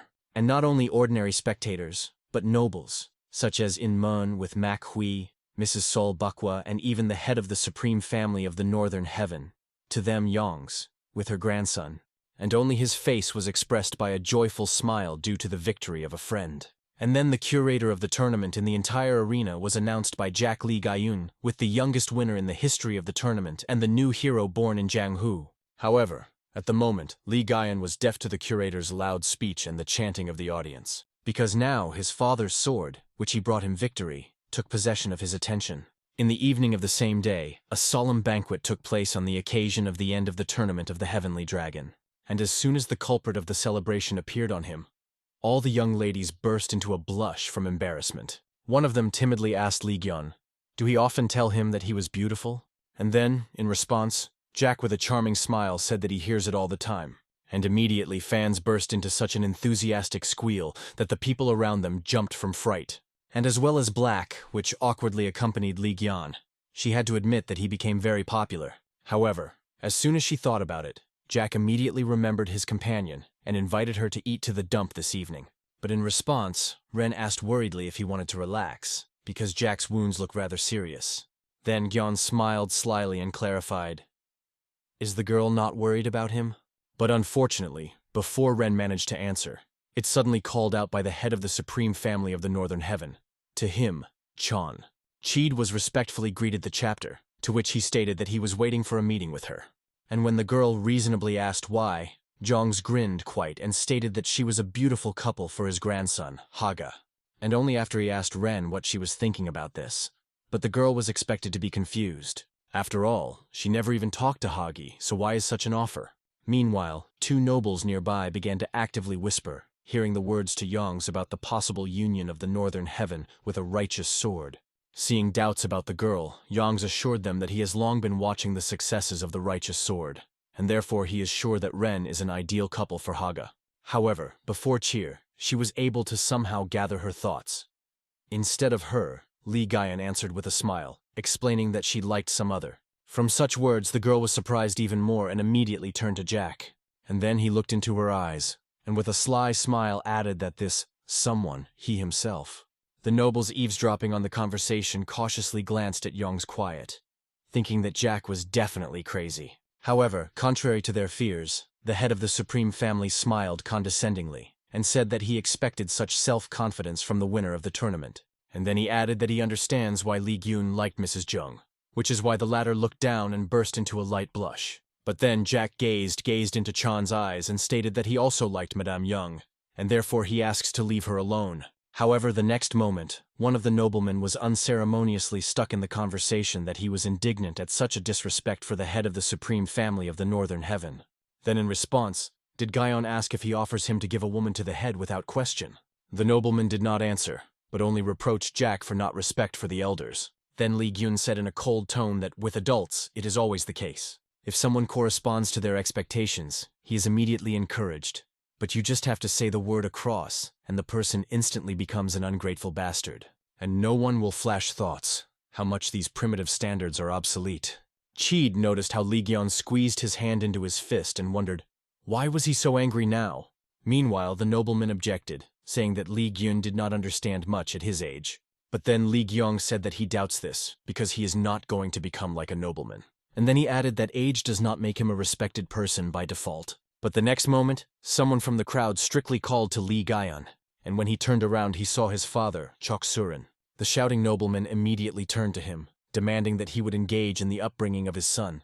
However, instead of Serena, his wife answered that she ordered the nobleman to shut up. And when he was indignant, Yusola said that such an old man like him should sit in the corner of the room in a hug with his night pot. And then Yusola came out from behind her husband, and showing herself in all its glory, she asked the nobleman, how dare she poke a finger at someone else's son? All dissatisfied and offended in an instant bit of languages, and only to them Chonsei felt such an ominous chi from this woman that it was impossible to convey in words. But Chi did not feel anything, only surprised and thought, was it really Gyeon's parents? Meanwhile, the nobleman faded and awkwardly tried to explain himself to Lee Gyeon's mother. However, the next moment, the head of the supreme family gave him a murderous look and stated that to insult his parents, even if their child is wrong, the height of disrespect. And when the nobleman finally understood his place, Yongya looked at Solhu again, and thoughts in his thoughts that she was not an ordinary woman. Then he looked at her husband and let it not feel the powerful chi from that. But something did not give the head of peace, and therefore he decided to find out everything about them. The conflict was exhausted on this, Young's reporting that he did not want to interfere with the reunification of the family and retired. And as soon as he left, Surin immediately told his son that he behaved like a child. However, in response, Hyung objected, saying that he did not do anything correct. And then he told his father that he always asks for any nonsense that has no value. And in the end, Lee Gyeon asked his father not to impose his beliefs, as well as his own mistakes. And then Cherry realized that Jack arranged this whole argument because he knew about the arrival of his parents. Meanwhile, Sola sighed heavily and closed her husband, stood in front of her son. And then she said with a loving smile how much he grew up and offered to go inside in order to make up a lot. Lee Gyeon listened to his mother's words, but instead of the nearest tavern, he invited his parents to the estate of the New Wind. And there, at one table, there was the acquaintance of two families. The head of the righteous sword, Lee Chu, was the first to express gratitude to Lee Jin's parents for saving his family. In response to gratitude, Sola said with a smile that their daughter was very kind and beautiful. But at the moment she felt he was not at ease. Also, the silent behavior of Li Gaian was extremely alarming, because under ordinary circumstances he always jokes. But now he did not even look at his father, whom he had not seen for 10 years, and now to be very close. Sola noticed Ren's alarming look in the direction of her son, and therefore did not hold back a warm smile. And with this smile she asked the girl, how did she meet her son? However, instead of Ren, Li Gaian answered, calmly telling that they collided on the street, and therefore in the bar. But his words sounded somehow rudely and ambiguously. Then Surin said that certain boundaries should be present between a man and a woman, even if they are both masters of martial arts. And then he hintily looked at his son and advised him to observe decency. In response, Li Gaian pricked his father with a cold look, and nevertheless agreed with him. Well, after dinner, Li Gyun decided to take a walk in the garden of the estates, and called Blagan with him. Watching how he walks on the water, the girl wondered, can she ever stay on the water with the same ease? However, soon Ren was distracted from thoughts of Li Gaian's displeased voice. He repeated his father's words about the observance of decency and the borders between a man and a woman. And then he asked himself, is it all that he can tell him? However, despite the fact that Jack was clearly upset, he was heavily touched by his behavior, because at such moments, he behaves as a child, and she is completely not against seeing this side of Jack Li Gyun. Meanwhile, Jack said that his father would not just keep silent from the side of how he challenges this world. Then Cheer asked, what is he going to do in this case? In response, Hyung stirred his key water surface and stated that he was going to fight. And when he joined the blue on the bridge, she asked how strong his father is.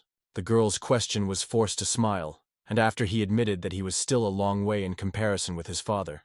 Then Ren asked how strong his mother was, to which Jack replied that his parents were equal in strength. But then he said that for the past 20 years, his mother hid his face. Rather, she not only hid, but disfigured her own beauty with the help of the technique of reverse transformation. After all, if she sold fruit, having such a beauty, then many would have questions, and, in addition, his parents were forced to hide. Cheed was amazed at what he heard, because for so many years his mother lived without loved ones nearby, and what was the reason? But then, Li Gyun admitted that the technique that he used in the last battle of the tournament is this technique of his mother. And then he suddenly asked Chutin whether it was interesting for her to know where his mother knows the martial art of the heavenly demon. But before answering the answer, Ren thought, recalling how Gaian looked when he was going to use the mother's technique. At that moment, it surprised her and even scared her. But now it was not important for Cheed what was in Jack's past. Therefore, she said with a smile that she would not be surprised at any of his stories. And then Li Gyun gave her his former and such a familiar smile. Meanwhile, the palace of the heavenly demon was high, among the mountains. And that night the heavenly demon, Yu Jinchon, visited a messenger with an important report. The messenger said that the young mistress came out of the shadows, to which Jinchon specified, was she noticed with that lousy? And having heard confirmation, the heavenly demon suggested that apparently the news reached the Yu Solha, and after 20 years it still seemed to see her son. Then the messenger reported that according to the last rumors, Jack Li Gyong intends to win the world. From the last words, the face of Yin Jinchon visited a mocking smile. And the next moment, the heavenly demon broke out with a loud laughter throughout the palace. And having laughed, Yu Jinchon propped his face with his fist and angrily muttered, that's an arrogant bastard. The morning of the next day pleased the estate of the New Wind and its residents with clear weather. This time was the most suitable for low cleaning in a small garden. Exploring the pulling, Jin Yoon with a smile admitted that this is the most beautiful pastime. But then Lee San reasonably asked why, in this case, she was destroying everything. To which the old woman explained that this was the whole essence of the beautiful. But then Devan Yang squinted at Chon that he was suspiciously silent with this thoroughly. Therefore, she told a friend that he should not lose heart. Whether Gyun is just at a completely different level, so that as a master of Chon did not lose. But in response, he asked, what kind of technique that Gyeon defeated him? Then Lee took the word and crossed his hands on his chest, explained that that technique is called the Sword of the Galactic Meteor. This is the martial art of a clan of the power of the wind, which is an analog of the technique of 9 disasters. From these words, Chan's stern face stretched out in surprise, because he had never heard about it before. Then Li San explained that all because the clan of the wind power does not interfere in Jianghu's affairs, but all the families of the orthodox path in great duty to them. And then Li San admitted that he served Li Gaian's father for 2 decades, and it was he who was the legal heir to the wind power clan. For him, a sword of thunder, a clan of the power of the wind. As for Chan, a sword of demons, a cult of a heavenly demon. However, the next moment, Li Gaion joined them that he had heard the words of Li San. He said with a smile that he was not so much new, but he later asked, did his parents visit them today? Then Li Gyong looked at Chan and suggested that for that it was the first meeting with his father. Then Chan asked whether that last blow was really the martial art of Father Li Gaion. Jack confirmed his words and himself asked, how long did Chan have to give all over the battle in the battle? He did not answer the question, but with a malicious grin stated that Chok Surin is much more beautiful than his son. In response, Li Gaion gave Chan a promising look and said that he was definitely deprived of a good taste.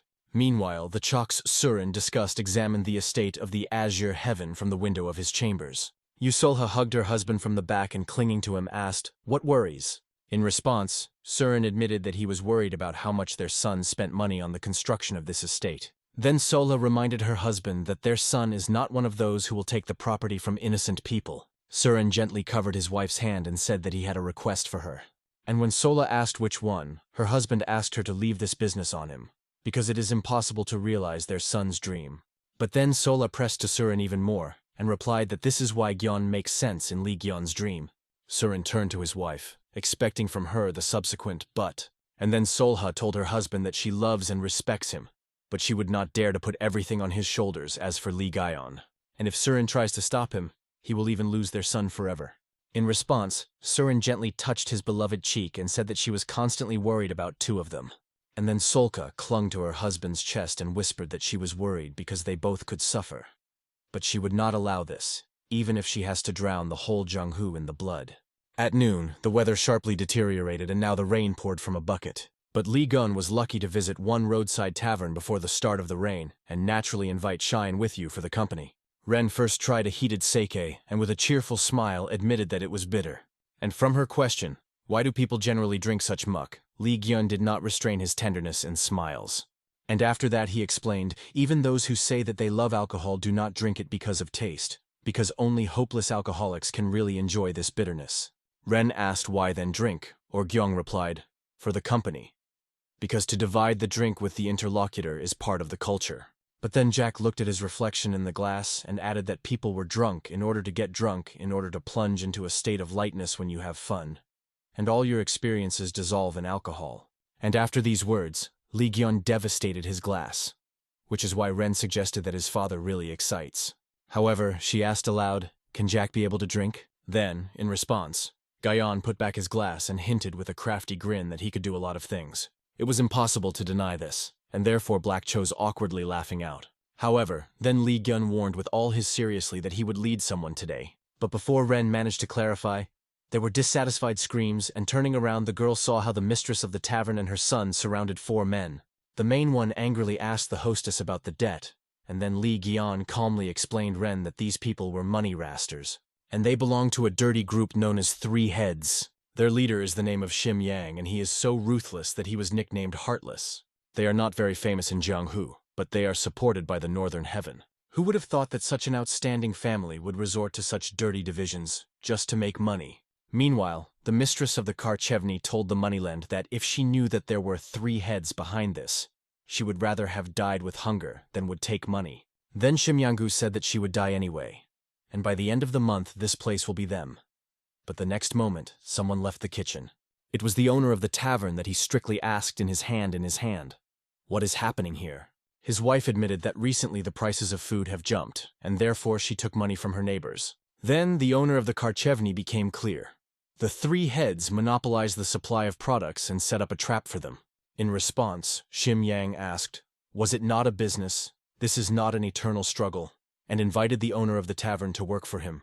The leader of the 3 heads proposed 40 nannies per month, but in response, the owner of the institution squeezed the hilt of Tisak with all his might. Then Shim, with an evil smile, advised him to think about the family, because the man will not be able to kill everyone once.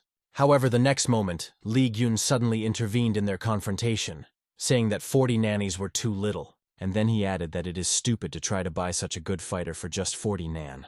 Shim Yang learned in Jack the winner of the tournament of the Heavenly Dragon, and nevertheless asked with a grin, "Is he who is behind them?" And then, without waiting for an answer, he ordered one of his thugs to deal with this place. the bandit immediately began to fulfill the order, dispersing the visitors and the skeleton of the tables. But suddenly the son of the owner of the shop grabbed him by the hand, and with tears began to beg not to break everything around. In response, the thug threw the boy, but the owner of the tavern managed to catch it. And then, the bandit bared the sword and said that he was not going to spare even small geeks, which was why Cheer immediately jumped up from the table. But the next moment, before the girl managed to do something, something pierced through the bandit's head. Everything happened so rapidly that for a moment, the thug surplusted. This time was enough for him in order to squint and see the bored Jack Lee Gion with an outstretched hand. And the next moment, the bandit was dead to the floor. In Karchevna, tense silence immediately reigned, and Li Gyun calmly stated that he would pay the debt. And then he took one of the wooden wands for food and added with a bloodthirsty smile that for a start they would chat now. Then Shim Yang. He realized that his man had just been killed by a regular wand for food. Meanwhile, Jack turned to the owner of the tavern and stated that instead of 40 nan, he would pay 1,000 nan monthly. And if this is not enough, then whether Gun will find the leader of the Little Dragon clan. From the last words, the owner of the tavern was dumbfounded and asked Jack, how did he find out? After all, earlier the name of the head of the clan of a small dragon horrified. However, it so happened that he did harm to the innocent and disappeared. Dream Sherian was one of those who, through the fault of a little dragon, lost his own family. Therefore, he was looking for the head of the clan in order to take revenge. But the searches were in vain. Then Chorong started a new family and again decided to live like an ordinary person. Meanwhile, Shim asked Choron, will he seriously believe that Gion will pay 1,000 nan monthly for the search for a person? Then Ren realized that Let Jack won the tournament, but many still perceive him as an unconscious boy who was just lucky. And as evidence, Shim Yang told Choron that he had only 2 options. Either he works for 3 heads or pays money. And in the event of a refusal, Choron and his family will have to leave this place and live the remaining years on the street. Then the dream Chorong thought, again squeezing the hilt of Taesak, because he could not lose people dear to him again. However, the next moment of his torment, Li Gian interrupted that he promised to take care of the 3 heads. And when Chorong looked at him, Jack, with a grin, asked, is his proposal not more profitable? Chorong thought again, because this boy was able to find him and even find out the truth about the head of a little dragon. And Let Gion seemed very strange to him, but for the sake of his family, he agreed with his proposal. And as soon as Corin to say good, at the same second, Jack's lips stretched out in a satisfied smile. But one of the thugs immediately stated that Hyong and Selene could. But behind them is a supreme family. However, the next moment Jack was behind him and stuck a wand for food exactly into the sleepy artery. And when the thug cut off to the floor, the rest of the bandits stood up at Li Gion. However, he simply jumped to the ceiling, but so swiftly that the thugs really did not understand anything. And after a second, everything was over for them. Jack pierced through their heads in the blink of an eye. And when all 3 collapsed together on the floor, the shocked Shim Yang realized that he was brutally mistaken. It seemed to him that Li Gion's victory was at the tournament, pure luck, but he killed his subordinates like ants. However, before Shim managed to do anything, Jack already drove his wand into his heart. And in parting, he looked into the eyes of the dying Shim, and stated that many met death precisely because of him. And then Jack pulled out a wand from the chest of Shim, and brought down a flurry of rapid blows on him. And having dealt with the leader of the 3 heads, Li Gyun threw into that bloodied stick, and said that he would miss the stage of the interview. Then Chorong was alert and asked what he meant, but Jack reassured the man, saying that he needed such a person, because with his skills, Chorong could easily deal with the bandits, but restrained himself because of the family. Then Chorong reasonably asked, what does Gion want from him? In response, Jack became serious and explained that he wanted to hire Choron as a coach for a new clan, because the best teacher does not exist. But then Li Gion grinned and added that this is what Mu Yong, himself, Jack himself in truth, did not even know Choroan. Then the dream thought again, because for a long time he tried to forget that it was best not to cook, but to teach martial arts. But perhaps it was precisely by this that his heart began to be furiously pounding immediately after the announced proposal. And therefore, Dream Koroan confidently agreed to him. Wai Gion smiled in a friendly way in response. And all this time, the observing from the side, Chutin, realized that Li Gyun really steps towards his dream, and let others call her unrealistic. But the most important thing is that he goes to her. And a few days later, the estate of the Supreme Family of the Northern Heaven visited unpleasant news. They were delivered by the main Supreme Advisor, Pan Nui, when Zhongs talked with his grandson. The head of the Supreme Family of the Northern Heaven asked displeasedly, "What is the problem?" And then, in response, Pan Nue said that the 3 heads disappeared in one night, and who is behind this is unknown. But a couple of days ago, Jack Li Gyong argued with 3 heads. He was surprised at Chansa again hearing this name and stated that this guy is definitely not simple. It is strange not only that the tournament was won by a stranger, about whom no one had heard anything at all, so it also failed to find out anything about his parents. Then Hagi asked him, "Grandfather, perhaps this family is not worth their precious time?"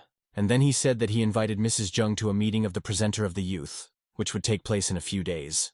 And it is there that the heir to the supreme family of the Northern Heaven will demonstrate where one power ends and the other begins. A few days later, as Hagi was predicted by him, the same collection of the young people who visited the company at Li Yan visited. Having taken a place at the table, he explained to the girl that at this meeting, the children of powerful families Jianghu are building connections. So for everyone, it is a very important political event. Then Ren realized why all the gathered girls were dressed so elegant. But she was also a little bothering Li Gyun, because he said that he was not going to come, but in the end he came. However, the next moment, all the conversations subsided together, because Pek Sangi, deputy head of the inner hall of the Supreme Family of the Northern Heaven, ascended a small scene. He said with a smile that the time had come for the main event, and today they have 2 special guests. Namely, the winners of the Dragon and Phoenix tournament of this year, the young Mr. Jan Suchin from the Alliance of the South Peak, and also the young Madame Young is cut from the clan of the Righteous Sword. The hall immediately erupted in ovation in honor of the Dragon and Phoenix, and Pek asked them both to go on stage to begin a special event of this evening. Namely, the opportunity to chat with the Dragon and Phoenix of this year is played. Anyone who offers the largest amount will be able to spend an hour with special guests. From such a proposal, the fan of Yana shook embarrassedly, but now it was clearly not laughing. But at least she comforted her that half of the funds raised would go for a good matter. Pek prevailed to start with Phoenix, and at the same second the young men and the men began to throw up their hands and shout their bets. And looking at all of them, Cheer was sincerely surprised, because they offer so much Nian for a normal conversation with her. Meanwhile, Salt Bukewa approached what was happening to be obsessed with what was happening and asked, how can he just look at it? After all, it seemed to the girl that for the sake of Black, Jack would fight for her. However, before Li Gyung managed to answer, someone offered 1,000 nan for Ren. And when Jack turned to his voice, he saw the heir to the Supreme Family, Hagi, to them. From such a bet, all the other participants instantly frowned, because they, by mere mortals, would not be killed by such an amount. Nevertheless, the Supreme Family of the Northern Heaven was at a completely different level. And looking at the faces of the participants of the auction of Haga smiled rather, because now they all felt the difference in statuses. Meanwhile, Pek Sangi began to count before the closing of the Hague rate was closed. But suddenly Hyong raised his hand and stated that he was offering 2,000 nannies. From such insolence, not only Black with Jan and Bukva, but even the heir to the Supreme Family were surprised. Pek Sanga also froze in surprise, but Li Gyun brought him a mocking voice. He asked the deputy, "Is he going to count?" Pike realized and awkwardly specified the crowd. "Will anyone offer more?" Then Hagi raised his bet to 2,500 nan. In response, Jack offered $3,000. Hagi raised them to 4, but Li Gaian did not think to retreat. However, observing their confrontation, he was forced to admit that they went too far. Meanwhile, the bet has already reached 6,000, but Li Gyun calmly raised it to 7. Then Cheed turned to him with the help of mental technology and asked to stop. However, Jack remained adamant and stated that there was nothing wrong with this, because they would simply talk 1 hour. But while he was talking with Cheyenne, Pak suggested that Li Gun has nowhere else to raise a bet, because the prize fund is only 5,000 nannies. However, the next moment, Jack publicly proposed 10,000 nannies for the blue. And then Jan Suchin still could not stand it and asked Li Gaian in amazement, "Does he have that money?"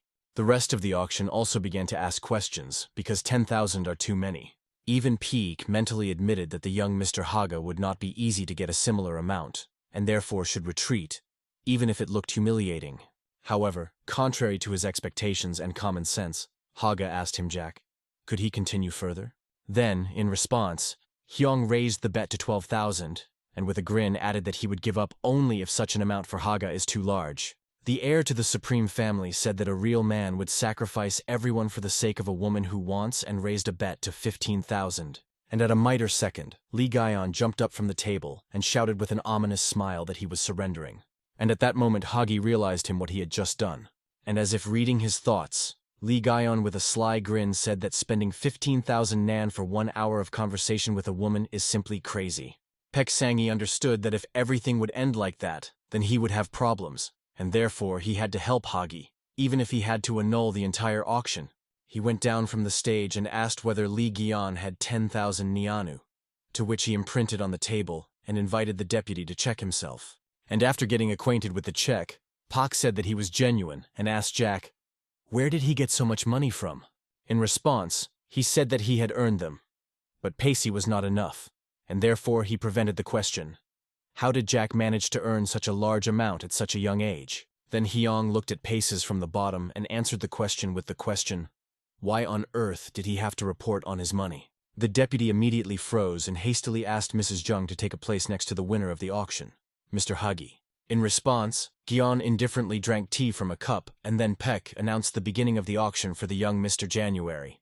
And when the auction came to an end, the deputy head of the inner hall hastened to retire in his office. He needed to deal with all the affairs before the Dragon and Phoenix finished communicating with the winners of the auction. Picking up a check for 15,000 nan, Peck said that that girl from the Righteous Sword Clan was terribly lucky, and it was she who would have to give half of the 15,000. The second half that was supposed to go on donations, Pek was going to pick up. But then Lee Gaion, who suddenly appeared in his office, asked if Hagi would definitely be pleased with him, which frightened the deputy to half a target. Meanwhile, Jack continued the interrogation, specifying Pak. Isn't this money for those in need? After all, this is why she agreed to the auction. But as soon as Pak only hinted in response, Lee Gaion immediately shut up the deputy, imprinted his fist in his face. Peck collapsed from a chair to the floor, and rising, began to call for help guard. However, Jack, hanging over him with a smile, said that no one would come, because everyone was sleeping with an unstable dream. And then he stepped into Pak's hand and recalled that he was interested in how Jack earned so much money. Then Lee Gaion took away from the deputy check, and told that he got rich selecting everything from the same bastards as Peck Sangha. And then Jack asked, did Pak think that no one would know how he covered the atrocities of Haga? And the next moment, instead of an answer, the deputy screamed in pain to his entire office. The meeting ended, like this day, and under the light of the full moon, Cheer with Lee Gaion returned home through the forest. Jack did not conceal anything from the girl, and told how Pek Sengi tried to assign money to himself, and therefore Jack took it for the necessary purposes. Cheed awkwardly admitted that she did not think that Hagi would do so vilely. What Jack asked. What did they talk about together? In response, Ren said that the young master simply drank them and did not say a word for the whole hour. Then Jack told her that this was expected, because Hagi only wanted to amuse his pride, and therefore he could not stop in time. Ren guessed that Li Gun managed to provoke him before he changed his mind. However, the next moment, Jack suddenly stopped and turned to the girl, looked into her eyes. And then he quietly stated that if the auction was for the right to receive Ren forever, Lee Gaion would put on the end that she could not imagine. And having said these words, Lee Gaion silently turned and simply went on, leaving the puzzled girl behind. And looking after him, he was asking a blush on her cheeks with a blush. What kind of sudden recognition? The morning of the next day began with the pogrom in the chambers of Hagi, which the young gentleman himself arranged. Throwing a vase into the wall, he asked him a beaten pack. Could he return his money? In response, the deputy admitted that he was just doing this while the young master was talking with Mrs. Young. However, Jack Lee Gayong recognized everything from somewhere and appeared to pack. From the last words, they had a feeling that this Gayon was simply playing with him. Because of his trick, they fell in the eyes of people that even at the same level they could never stand with him. Then Pek Sungi conlectionally stated that they need to deal with this Jen. Hagi objected to them immediately, because his grandfather will never forgive him for the murder of the winner of the Heavenly Dragon. But then Pak recalled that in the eyes of ordinary people, Hagi had nowhere to fall below, and rumors about this had already spread. And then he said that Let Gion's skill is exceptional, but there is a way to deal with him so that no one suspected anything. And then, in response to Hagi, with an ominous smile, clarified, "Does Pak really know how to kill Gion?" In response, he explained that in Jianghu, there are people who are ready to do all the dirty work for others. Such a plan seemed to be unreliable, because Peck offered to get rid of the winner of the tournament with the hands of a regular mercenary. But he assured that this is the safest way, and there is no point in checking Gion's skills, because he would die as soon as he decides that he is safe. They thought about the proposal, because this year the tournament was really easy, so it may work. Then the deputy added that the mercenaries would die rather than to reveal their employer. and if the young master prepares the right amount, then the PEC will ensure that no one understands where the order came from. So only they will know about this idea together. In this case, Hagi promised them with a satisfied smile that he would get the money by tomorrow in the morning, and if everything went as it should, he would reward the deputy well. In fact, Hagi decided to them that it would be better if only one thing is known about the killers, and because only Jack Li Gyong will die, Pek Sanga will follow him.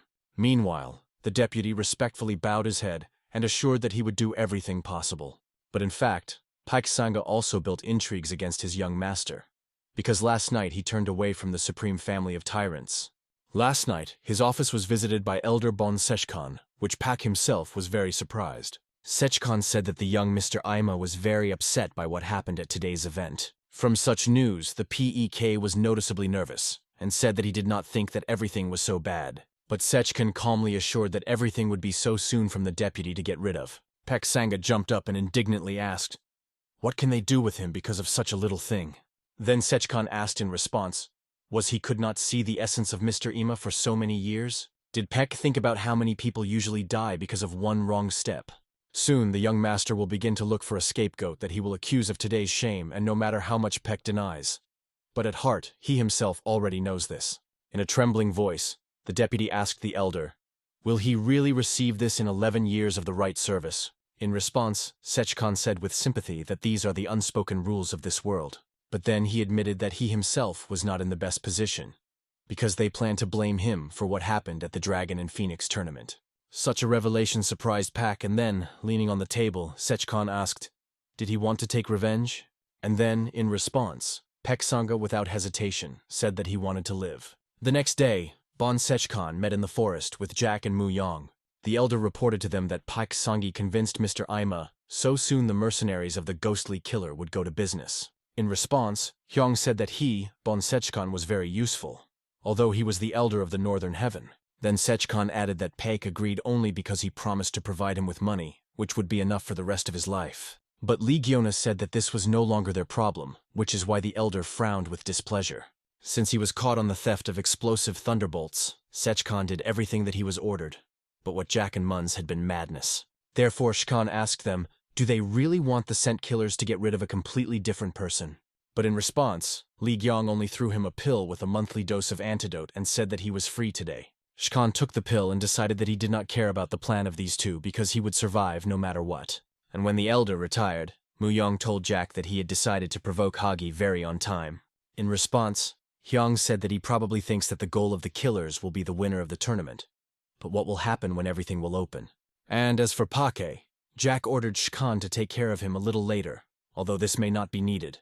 And in the end, Gyun with a grin asked the question, how will the ghost killer be reacted when they will receive an order for such a special person?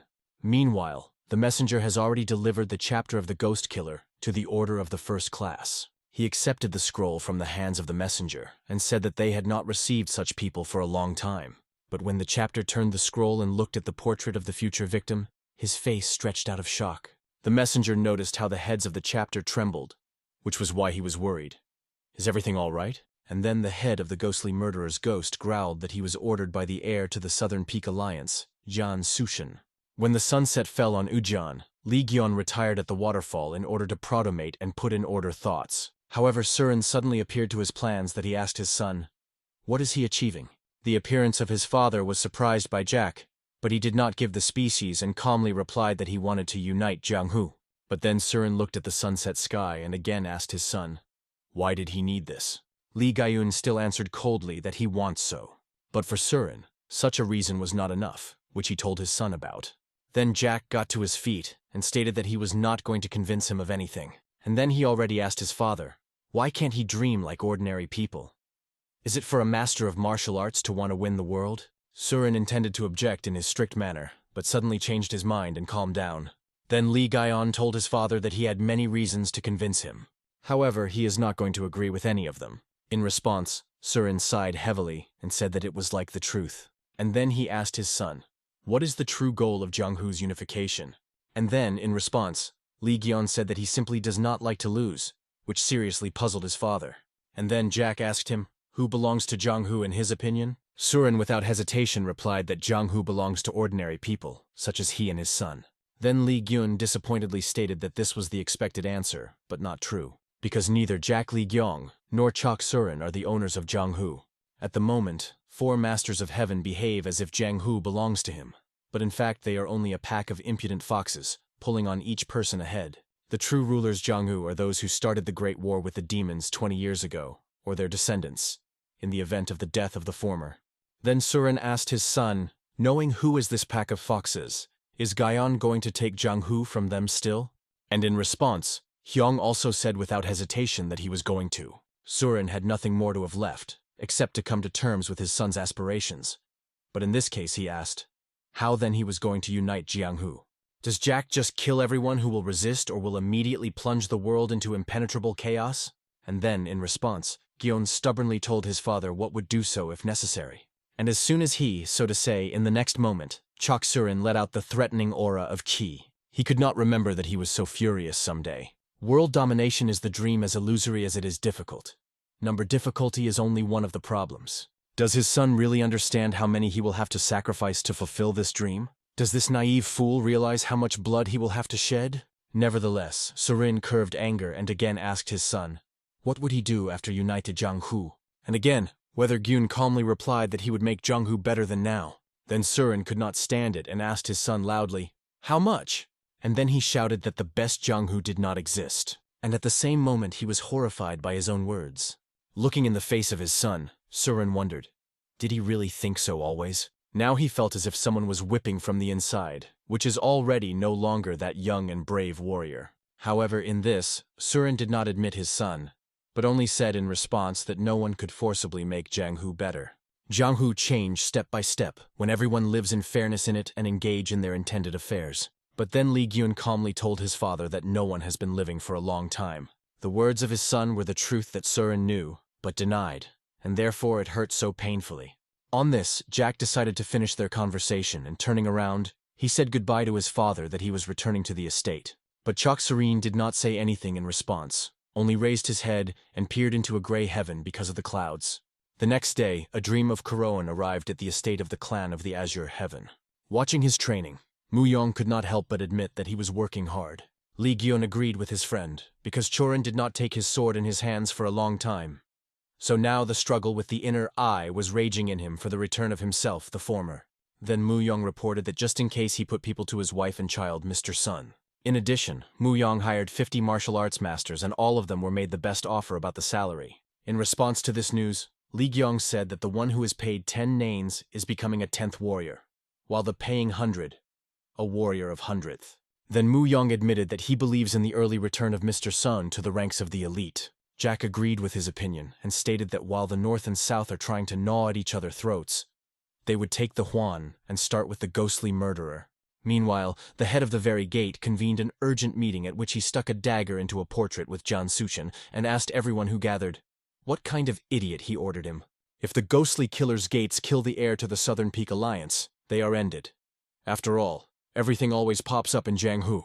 Then one of the killers said that they had another problem. As it turned out, who exactly made the order. And having learned that the same idiot is Hagi from the Northern Heaven, the head could not restrain his shock. And then he realized that they were trying to draw them into a showdown of heirs, or just one of the heads of families' worsened senile insanity. However, the next moment, someone's approaching steps were heard outside the door. And then the door opened, and an old man with a sword entered the head of the head. The chapter did not know this man, but he could confidently declare that he was a true master, because the elder was able to go through protection completely silently. Then the head lifted him from his seat and greeted the invasion, asked where he was from. In response, the elder covered his eyelids and said that he was from the Alliance of the Southern Peak. From these words, everyone at the table started, and even the chapter wondered in surprise. Does the Southern Peak already know everything? And as if reading his thoughts, the elder said that he had heard about one order. In response, the head assured that recently they have a lot of orders, because everyone in this world wishes each other to death, so they do not have to starve. But the elder did not get into his speech and asked a threatening tone, who is the customer? Then the killer closest to the old man tried to explain that they did not have the right to disclose such information. But the next moment, the killer lost his head. The elder cut it off with one wave of the sword, sprinkled the table with the blood, and the rest gathered at the table. and the man's head swept along the entire table and froze right in front of the head of the gate. And then the elder warned that he would kill 5 more, and then he would ask the question again. But despite the threat, the head said that it makes no sense to ask them to reveal the name of the customer. Then the elder restrained his word, and, in the blink of an eye, blessed the remaining 5 at the table. And then, as previously said, the elder repeated his question. And then the chapter was forced to admit that only a wet place would remain at such a pace from his organization. Therefore, he looked into the eyes of the old man and said that the customer was Hagi, from the supreme family of the northern heaven. Meanwhile, the same Hagi looked at the deeds of his hands. He killed Paeksangi, the only person who knew about the order, so this secret will now remain with him in the grave. And using his chi, Hagi made sure that this secret would never be found, falling asleep with the earth's body with earth.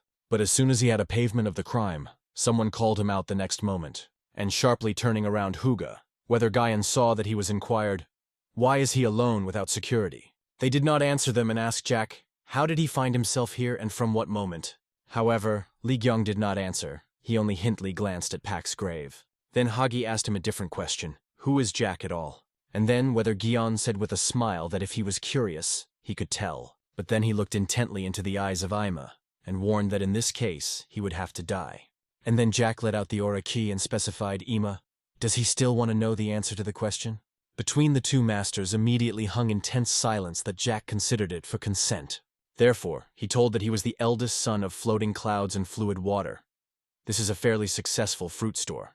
Hagi expectedly did not believe the words of Li Guyan, and asked with irritation what kind of nonsense he carries. Then Jack answered the question with a question, asking how many Hagi had already killed him, and how many were guilty among them.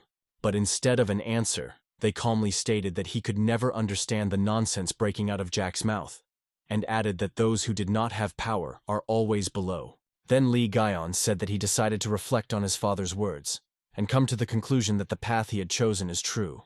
And then, he endowed the heir to the supreme family with a murderous look and with a terrible smile added that he decided so, because Jianghu was full of such scoundrels as Hagi. From such a look and words, they immediately grabbed the hilt of the sword and prepared for battle. But as soon as he expelled the blade, at the same second Li Gyun simply disappeared, as if evaporated in the air. And having returned the sword to the scabbard, Hagi reassured himself to think that it doesn't matter who Jack Li Gyong is. In any case, he would not live soon. The next day I met visitors to the market of Yugen with sunny weather, and it was on this sunny day that Li Guyan and Qin decided to take a walk around the market with Suren. The younger sister Ren enthusiastically stated that she had not been on the market square for many years, and then she thanked Li Guyan, because all this became possible thanks to him. After all, if he had not brought the healer, she would have had to live locked up by the end of days. In response to gratitude, Jack only with a good smile asked the girl to work hard and eat well. This is what she will pay him off. Qin also smiled, watching her sister, and thought that at times Li Guyan was very caring. But the next moment, Jack noticed the girl's gaze and asked, "Why is she looking at him like that?" Ren immediately turned away and burst into a blush, reminded Jack that he was about to buy something.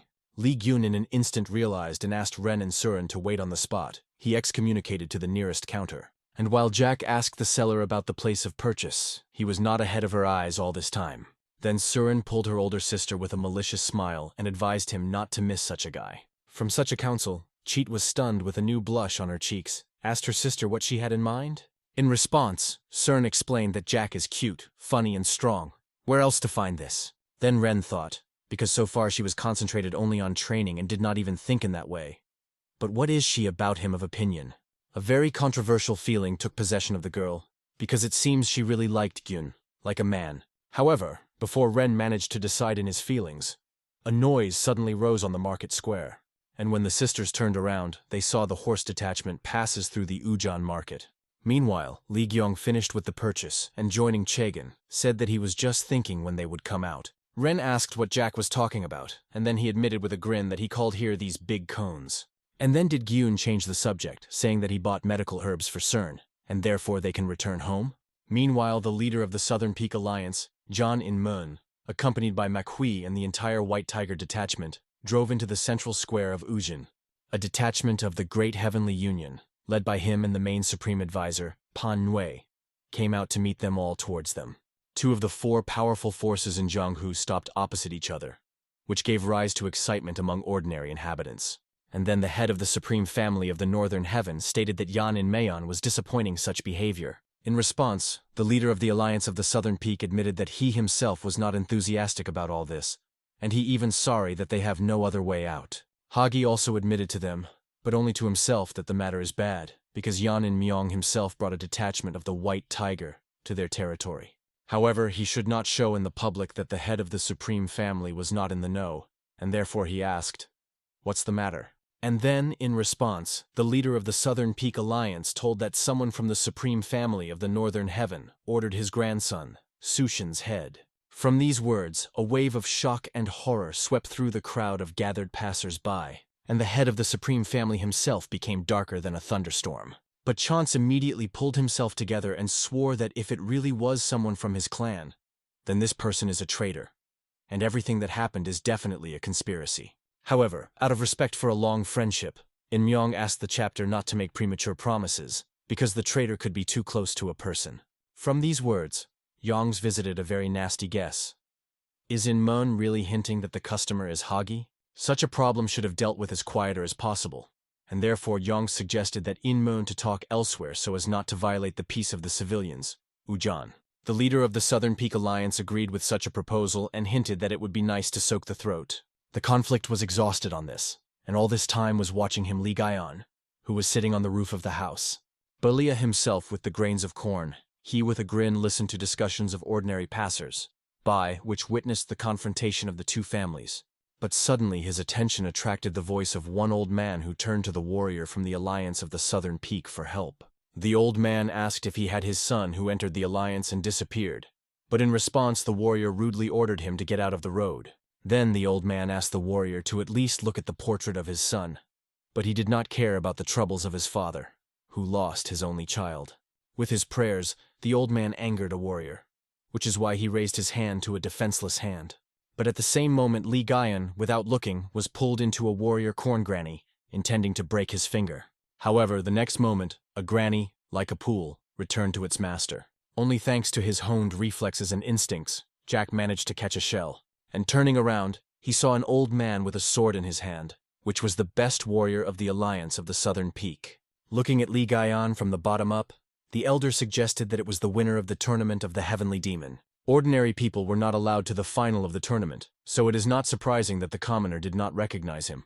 And moreover, despite his young age, the elder felt incredible energy emanating from Jack.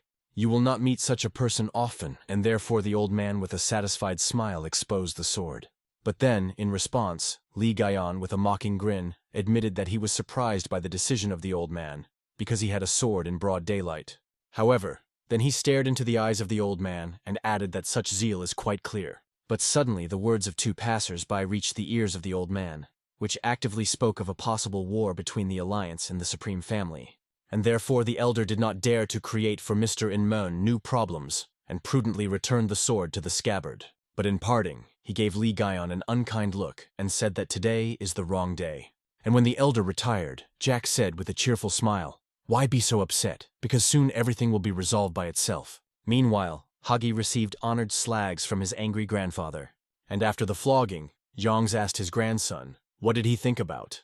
Not only did the heir to the supreme family of the Northern Heaven decided to hire the killer, but he also chose the goal of the heir to the Southern Peak Alliance.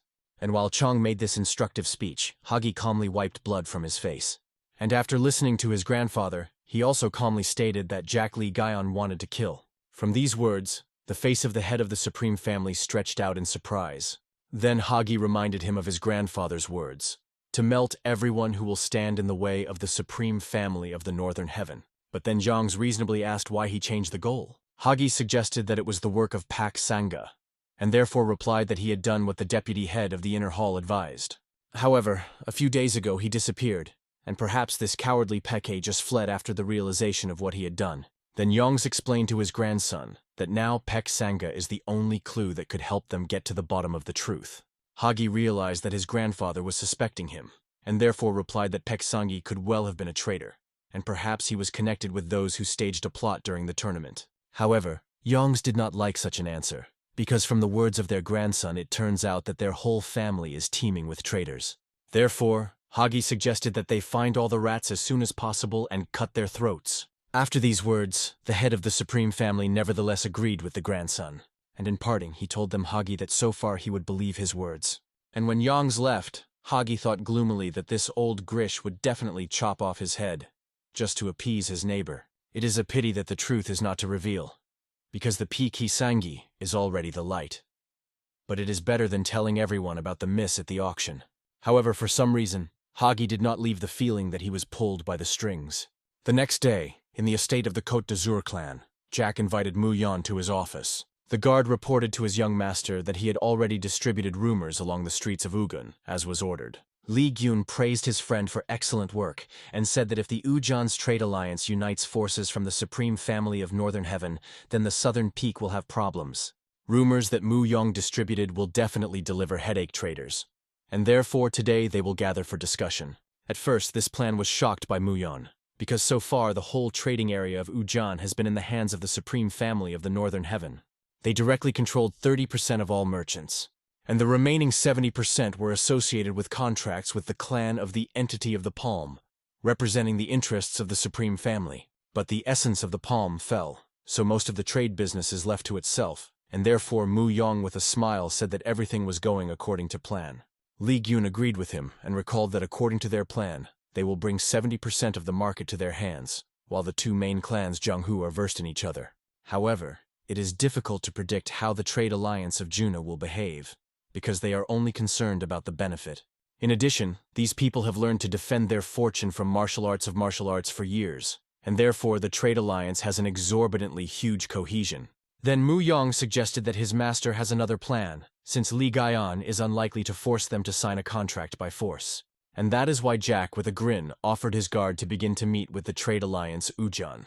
And when the day was replaced by at night, Li Gian and Munz visited the Hall of Collections of a trade alliance, and one of the guards blocked the path to them. And while he explained to Jack that there was no entry without invitations, Mu Yong looked around the rest of the guards, and from what he saw, he thought that it was easier for a trade alliance to hire trained martial artists from the outside than to conclude a long-term contract with mercenaries. Meanwhile, Li Gyun introduced himself and asked the guard to transfer to the heads of the trade alliance that he wants to take part in today's meeting. However, the guard told him that he knew nothing about the estate of the New Wind, nor about Jack Li Gaian, and Jack did not look like a simple merchant, so the guard ordered him to get out. Then Li Gaian reminded the guide of his duties, to report on the arrival of guests. But in response, the guard only sighed tiredly and called Jack a persistent boy, which made Mu Yong angrily creaked his teeth. And then the guard at all with a grin stated that if it weren't for the service, he would have instructed a skinny ass to a young man. Then, in response, Jack curled that he came here for a fight and ordered the guard to pass his message. From these words, the guard squeezed the hilt of the sword to trembling and called Jack with a small bastard. And the next moment he growled that he was not a servant, and immediately brought down a sword on Li Gaian. But at the same moment, Mu Yong easily intercepted his hand, and then he muttered that the guard was too arrogant with the young master. And then the guard to his surprise realized that he could no longer move his hand, and the next moment, Mu Yong knocked the guard with one swift hook. Li Gyun, on the other hand, did not take the eyebrow on the audacity of the guards and, crossing his body, headed for the meeting room, and the rest of the guards rushed to meet him. However, Li Gyun did not stop even when the first of them waved his sword at him. All because Jack had Mu Yong, which would not allow anyone to get closer to his master. He threw the first guard into the pond, but the second already entered from the back. Nevertheless, the attack stealthily did not save the guard from the fist of Mu Yan, and Jack continued to go slowly, while the guards around him fell to the ground one after another. And then he said with a grin that he just wanted to talk, and asked Mu Yan to be softer with the guards. And soon, only two remained on his feet, Mu Yong and his young gentleman. However, behind the door in front, Li Gyun felt the ominous chi of another person. And therefore, with a smile, he warned Mu Yan that they would be a little late for the meeting. Then Mu Yong volunteered to go the door first and offered his young master to rest. But as soon as he touched the door, the last guard with a huge axe chopped it at the same second. Mu Yan had to admit that for his heavy complexion the guard was too fast. However, before he managed to do anything, Li Gyun kicked the guard directly in the face. From the blow, he crashed into the wall and crawled along it to the floor, no longer lifted. The battle ended, not having time to really begin, which sincerely struck Mu Yan. And then Li Gyun turned to him and admitted with a mischievous smile that he had not crushed for a long time. However, before heading further, Jack called out two guards that pretended to be defeated. Mu Yong practically did not beat them, and therefore Jack ordered them to raise them to their feet. And when he finally retired, one of the guards incorrectly asked the second, "Is this guy so strong?" Meanwhile, the heads of the Ujian's commercial alliance were already discussing the problem over their whole, because the conclusion of a deal with the Supreme Family will lead to a conflict with the Southern Peak. Then one of the merchants dared to declare that even if these rumors were true, Ujian is still under the rule of the Supreme Family, so betrayal is not an option. But in response, the second merchant with a mustache jumped up from his place and angrily advised the first to go to the Supreme Family and repent to them. However, before the meeting grew into a scandal, the head of the trade alliance, Yu Sind, with a smile called everyone to calm, and then he asked the merchant with a mustache, "Does not it seem to him that it was somehow noisy outside?" And when Sind found out that the merchant brought the mercenaries with them, he was sincerely worried, because innocent people could suffer. But the next moment someone outside the door asked, could he enter? A mustache merchant was surprised at an unexpected guest, because outside his mercenaries guard the hall. But Yu Sind swallowed a lump in his throat, and only after he ordered the unknown to go in. And then Li Gyun entered the hall, that he was respectfully greeted the head and introduced himself. And unlike mercenaries outside, Yu Sind and the rest of the merchants immediately recognized the winner of the tournament of the Heavenly Dragon. And therefore, Yu Sind, with a warm smile, greeted the young master and apologized for the guards outside. In response, Jack also apologized to everyone for the troubles, while Mu Yong dutifully pushed his chair for his master. Then Yu Sind reasonably asked, what led Gion to the place where the merchants gather? In response, he took a place at the table and said with a smile that he had arrived with the business. Then Jack took out a document from his pocket and put it in front of him on the table. And then he stated that it would be about all the contracts concluded earlier with the clan of the Entity of the Palm, because the clan of the New Wind wants to protect the business of the alliance. Then he transferred the document with the terms of the contract to the chapter, and after getting acquainted with him, Yu Sind said that the conditions are good, but they still could not do this. Then Guyon specified, the whole thing is in the Supreme Family of the Northern Heaven? Yu Sind confirmed his guess and explained that let them sign an agreement with the clan of the Essence of the Palm, but those only intermediaries, and the Supreme Family controls everything. Then Li Gyun told all the merchants at the table that he was the winner of the tournament organized by the Supreme Family and was already founded in June, so he has enough grounds for participating in the affairs of the Northern Heaven. And if someone is interested in details, merchants can simply say that Jack Li Gyong made them sign a contract. From the last words, Yu Sind was agitated and asked Jack, what is he talking about? But in response, whether Gion only got up from the table and asked to think about this proposal, and then report his decision. On this, Jack was going to finish the meeting, but before he managed to go out the door, Yu Sind called him. The head of the trade alliance was obliged to ask Li Gyun, what did he want to get from the union with them? However, in response, he did not say anything, only stared at Yu Sind.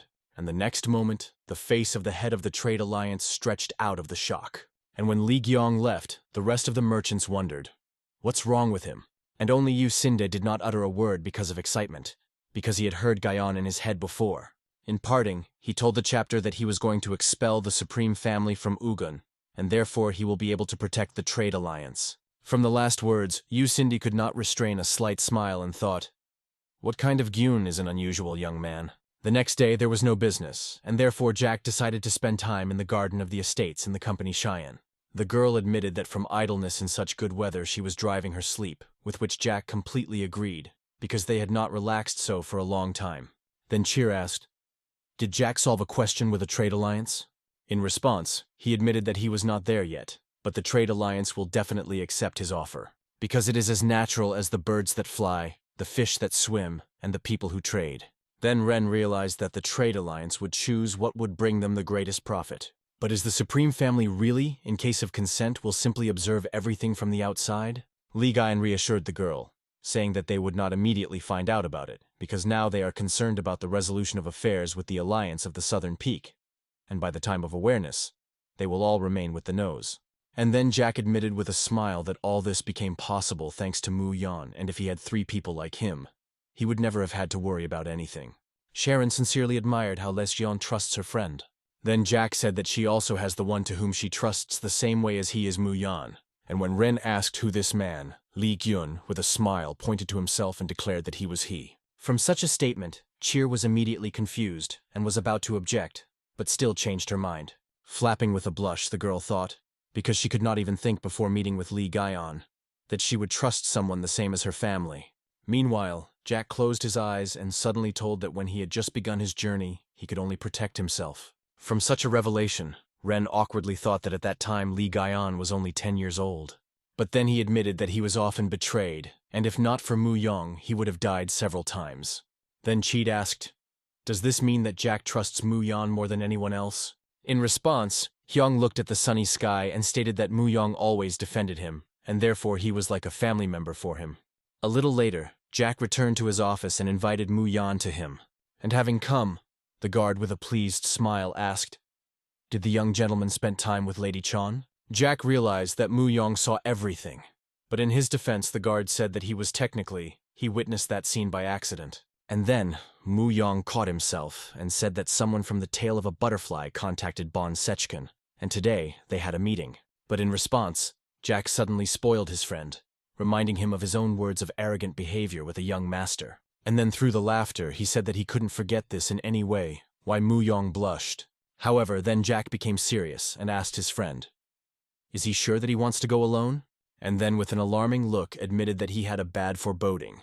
In response, Mu Yong smiled condescendingly and stated that maybe he was inferior to Jack in force, but he was not so easy to overcome.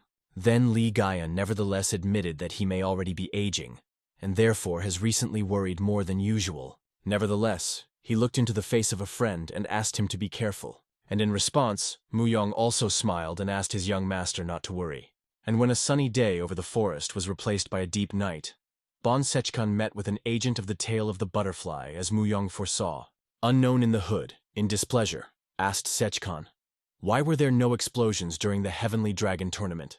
After all, the tail of the butterfly even made Bad Khan the elder of the Northern Heaven.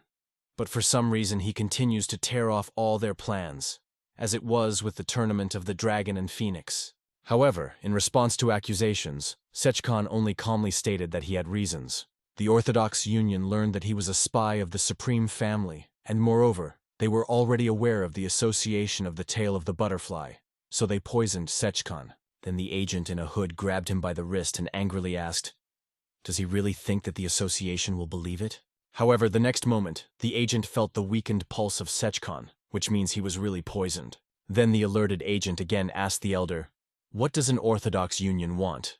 In response, Sechkan admitted that the Alliance wants to know about all the actions of the Supreme Family and the tail of the butterfly.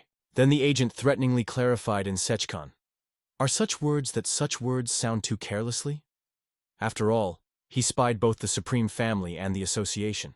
However, in response, Sechkan firmly stated that he trusts more associations of the tail of the butterfly than the Orthodox Union. The agent believed his words and said that he would think about what to do with the elder. At this, the meeting ended, and while Sechkan and the agent diverged in different directions, Mu Yong watched them from the tree. If it weren't for him, Bon Sechkan would have killed his butterfly tail, but this bastard was still useful, so that the guard could not allow him to die. And when Sechkan safely disappeared behind the trees, Mu Yong decided to return to the estate in order to report to the whole young master. However, as soon as he thought so much as in the same second, an agent of the tail of the butterfly struck the back. But, fortunately, his sword did not overtake Mu Yan, which could not be said about the tree. The blow was so strong, and the blade is so sharp that the tree cut down with one wave. Meanwhile, the association agent has already swung for the next blow, but Mu Yong immediately became close to the opponents. And the next moment, he inflicted 3-point strokes into the pain points on his chest. But at the same moment he felt under the agent's cloak what in his form reminded Mu Yona bloody poisonous bombs. If the core of such a bomb is under pressure, it will immediately tear, and therefore Mu Yong instantly bounced away from the enemy. However, contrary to his expectations, the explosion of the bomb did not happen, and the agent continued to curse in pain. And then a hood flew off his head and was sincerely surprised from the leading Mu Yong, because all this time a girl was hiding under the hood, that it was the 14th butterfly of the association. She grumbled displeasedly that she was lucky, since the body was paralyzed only on the right, and with her left hand she took out a signal firecracker from under the cloak. And the next moment, the 14th launched it, illuminating the night sky with a bright flash. Then Mu Yong asked who she calls, and why did not use the technique of self-destruction. But at the same moment he realized that he had miscalculated. And the next moment, Mu Yong barely managed to evade the steel claws of the new enemy. However, his terrible weapon nevertheless touched Mu Yang's shoulder, depriving him of the opportunity to use his right hand. And then Mu Yang guessed who exactly his knew against. It was a peer, also known as a Black Claw, and now an association of the 7th butterfly. He was not backward, so he immediately appeared. But Pyun said the 14th that since she sent a signal, the 3rd was also probably already in a hurry here. Mu Yang heard about the 3rd butterfly of the association for the first time, but he knew one thing for sure. He could not cope with the Black Claw. Therefore, he also launched a signal firewood into the sky. The 14th realized that Mu Yang called for help, and informed the 7th that he was eavesdropping on her conversation with Bon Sechkan. Then the Pyun's Poon growled that it was necessary to kill the spy, and immediately rushed to the attack, but Mu Yang was able to block his claws with a sword. Mu Yang was not afraid of death, but he was afraid that if he died, then the young master would blame himself until the end of his life. Therefore, he is obliged to survive, and with this zeal, Mu Yang pushed the Black Claw away from himself. But in response, he immediately slashed his claws on the left hand of Mu Yang. It became doubly more difficult to fight with wounds. But Mu Yang was not intended to give up and threw himself on the attack through the pain. And soon the night forest, Ujan, was filled with the ringing sounds of the battle. But also soon, the sounds of the struggle smoothly verses, and the forest again plunged into silence. And the wounded Mu Yang rolled his back to the tree and crawled to the ground. Nevertheless, he did not let out the broken sword from his hands. The Black Claw approached the defeated enemy and said with a grin that he was holding for a long time. However, in response to such praise, Mu Yang gave the 7th gloomy gaze from the late, and he mockingly noticed that no one had come to the rescue. Then Mu Yang suggested that the young gentleman did not notice the signal, because this place was too far from the estate of the new wind, and it had long been dark. Meanwhile, the 7th had already swung his claws for a decisive blow, but at the same second he was stopped by the 14th. The girl said that Mu Yang knew too much, and therefore she offered to take him captive and patch out as much information as possible. The 7th liked this idea, which is why he lowered his claws. But Mu Yang was horrified from what he heard. He will withstand any torture, but if the association takes advantage of the techniques connecting the soul or drugs, then in the end, they will learn everything. And then everything that the young gentleman was so carefully prepared is to collapse in the blink of an eye.